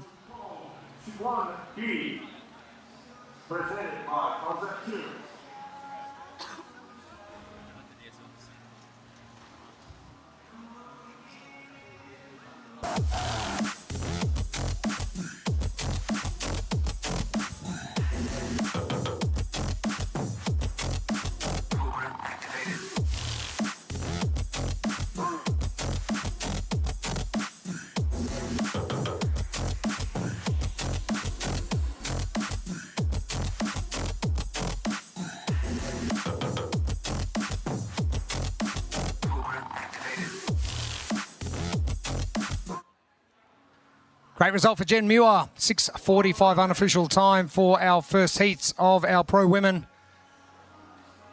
And just under 1 minute remaining now before we get to 1B.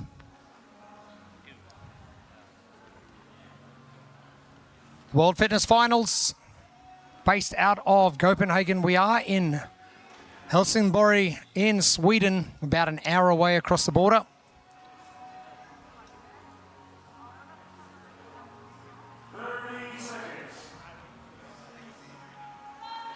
Our women waiting patiently to get things started. Jen Muir, she's in the box seat.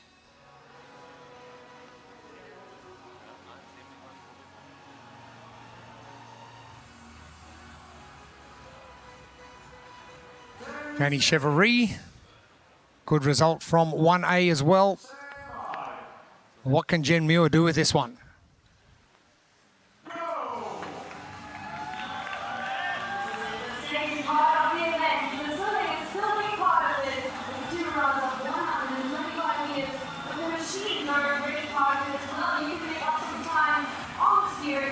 Now, Jen Muir a little bit taller than her other competitors, 5'7". Only the other one just next door is Linda Casemon. If you've got some extra height, tends to work pretty well if you haven't got the power output for your ski.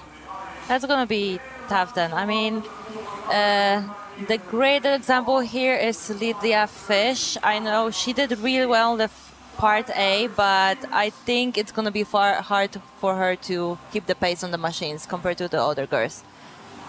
And the part B of the workout is 32 calories ski, 125 meters swim, 32 calories bike, 125 meters swim, and end with 32 calories ski, and the time cap is 60 minutes.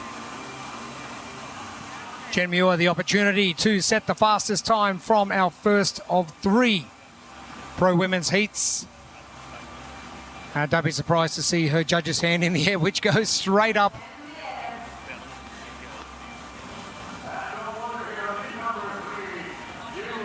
Jen Muir is going to be wasting absolutely no time.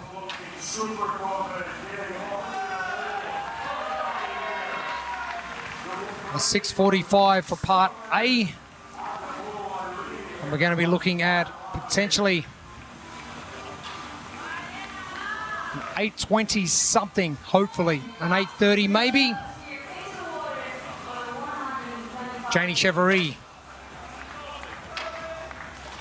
trying to get finished up, but it is going to be Casemon, Fish, and Vivian Marie Christian, who continues her breaststroke in lane number 1 on the far left.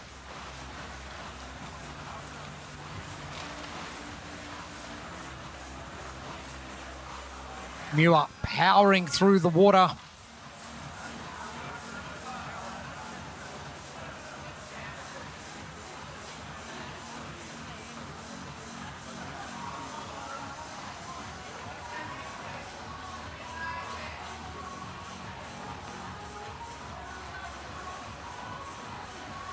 Train with intention, concept 2. Just scan that QR code on your screen.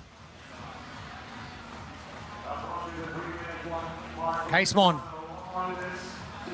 Touch and turn. Muir. And Chevrolet going the tumble turn routes.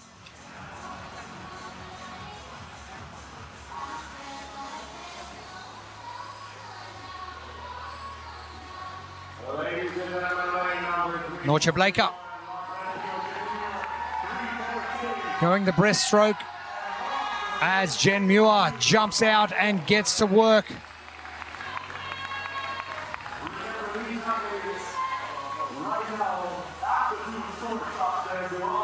Now, Gabby, I'm not 100% sure. It looks like Jen Muir has got shoes on that she used to swim with, or has she just slipped them on quickly? No, she was very efficient with putting them on. I didn't even, I blinked and I missed it. Went, how do you swim with Crocs on? And keeping her goggles on, she's so ready to jump back into the water. You just don't want to be wasting any time.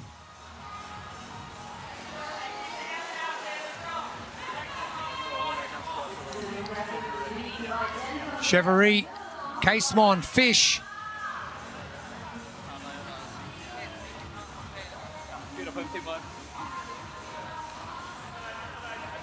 This is going to be a great battle for second.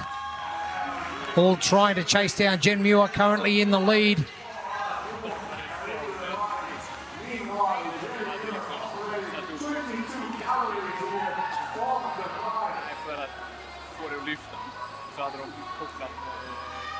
Norcha Blaker, out she goes.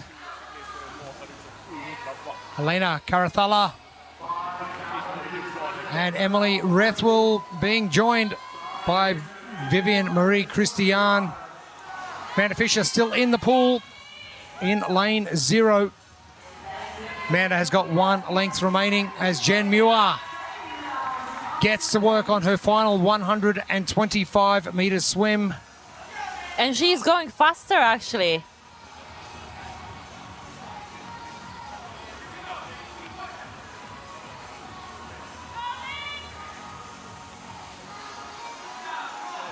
All by herself in the water.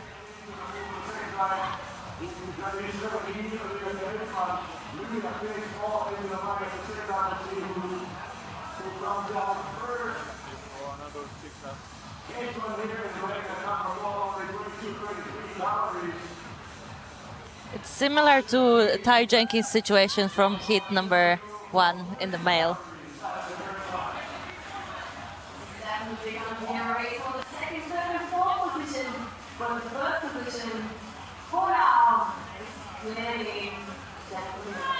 Linda Casemon, now Lydia Fish. Judges' hands in the air. Casemon is up first. Jen Muir has a massive lead. About to turn for the final time in lane 3. Lydia Fish is in. Janie Chevrolet. A good dive from Janie Chevrolet. But Jen Muir powering home.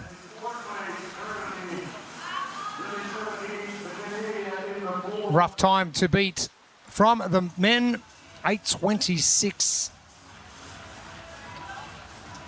And Jen Muir is going to have roughly a minute 45 to try and get there for her 32 calories. The goggles come off. Handle on the wrong side of where she wanted it. But she finally sorts it out and gets to work.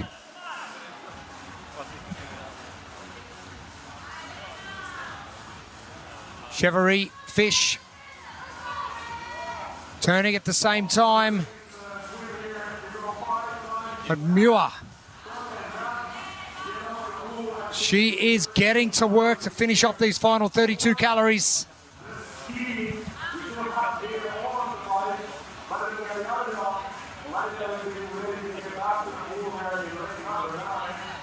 She's probably already halfway through the calories.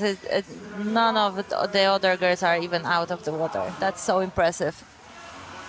Will Jen Muir get finished before the girls come out of the water? Casemon in lane 4 is the closest to getting to that final 25-meter length. Chevrolet's in there ahead of Lydia Fish. 10 calories remaining for Jen Muir. There is every chance Jen Muir is done before anyone gets out of the water.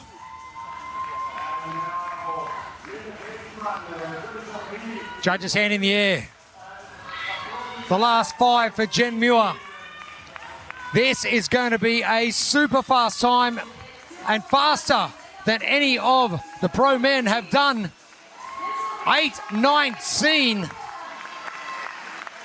Exceptional performance. Jennifer Muir. Linda Casemon now out of the pool with Janie Chevrolet and Lydia Fish.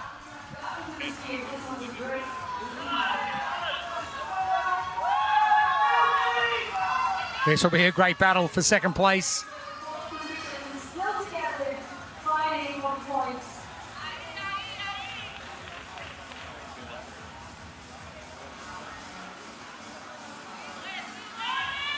Plenty of power for Chevrolet, bottom of your screen.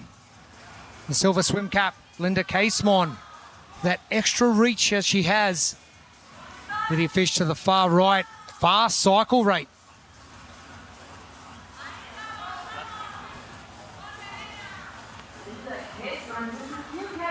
Karathala out of the pool, as is Blaker.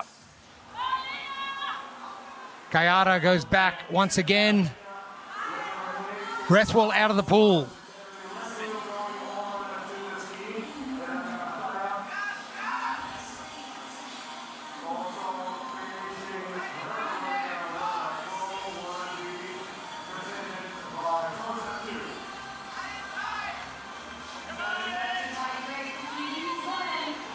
who is going to take second in this one.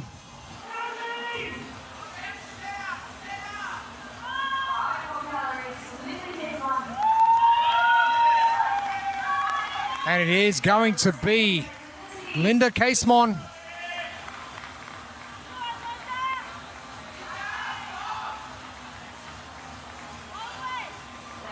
With about 5 extra seconds, Casemon gets the jump on Janie Chevary and Lydia Fish. Chevary will be next done.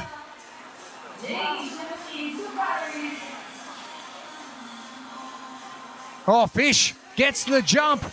That fastest cycle rate gets her home just ahead of Janie Chevary.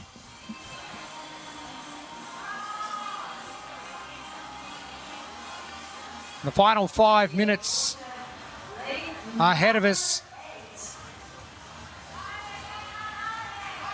Amanda Fisher about to finish off her swim. Norcha Blaker, she is done.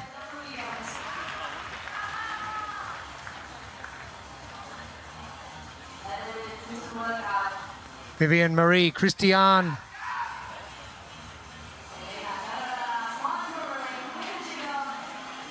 Final calorie completes.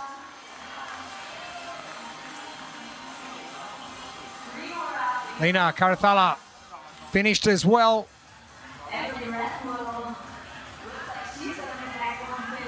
Rethwell, Gallardo and Fisher, your final 3.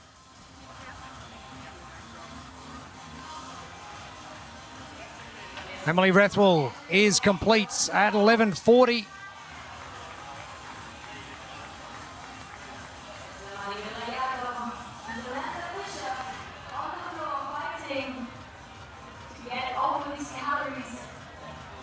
Maribel Gallardo, the top of your screen. Amanda Fisher at the left. There's Amanda on screen.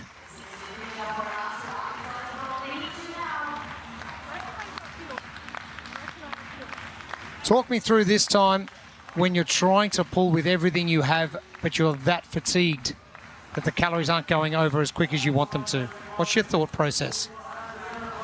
My thought process is I'm asking the question why the time cap is so long.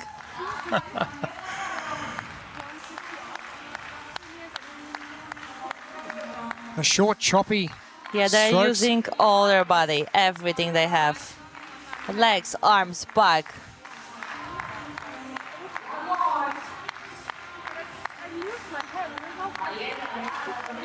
Maribel Gallardo finally gets that done. And Amanda Fisher, the final calories for her. Long, deliberate strokes for Amanda Fisher.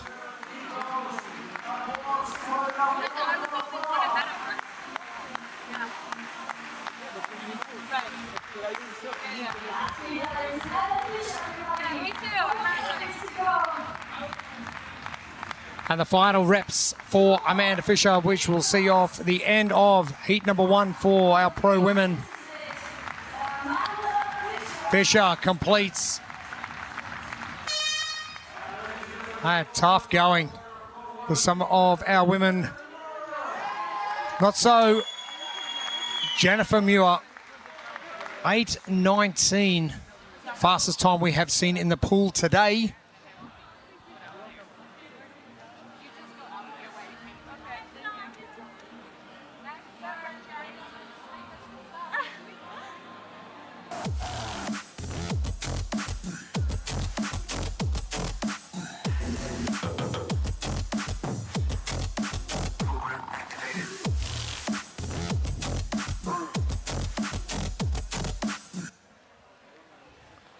An amazing performance, an amazing time from Jen Muir, forcing her way into the pro division. Some great results over the course of the season. She's standing by with Lauren Smith. Jen, talk about a home run. Given your international youth triathlon experience, you've never actually showcased your skill in a fitness competition before. Just sum up the experience. Yeah, I think coming from like a triathlon base, obviously I knew this was going to be a good event for me, and I was just super excited to be able to do it in a competition because it's my first time swimming individually in a comp. So yeah, I was just really looking forward to It was awesome. Now, I know you made it look easy, but how much were those ergs actually impacting your ability in the water? Yeah, well, I was super grateful for like the boys going first because Jona, he's part of the Adidas family, so he's also an ex-swimmer and he kind of gave me a few tips. I think going into it, I thought the swim was more important over the ergs, but then after speaking to him, he was like, nah, prioritize the ergs. And then your swimming ability, you'll be able to like still swim even though you're tired. So I'm really glad he gave me those tips. Amazing. Now, you come in on first roll down, but you have an entire 4 days to showcase exactly what you're about. What do you want to show everybody this weekend? Oh, well, I think with all my competitions, there's some highs and there's some lows. So although that was a super good start for me, the next one's going to be how many 1 rep max handstand push-ups can I get in 11 minutes. So, but I'm really looking forward to some of the other workouts over the weekend. So although it's going to be a tough one tonight, hopefully I can just show that I can pick myself back up and still put on a good performance over the weekend. Well, dude, you absolutely crushed it in here today. Congratulations. Thank you. And crushed it. I think that nails it perfectly. A very quick time on part A and the fastest time we've seen from any individual performer in part B, 8:19. Exceptional stuff. And a great start to competition for Jen Muir, but as she said, it's just one of many. A lot of highs and lows. Hopefully a lot of highs.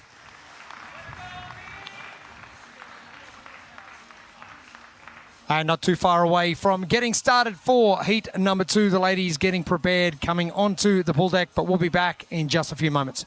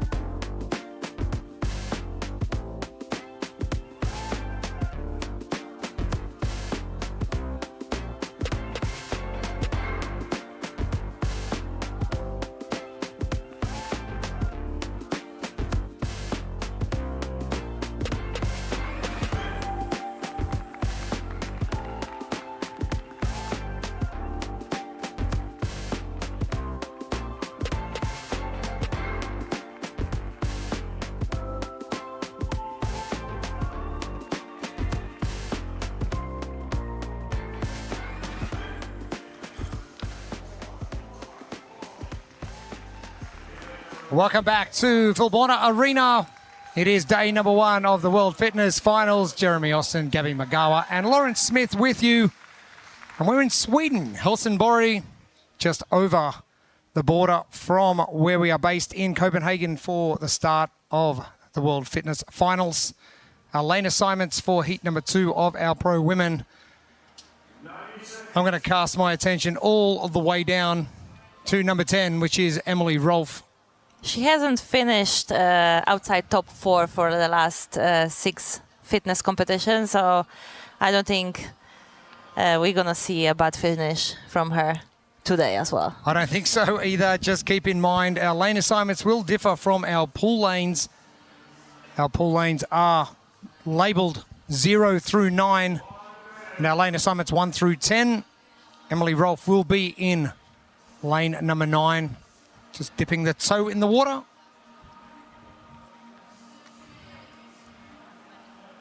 And good splattering of Krieger athletes as well. Uda Ludekvam, Andrea Solberg and Vorthum Mo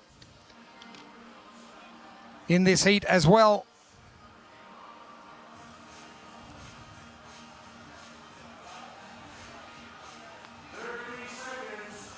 And not too long before we get started with our second of 3 heats for our pro women.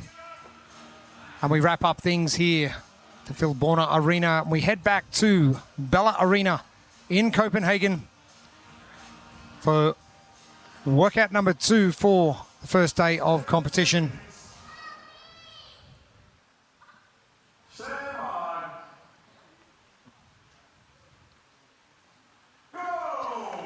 Underway. And Manon Agones, very graceful entry into the water. And this is workout 1A. Which is 500 meters swim for time with the 10 minutes time cap. Emily Rolfe, top of screen, lane number 9, getting to work immediately.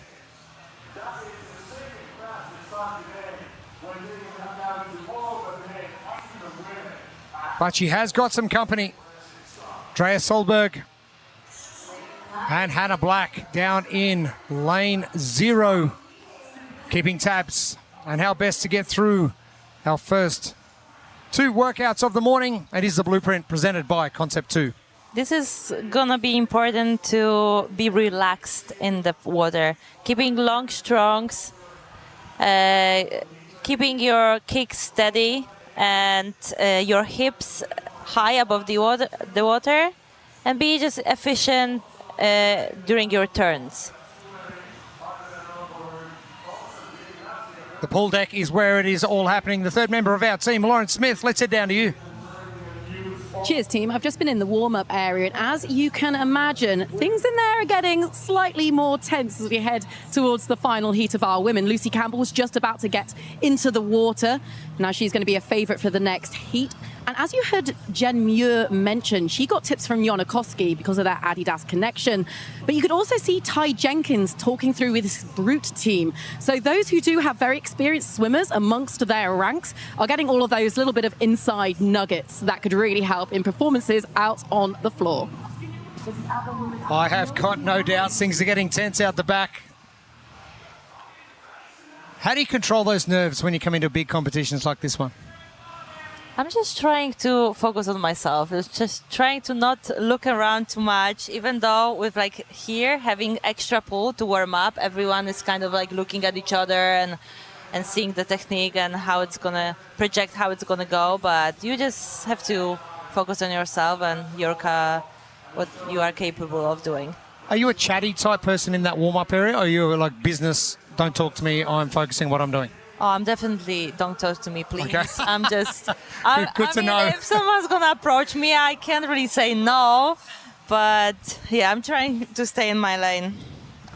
These girls are staying in their lane as well. Emily Rolfe turns once again. Andrea Solberg in second, Hannah Black in third, and Sydney Mikulishin making up your top 4. Top of your screen is Emily Rolfe.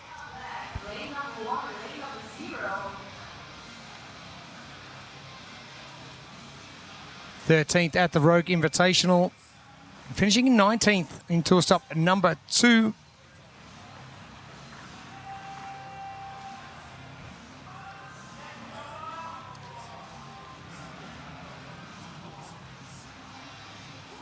We haven't seen any of our women come out at the speed of what Jen Muir did in our first heats of our pro women, 6:45. Is that time to beat?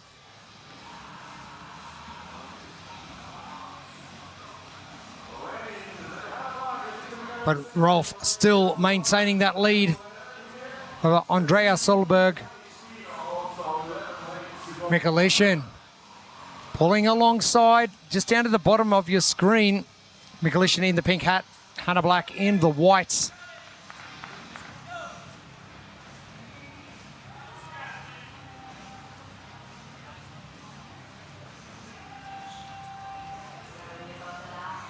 Ten-minute cap for first workout of the competition.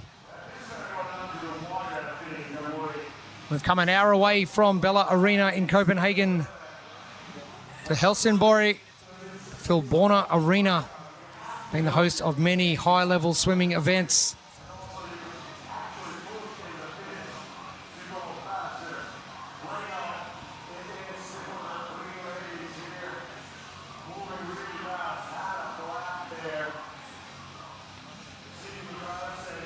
Rolf. 9 laps remaining ahead of Solberg, Black and Mikulishin.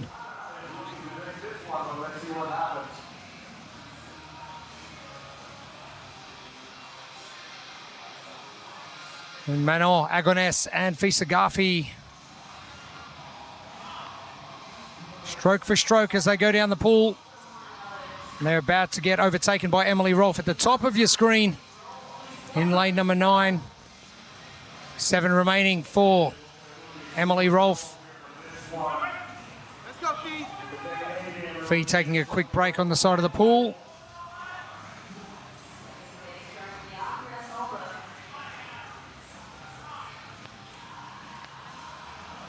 He said out in the warm-up area, Lauren did mention things are getting a little bit tense out there. You want to take notice of what's happening in the prior heats before you. How much do you let that incorporate into your strategy? Or do you change your strategy knowing that something could happen out there that could help you?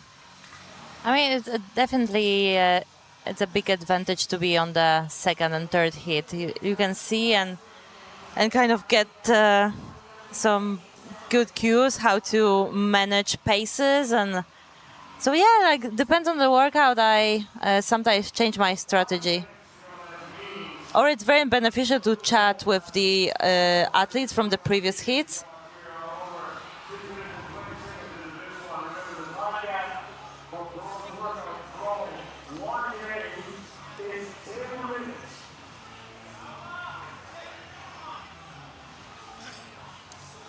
Rolf about to turn.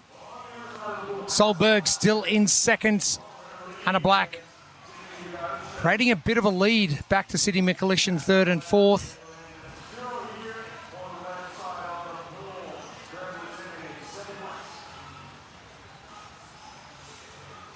But again, I think we might see some of the women in this heat not make the distance under that time cap. Rolf continues, only 3 laps remaining now. One final turn at the ski erg end of the pool.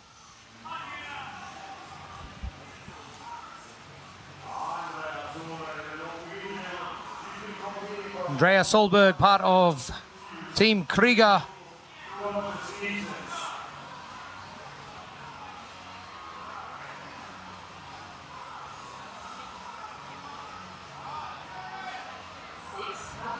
And Tommy mentioned before, in the teams division, this is the sort of workout where you can go out and push hard and you're not going to do too much muscular damage because there is a lot of pool work and you're getting that natural resistance work in the pool, and it's a ski and a bike. So you can actually go pretty hard without it affecting you too much over the course of the 4 days. That's correct. Although the intensity here, especially on the second part, can really affect your recovery. So yes or no, I would say. 8:10 for Emily Rolf.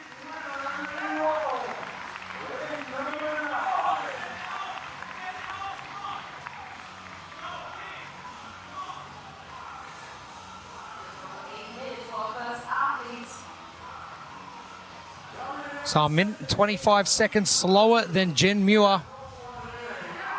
Solberg done in 8:34.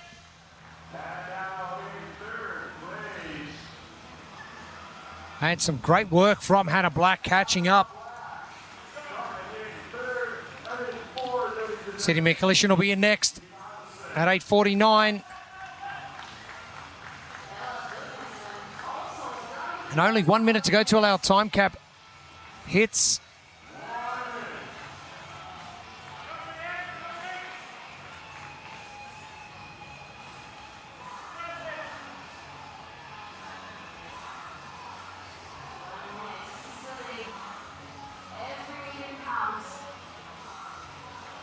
You can make it back.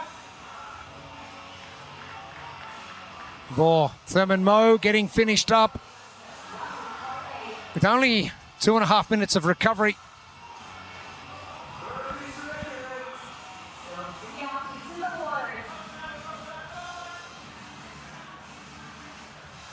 And the problem with taking a little bit of extra time in each workout, your recovery time gets less and less. So you've got to work harder in the next portion.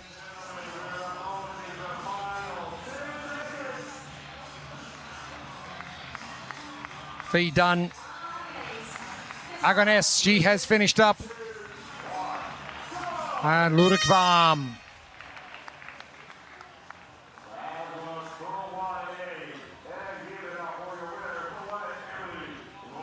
A great result for Emily Rolfe.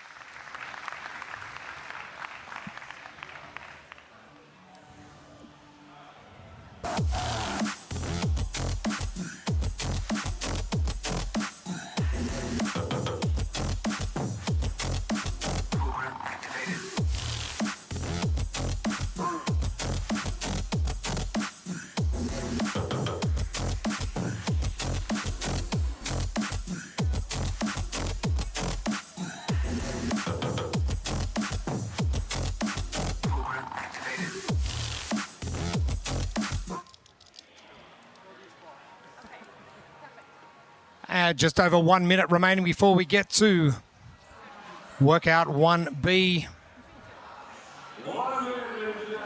The big leveler. And can Emily Rolfe maintain her position at the top? Nick Matthew, James Sprague watching on. Tracey Barra, Colton Mertens, they're all here. Jack Farlow, great swimming from him this morning. Bit of a surprise packet. No one really called him out to do so well on this workout. Except his girlfriend Emma Lawson, he said he's a good swimmer. And I got a little bit of whisper in my ear this morning that Jack Farlow was going to do well, and did. As we now move on to workout 1B.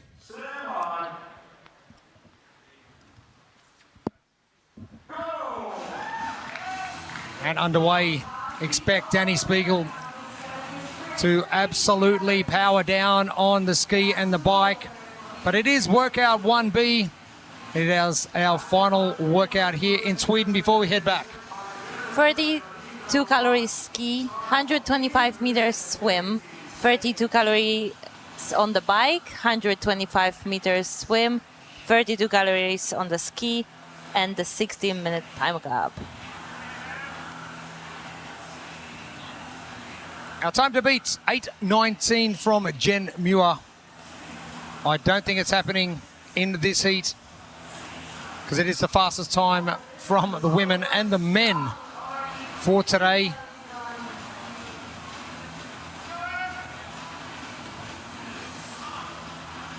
Danny Spiegel in lane number 2, getting to task.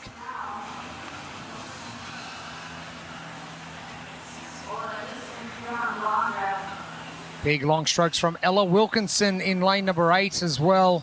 But the cycle rate from Emily Rolfe, top of your screen. She means business.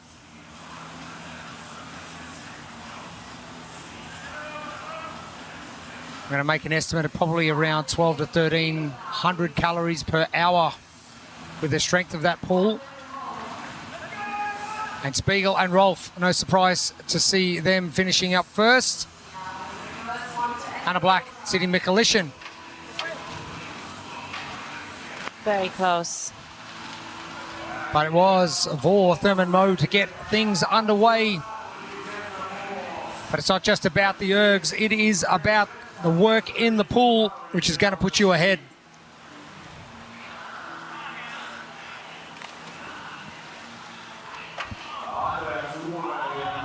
Fourth, and Mo turns first. Solberg in second, Mikulishin third, and Ura Lurikvam. Krieger women doing exceptionally well on the ski erg. Giving Emily Rolfe the chance to play some catch-up.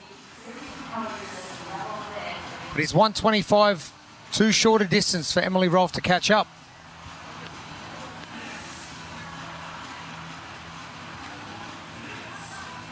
Train with intention. Concept 2, just scan the QR code on your screen.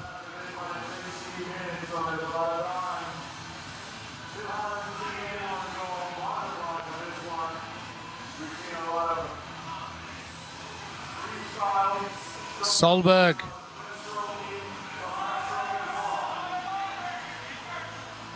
Just taking the lead from Vortherman Mo. Emily Rolfe. Here comes the Canadian in lane number 9 up the top of your screen.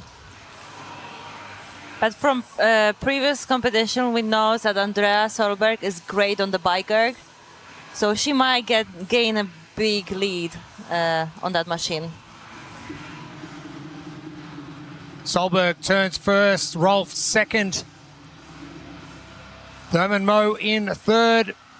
It looks as though Emily Rolfe may lead the way to the bike. But as you mentioned, Gabby, this is going to be a great battle on the bike. But you don't want to go too hot in case you need your legs for the pool for the swim down the other end. Because we saw it before, it's all about this last ski erg. Of course. Solberg first on, Rolfe quickly on as well. Thurman Mo, Mikulishin Black. Your top 5.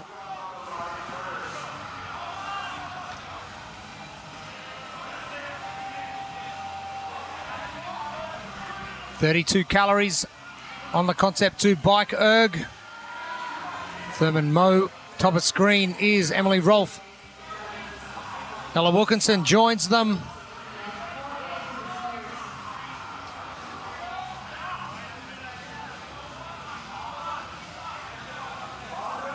Sagafi and Aganes still in the pool.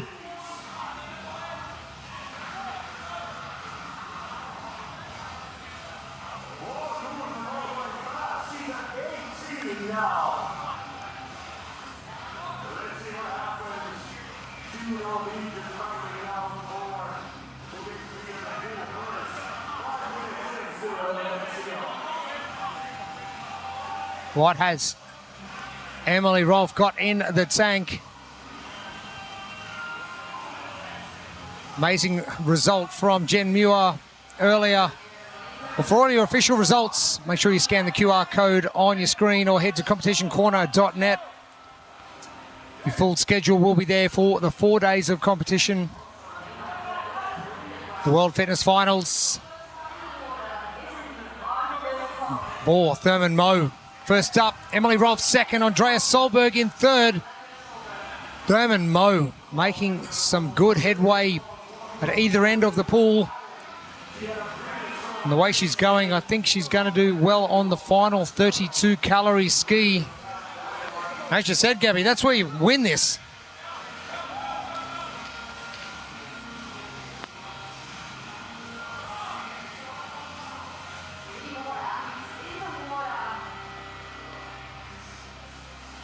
Thurman Mo with about a 5 metre lead over Emily Rolfe.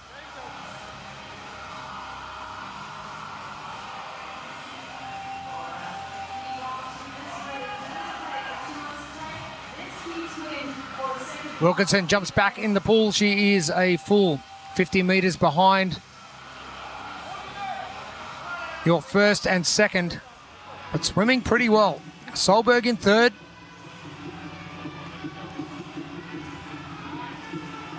Spiegel to the bottom of your screen, Ian, the white cap as well.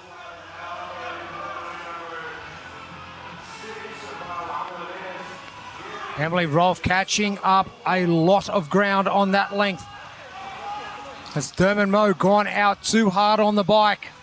She definitely gained 2 extra seconds with that beautiful tumble turn. But we know exactly what Thurman Moe is going to do to this ski erg once we get back. We've seen it right across our pro men. Are we going to see it for our pro women? I think if Vore is within 5 or 6 seconds, she will take out the heat win. And Norwegian girls are great on the machines. I think she's just waiting to finally be out of the water and just rip the handles off. Oh, she won't have to wait too long. About another 5 seconds. Rolfe gets out and now needs to power down. Thurman Moe just taking a little bit of extra time. Solberg has caught up as well. The 2 Krieger women, Thurman Moe and Solberg, getting to work now, trying to catch your leader, Emily Rolfe. Sydney Mikulishin out of the pool, as is Hannah Black.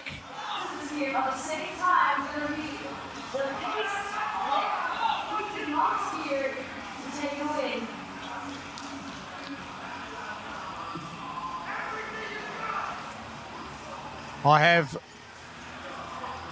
got no worries about Thurman Moe making sure her judge's hand is in the air first. Ludekvam is out. Spiegel, she's out as well.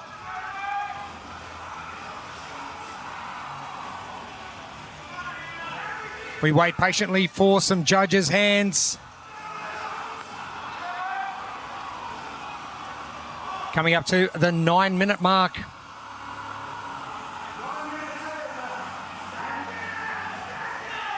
Jen Muir getting finished up in 8:19.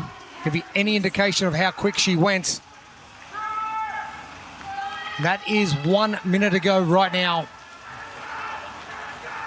The Jen Muir will hang on. Thurman Moe and Solberg. They are going to battle for the heat win. Rolfe sneaks it in. No judge's hand for us, but gets finished up. Solberg and Thurman Moe are done. Ludekvam is really going for it in lane 3. Mikulishin.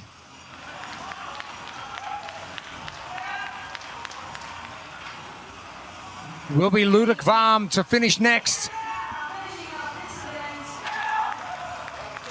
Straight after Mikulishin. Hannah Black is done.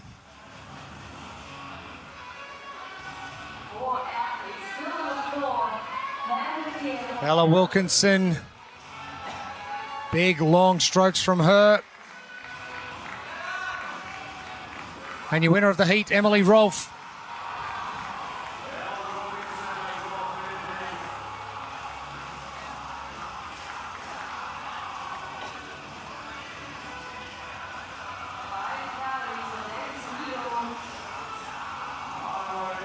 Danny Spiegel.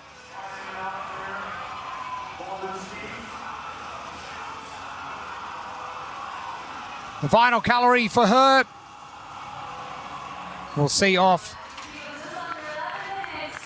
the first 2 workouts of day 1 of competition at the World Fitness Finals. Agones, the Belgian, getting to work. The last 5 now.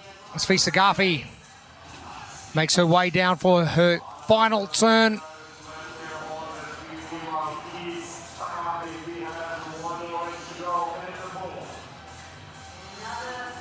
Agones done.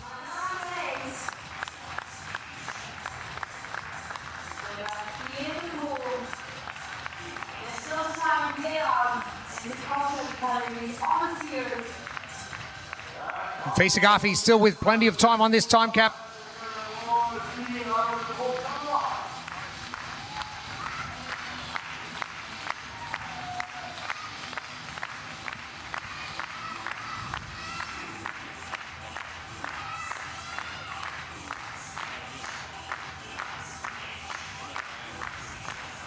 No provision for any stroke in the pool. Just get you away from point A to point B.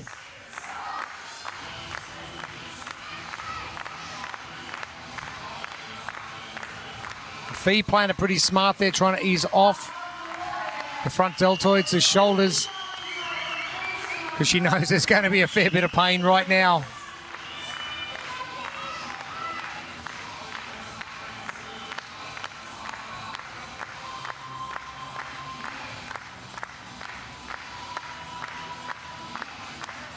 Fee finishing in 24th, Tour Stop 2, 17th at the CrossFit Games this year.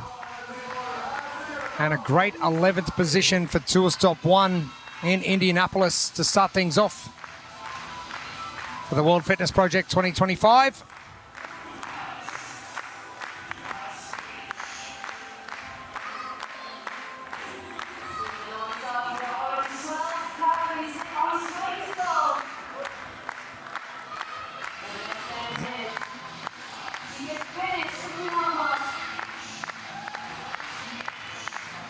Fee using every part of that cable. Great power output.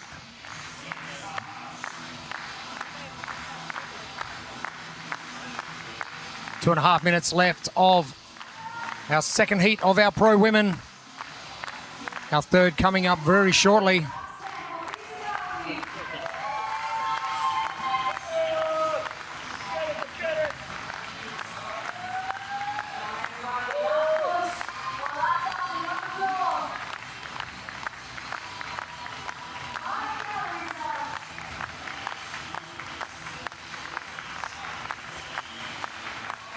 The final few calories for Fee Sagafi. Crowd really getting behind her. And Fee getting done. And what else do you expect but a big smile on her face?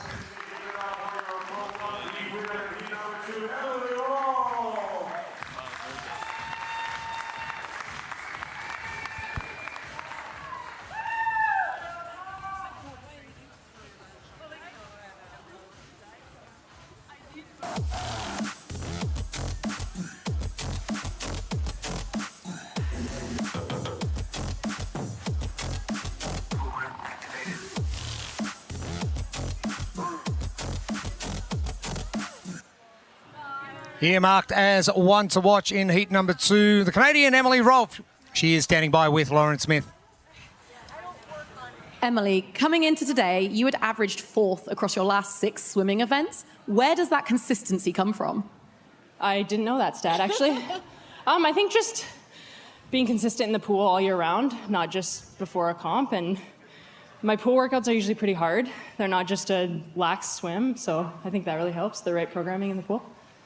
When you were looking at Part B and the energy expenditure to Part A, where was the emphasis and how were you managing that? I was listening to the announcer and I knew I was like a couple calories behind from the beginning. So I knew, I guess, everyone else was pushing harder on the machines and then just recovering in the water. So I switched my tactic to that.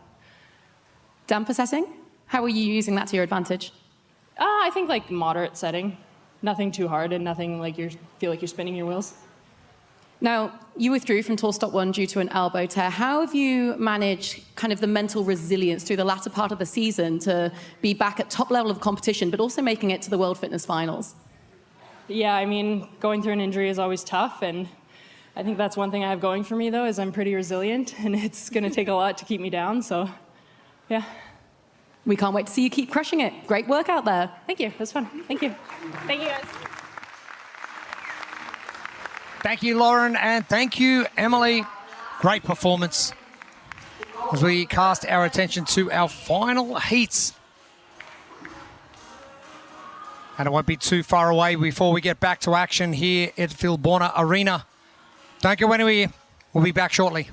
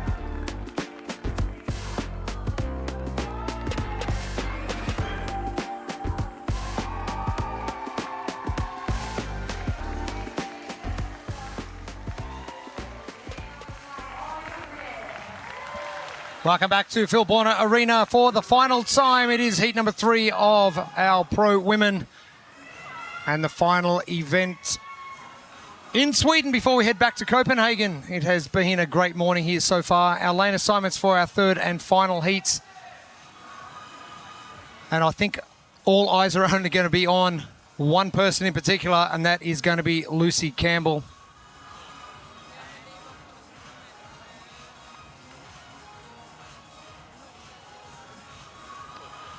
Our lanes for our pool are marked 0 through 9. Here's Lucy Campbell right now, athlete to watch well and truly. Now talk to me about the progression of Lucy Campbell over the last 18 months. It has been exceptional. She's such an inspiration. I mean, the comeback after her injury was just dream. I mean, finishing second at the games, podium at Rogue, looking really strong to this competition. I feel like she's going to have a really strong finish for this year. And look out 2026. It's going to be a massive year as well, I think, for Lucy Campbell. But there are some women in this heat that we are going to keep our eyes on as well. In particular, Amy Kringle, Laura Horvath, who are sitting first and second on the overall leaderboard.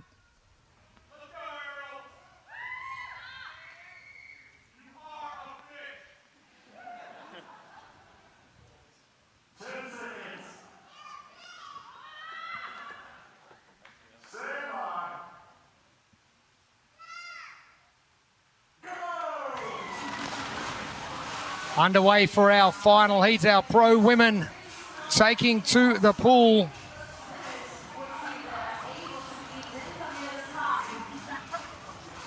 Lucy Campbell, out of the blocks quick. Emma Tall not far behind. But the long strokes taking on pro number 1A. For time, we have 500 meters swim and the time cap is 10 minutes. Pro 1A presented by Concept 2. And Campbell, the long strokes, gliding through the water. Emma Tall only a few seconds behind. Laura Horvath swimming well. And Ariel Lowen, your top 4.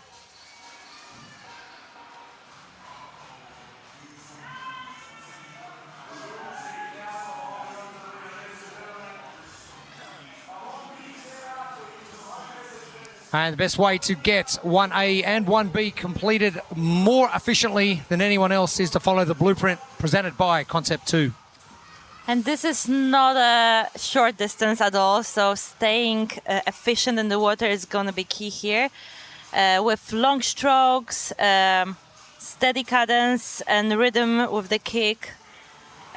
Keep your hips above the water and obviously staying very efficient and not wasting any time during the turns.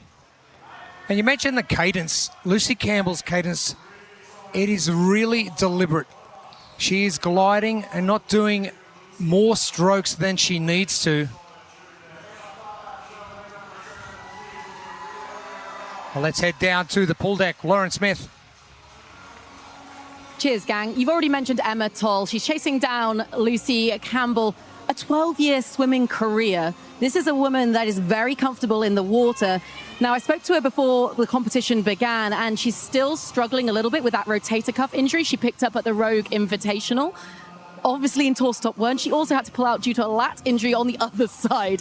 So a couple of residual niggles, but luckily one thing it doesn't really impact is her ability in the water. Don't sleep on local legend from here in Sweden, Emma Tall. Not a chance, Lauren Smith. We've seen her get to work and do some remarkable things. Emma Tall, as she chases down our leader, Lucy Campbell, who is absolutely powering through the water. She's in lane number 3.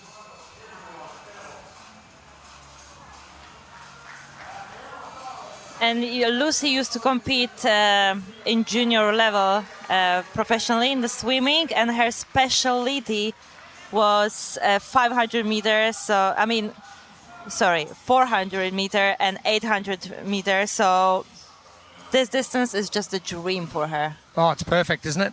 If it's 300 meters less than her primary race, things are good going.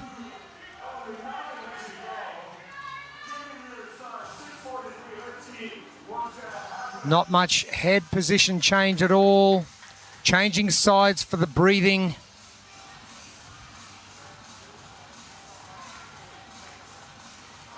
Lucy Campbell now is exactly 25 meters ahead of Emma Tall in second. 7 laps to go for Lucy Campbell. This is going to be a quick time. The time to beat is Jen Muir's 6:45 for 1A. It's hard to keep up. The ladies here are moving. This heat is very fast. Emma Lawson just out of shot.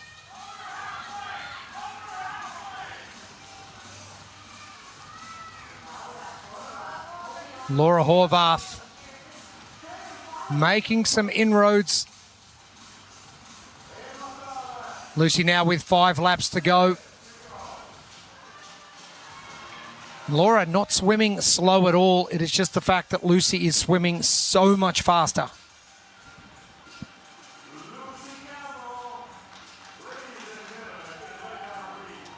Lucy about to overtake Amy Kringle. Amy, your leader after the first 2 tour stops. Lucy Campbell sitting in third.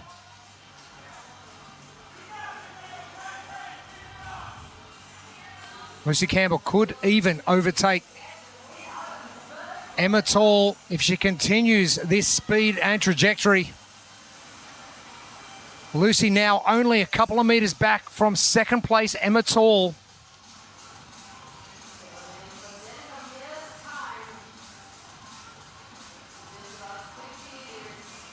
Last turn at the ski erg end for Lucy Campbell.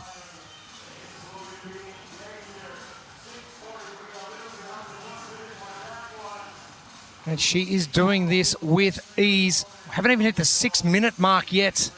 Lucy Campbell is going to demolish Jen Muir's time.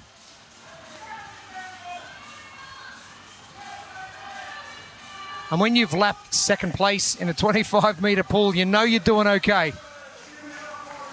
Lucy Campbell, outstanding performance.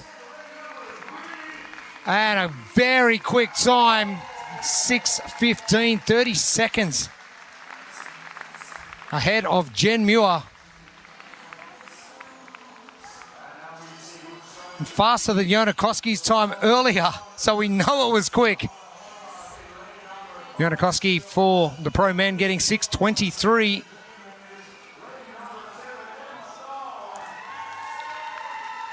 Emma Tall coming back for her final length. Laura Horvath on her final length. Once she makes that turn at the far end.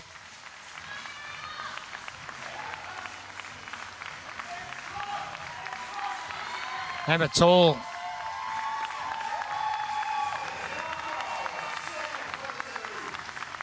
Great job from her.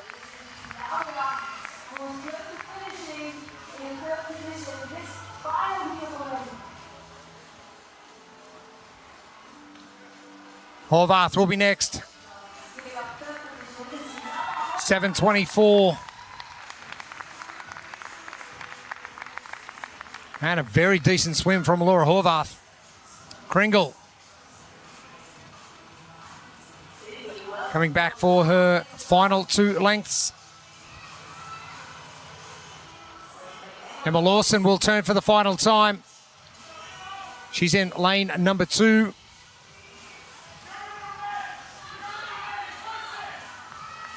Ariel Lowen, not too far behind Emma Lawson. Sydney Wells, done.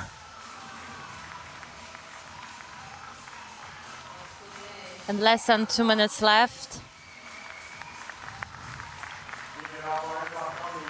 Emma Lawson finishing just behind Ariel Lowen. Brooke Wells is done. Amy Kringle finishing up as well. Olivia Kerstetter.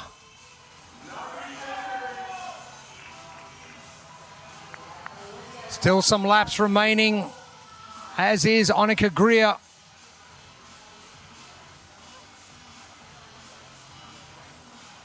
.6:15 from Lucy Campbell. Unbelievable time.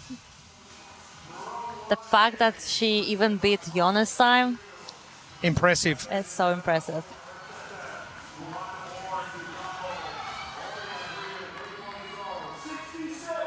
Kerstetter, she will be next to finish, but not giving her a lot of time for recovery for a workout 1B, which is coming up in exactly 2 minutes and 45 seconds.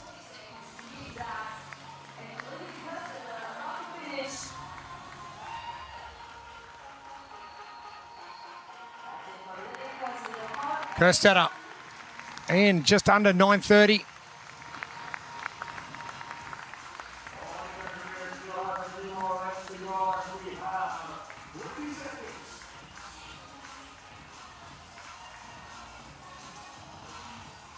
Monica Greer.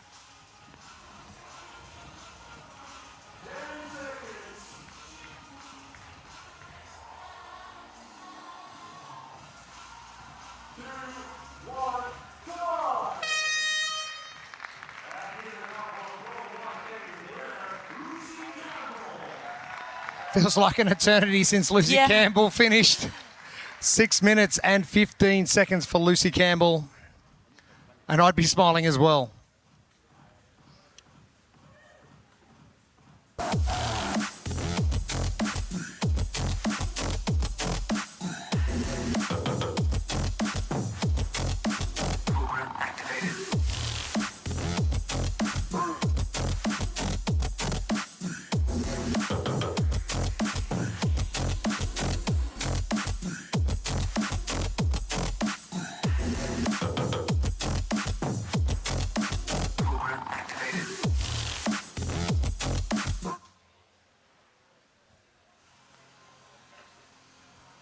Welcome back to Filborna Arena. We have the final workout coming up. It is 1B for the third heat of our pro women. Lucy Campbell has just made an absolute mockery of the workout. And the fastest time we have seen today, male or female, 6 minutes and 15 seconds. Knowing how well Lucy swam just then, does she take it a little bit easier and swim faster, or does she go harder on the machines and just cruise along on the swim? Definitely harder on the machines. This is what the athletes from the previous heat said that it's going to pay off more to double down on the machines, and then if you are a good swimmer, you're going to hang on no matter what. Interesting strategies right across our 6 heats of our pro men and women divisions. And I'd probably expect Laura Horvath to hit the water first as we do get to our workout 1B. This one presented by Concept 2. For time, we have 32 calories on the skier, 125 meters swim, 32 calories on the bike, 125 meters swim, and finish with 32 calories on the ski, and time cap is 16 minutes.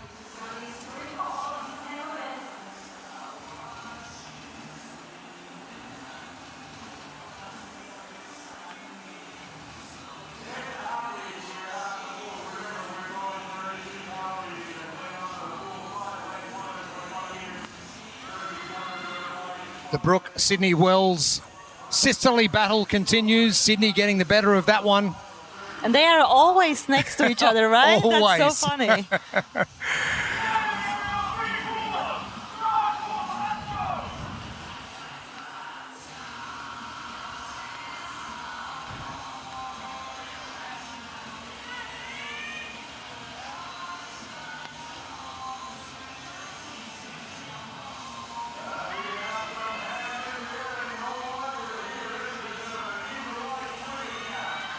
Surprise, surprise. It's Lucy Campbell. How far ahead can she get? Getting ahead. What looks like... She's already in the middle of the pool. Amy Kringle in seconds. Laura Horvath in third. But expect Laura Horvath to really take on this swim. Emma Tall battling with Laura for second place. Amy Kringle, this is actually a good swim from her. Keeping in touch with Tall and Horvath, but it is the Lucy Campbell show.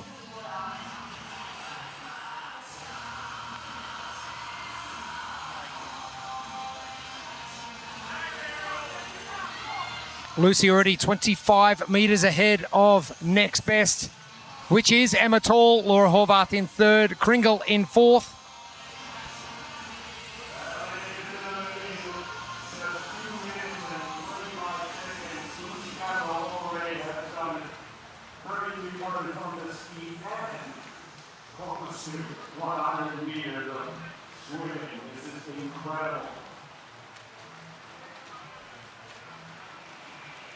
Campbell turns for the final time before she heads to the bike erg. 32 calories required.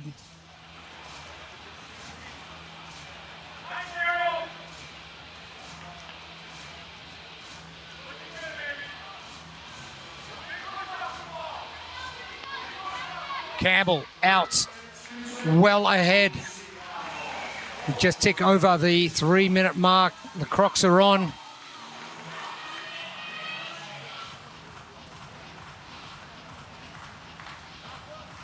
Lucy Campbell could potentially get 12 to 15 calories ahead here on the bike. Emma Tall still hasn't got out of the water.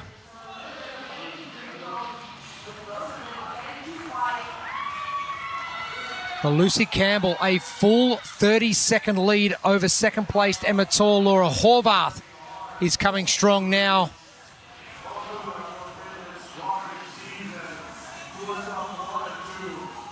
Kringle, the bounce back she needed. She needs to do well here.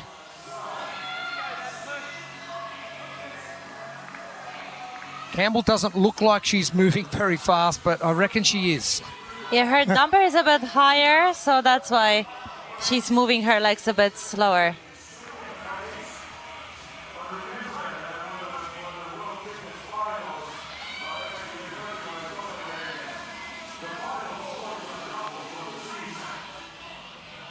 Laura Horvath, not exactly sure what is on those pedals, but it's... Looks like a small towels, maybe. Something, yeah, but it's giving a little bit of protection from her feet. Lucy Campbell's judge's hand is in the air already. A time to beat, Jen Muir, 8:19. And you can always tell from the dive in the pool whether or not you're a swimmer. Yeah, she was jumping really forward.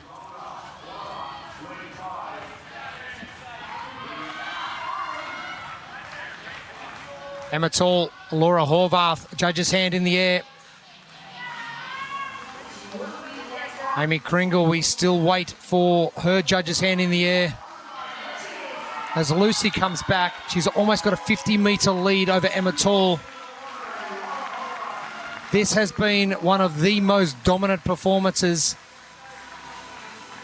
we have seen right across the year.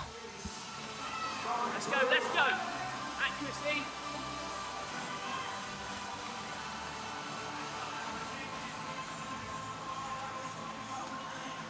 Tall on her way back. Campbell potentially going to lap Emma Tall once again on the return leg and trying to extend that 30-second lead, give herself a massive buffer. But knowing she got off the ski erg first at the start of this workout, I'm pretty sure she's going to come off first.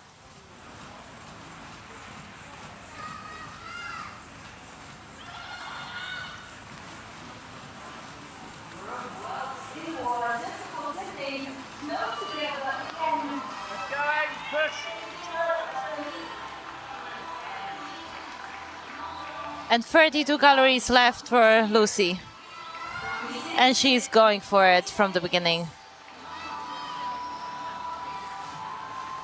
Campbell on her own. She is so far ahead. Probably she doesn't even need to go that hard. All she needs to do is beat everyone in this heat and go under that time from Jen Muir of 8:19. Which is so far away from So now. far away. She's got a minute and a half. She's got so much time. But probably she has so much adrenaline right now. She's just like, I'm going to finish strong no matter what. The quicker you finish, the quicker your recovery time starts. Campbell well ahead. Emma Tall out of the pool. This will be a great result for Emma Tall. Horvath sitting second on the overall leaderboard.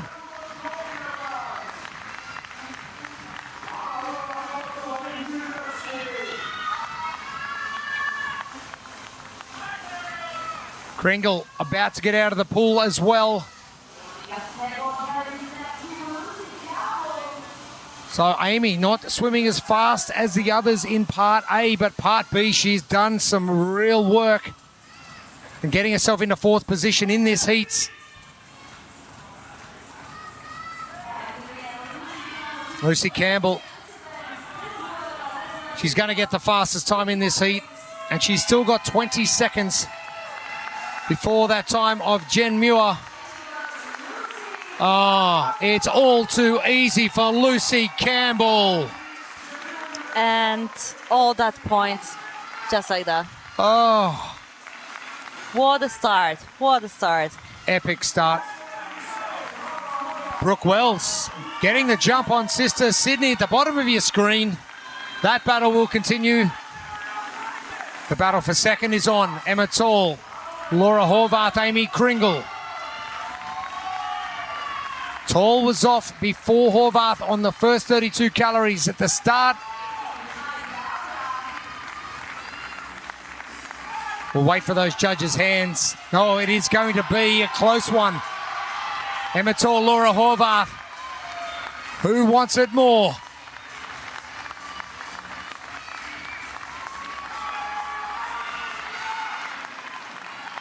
Oh, it is going to be Laura Horvath just by half a second over Emma Tall.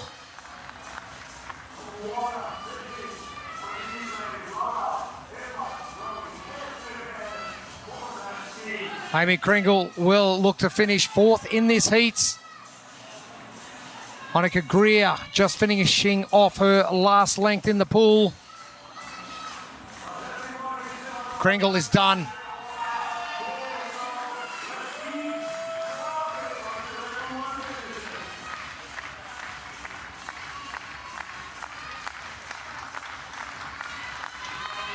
Ariel Lowen, Emma Lawson and the Wells sisters.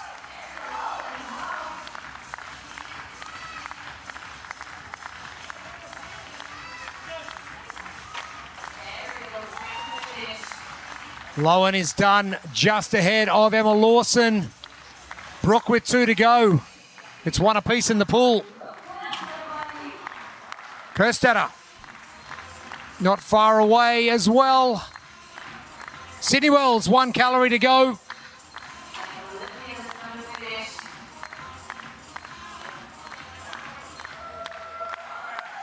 Kerstetter is done just ahead of Sydney Wells. And Annika Greer out in lane number 9.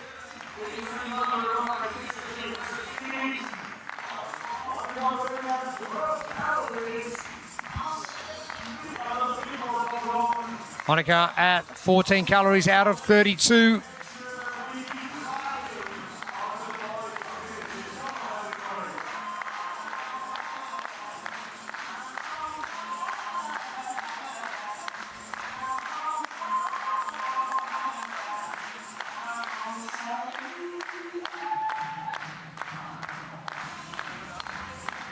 Monica getting very close to finishing off our first 2 workouts of the World Fitness Finals.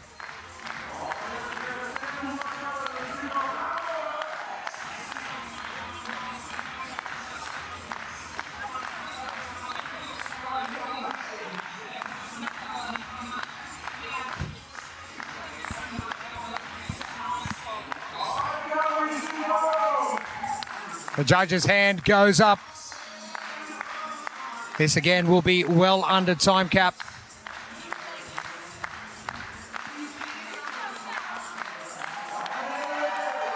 And Annika Greer completes 1B and rounds things up here at Filborna Arena. But what a performance, Lucy Campbell.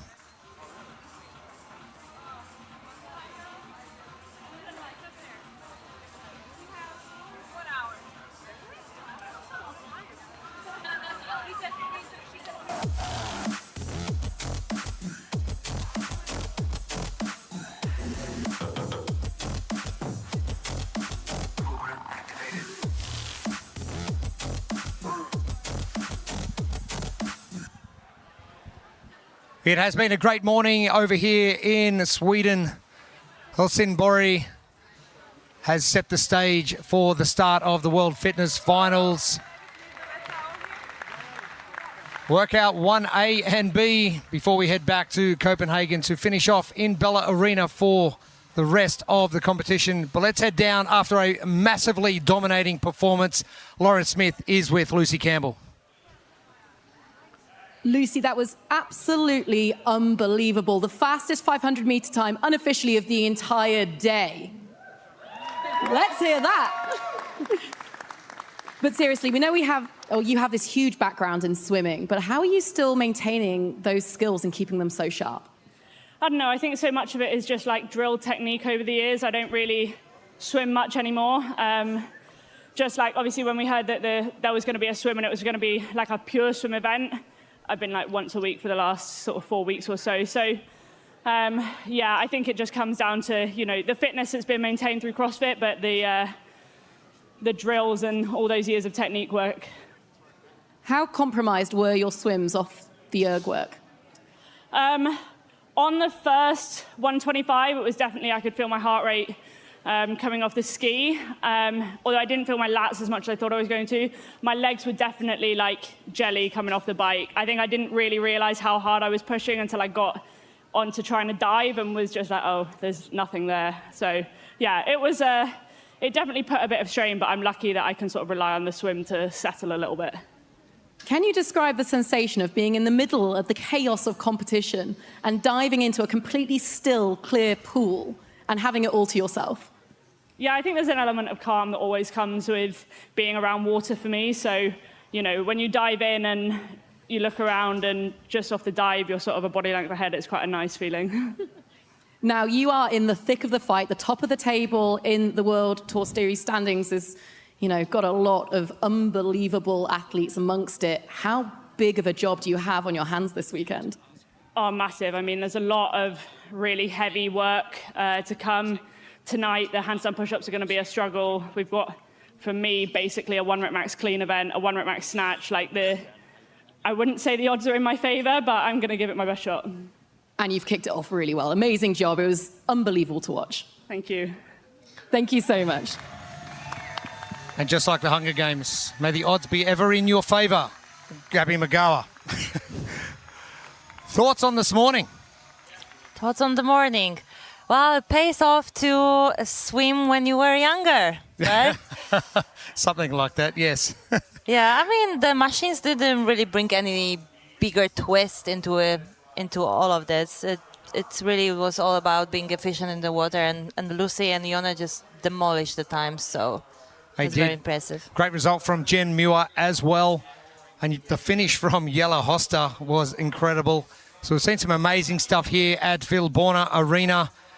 And don't go too far away from your screens or your phones. We have got the OTP live desk show coming up in about 15 minutes. Derek, Annie, Katrin and Seth are going to break down everything we have seen this morning. And on behalf of the entire crew here at Filborna Arena, for Tommy Marquez, Gabby McGower, Lauren Smith and Amy Bream, I'm Jeremy Austin. We'll see you back in Copenhagen in just a few hours.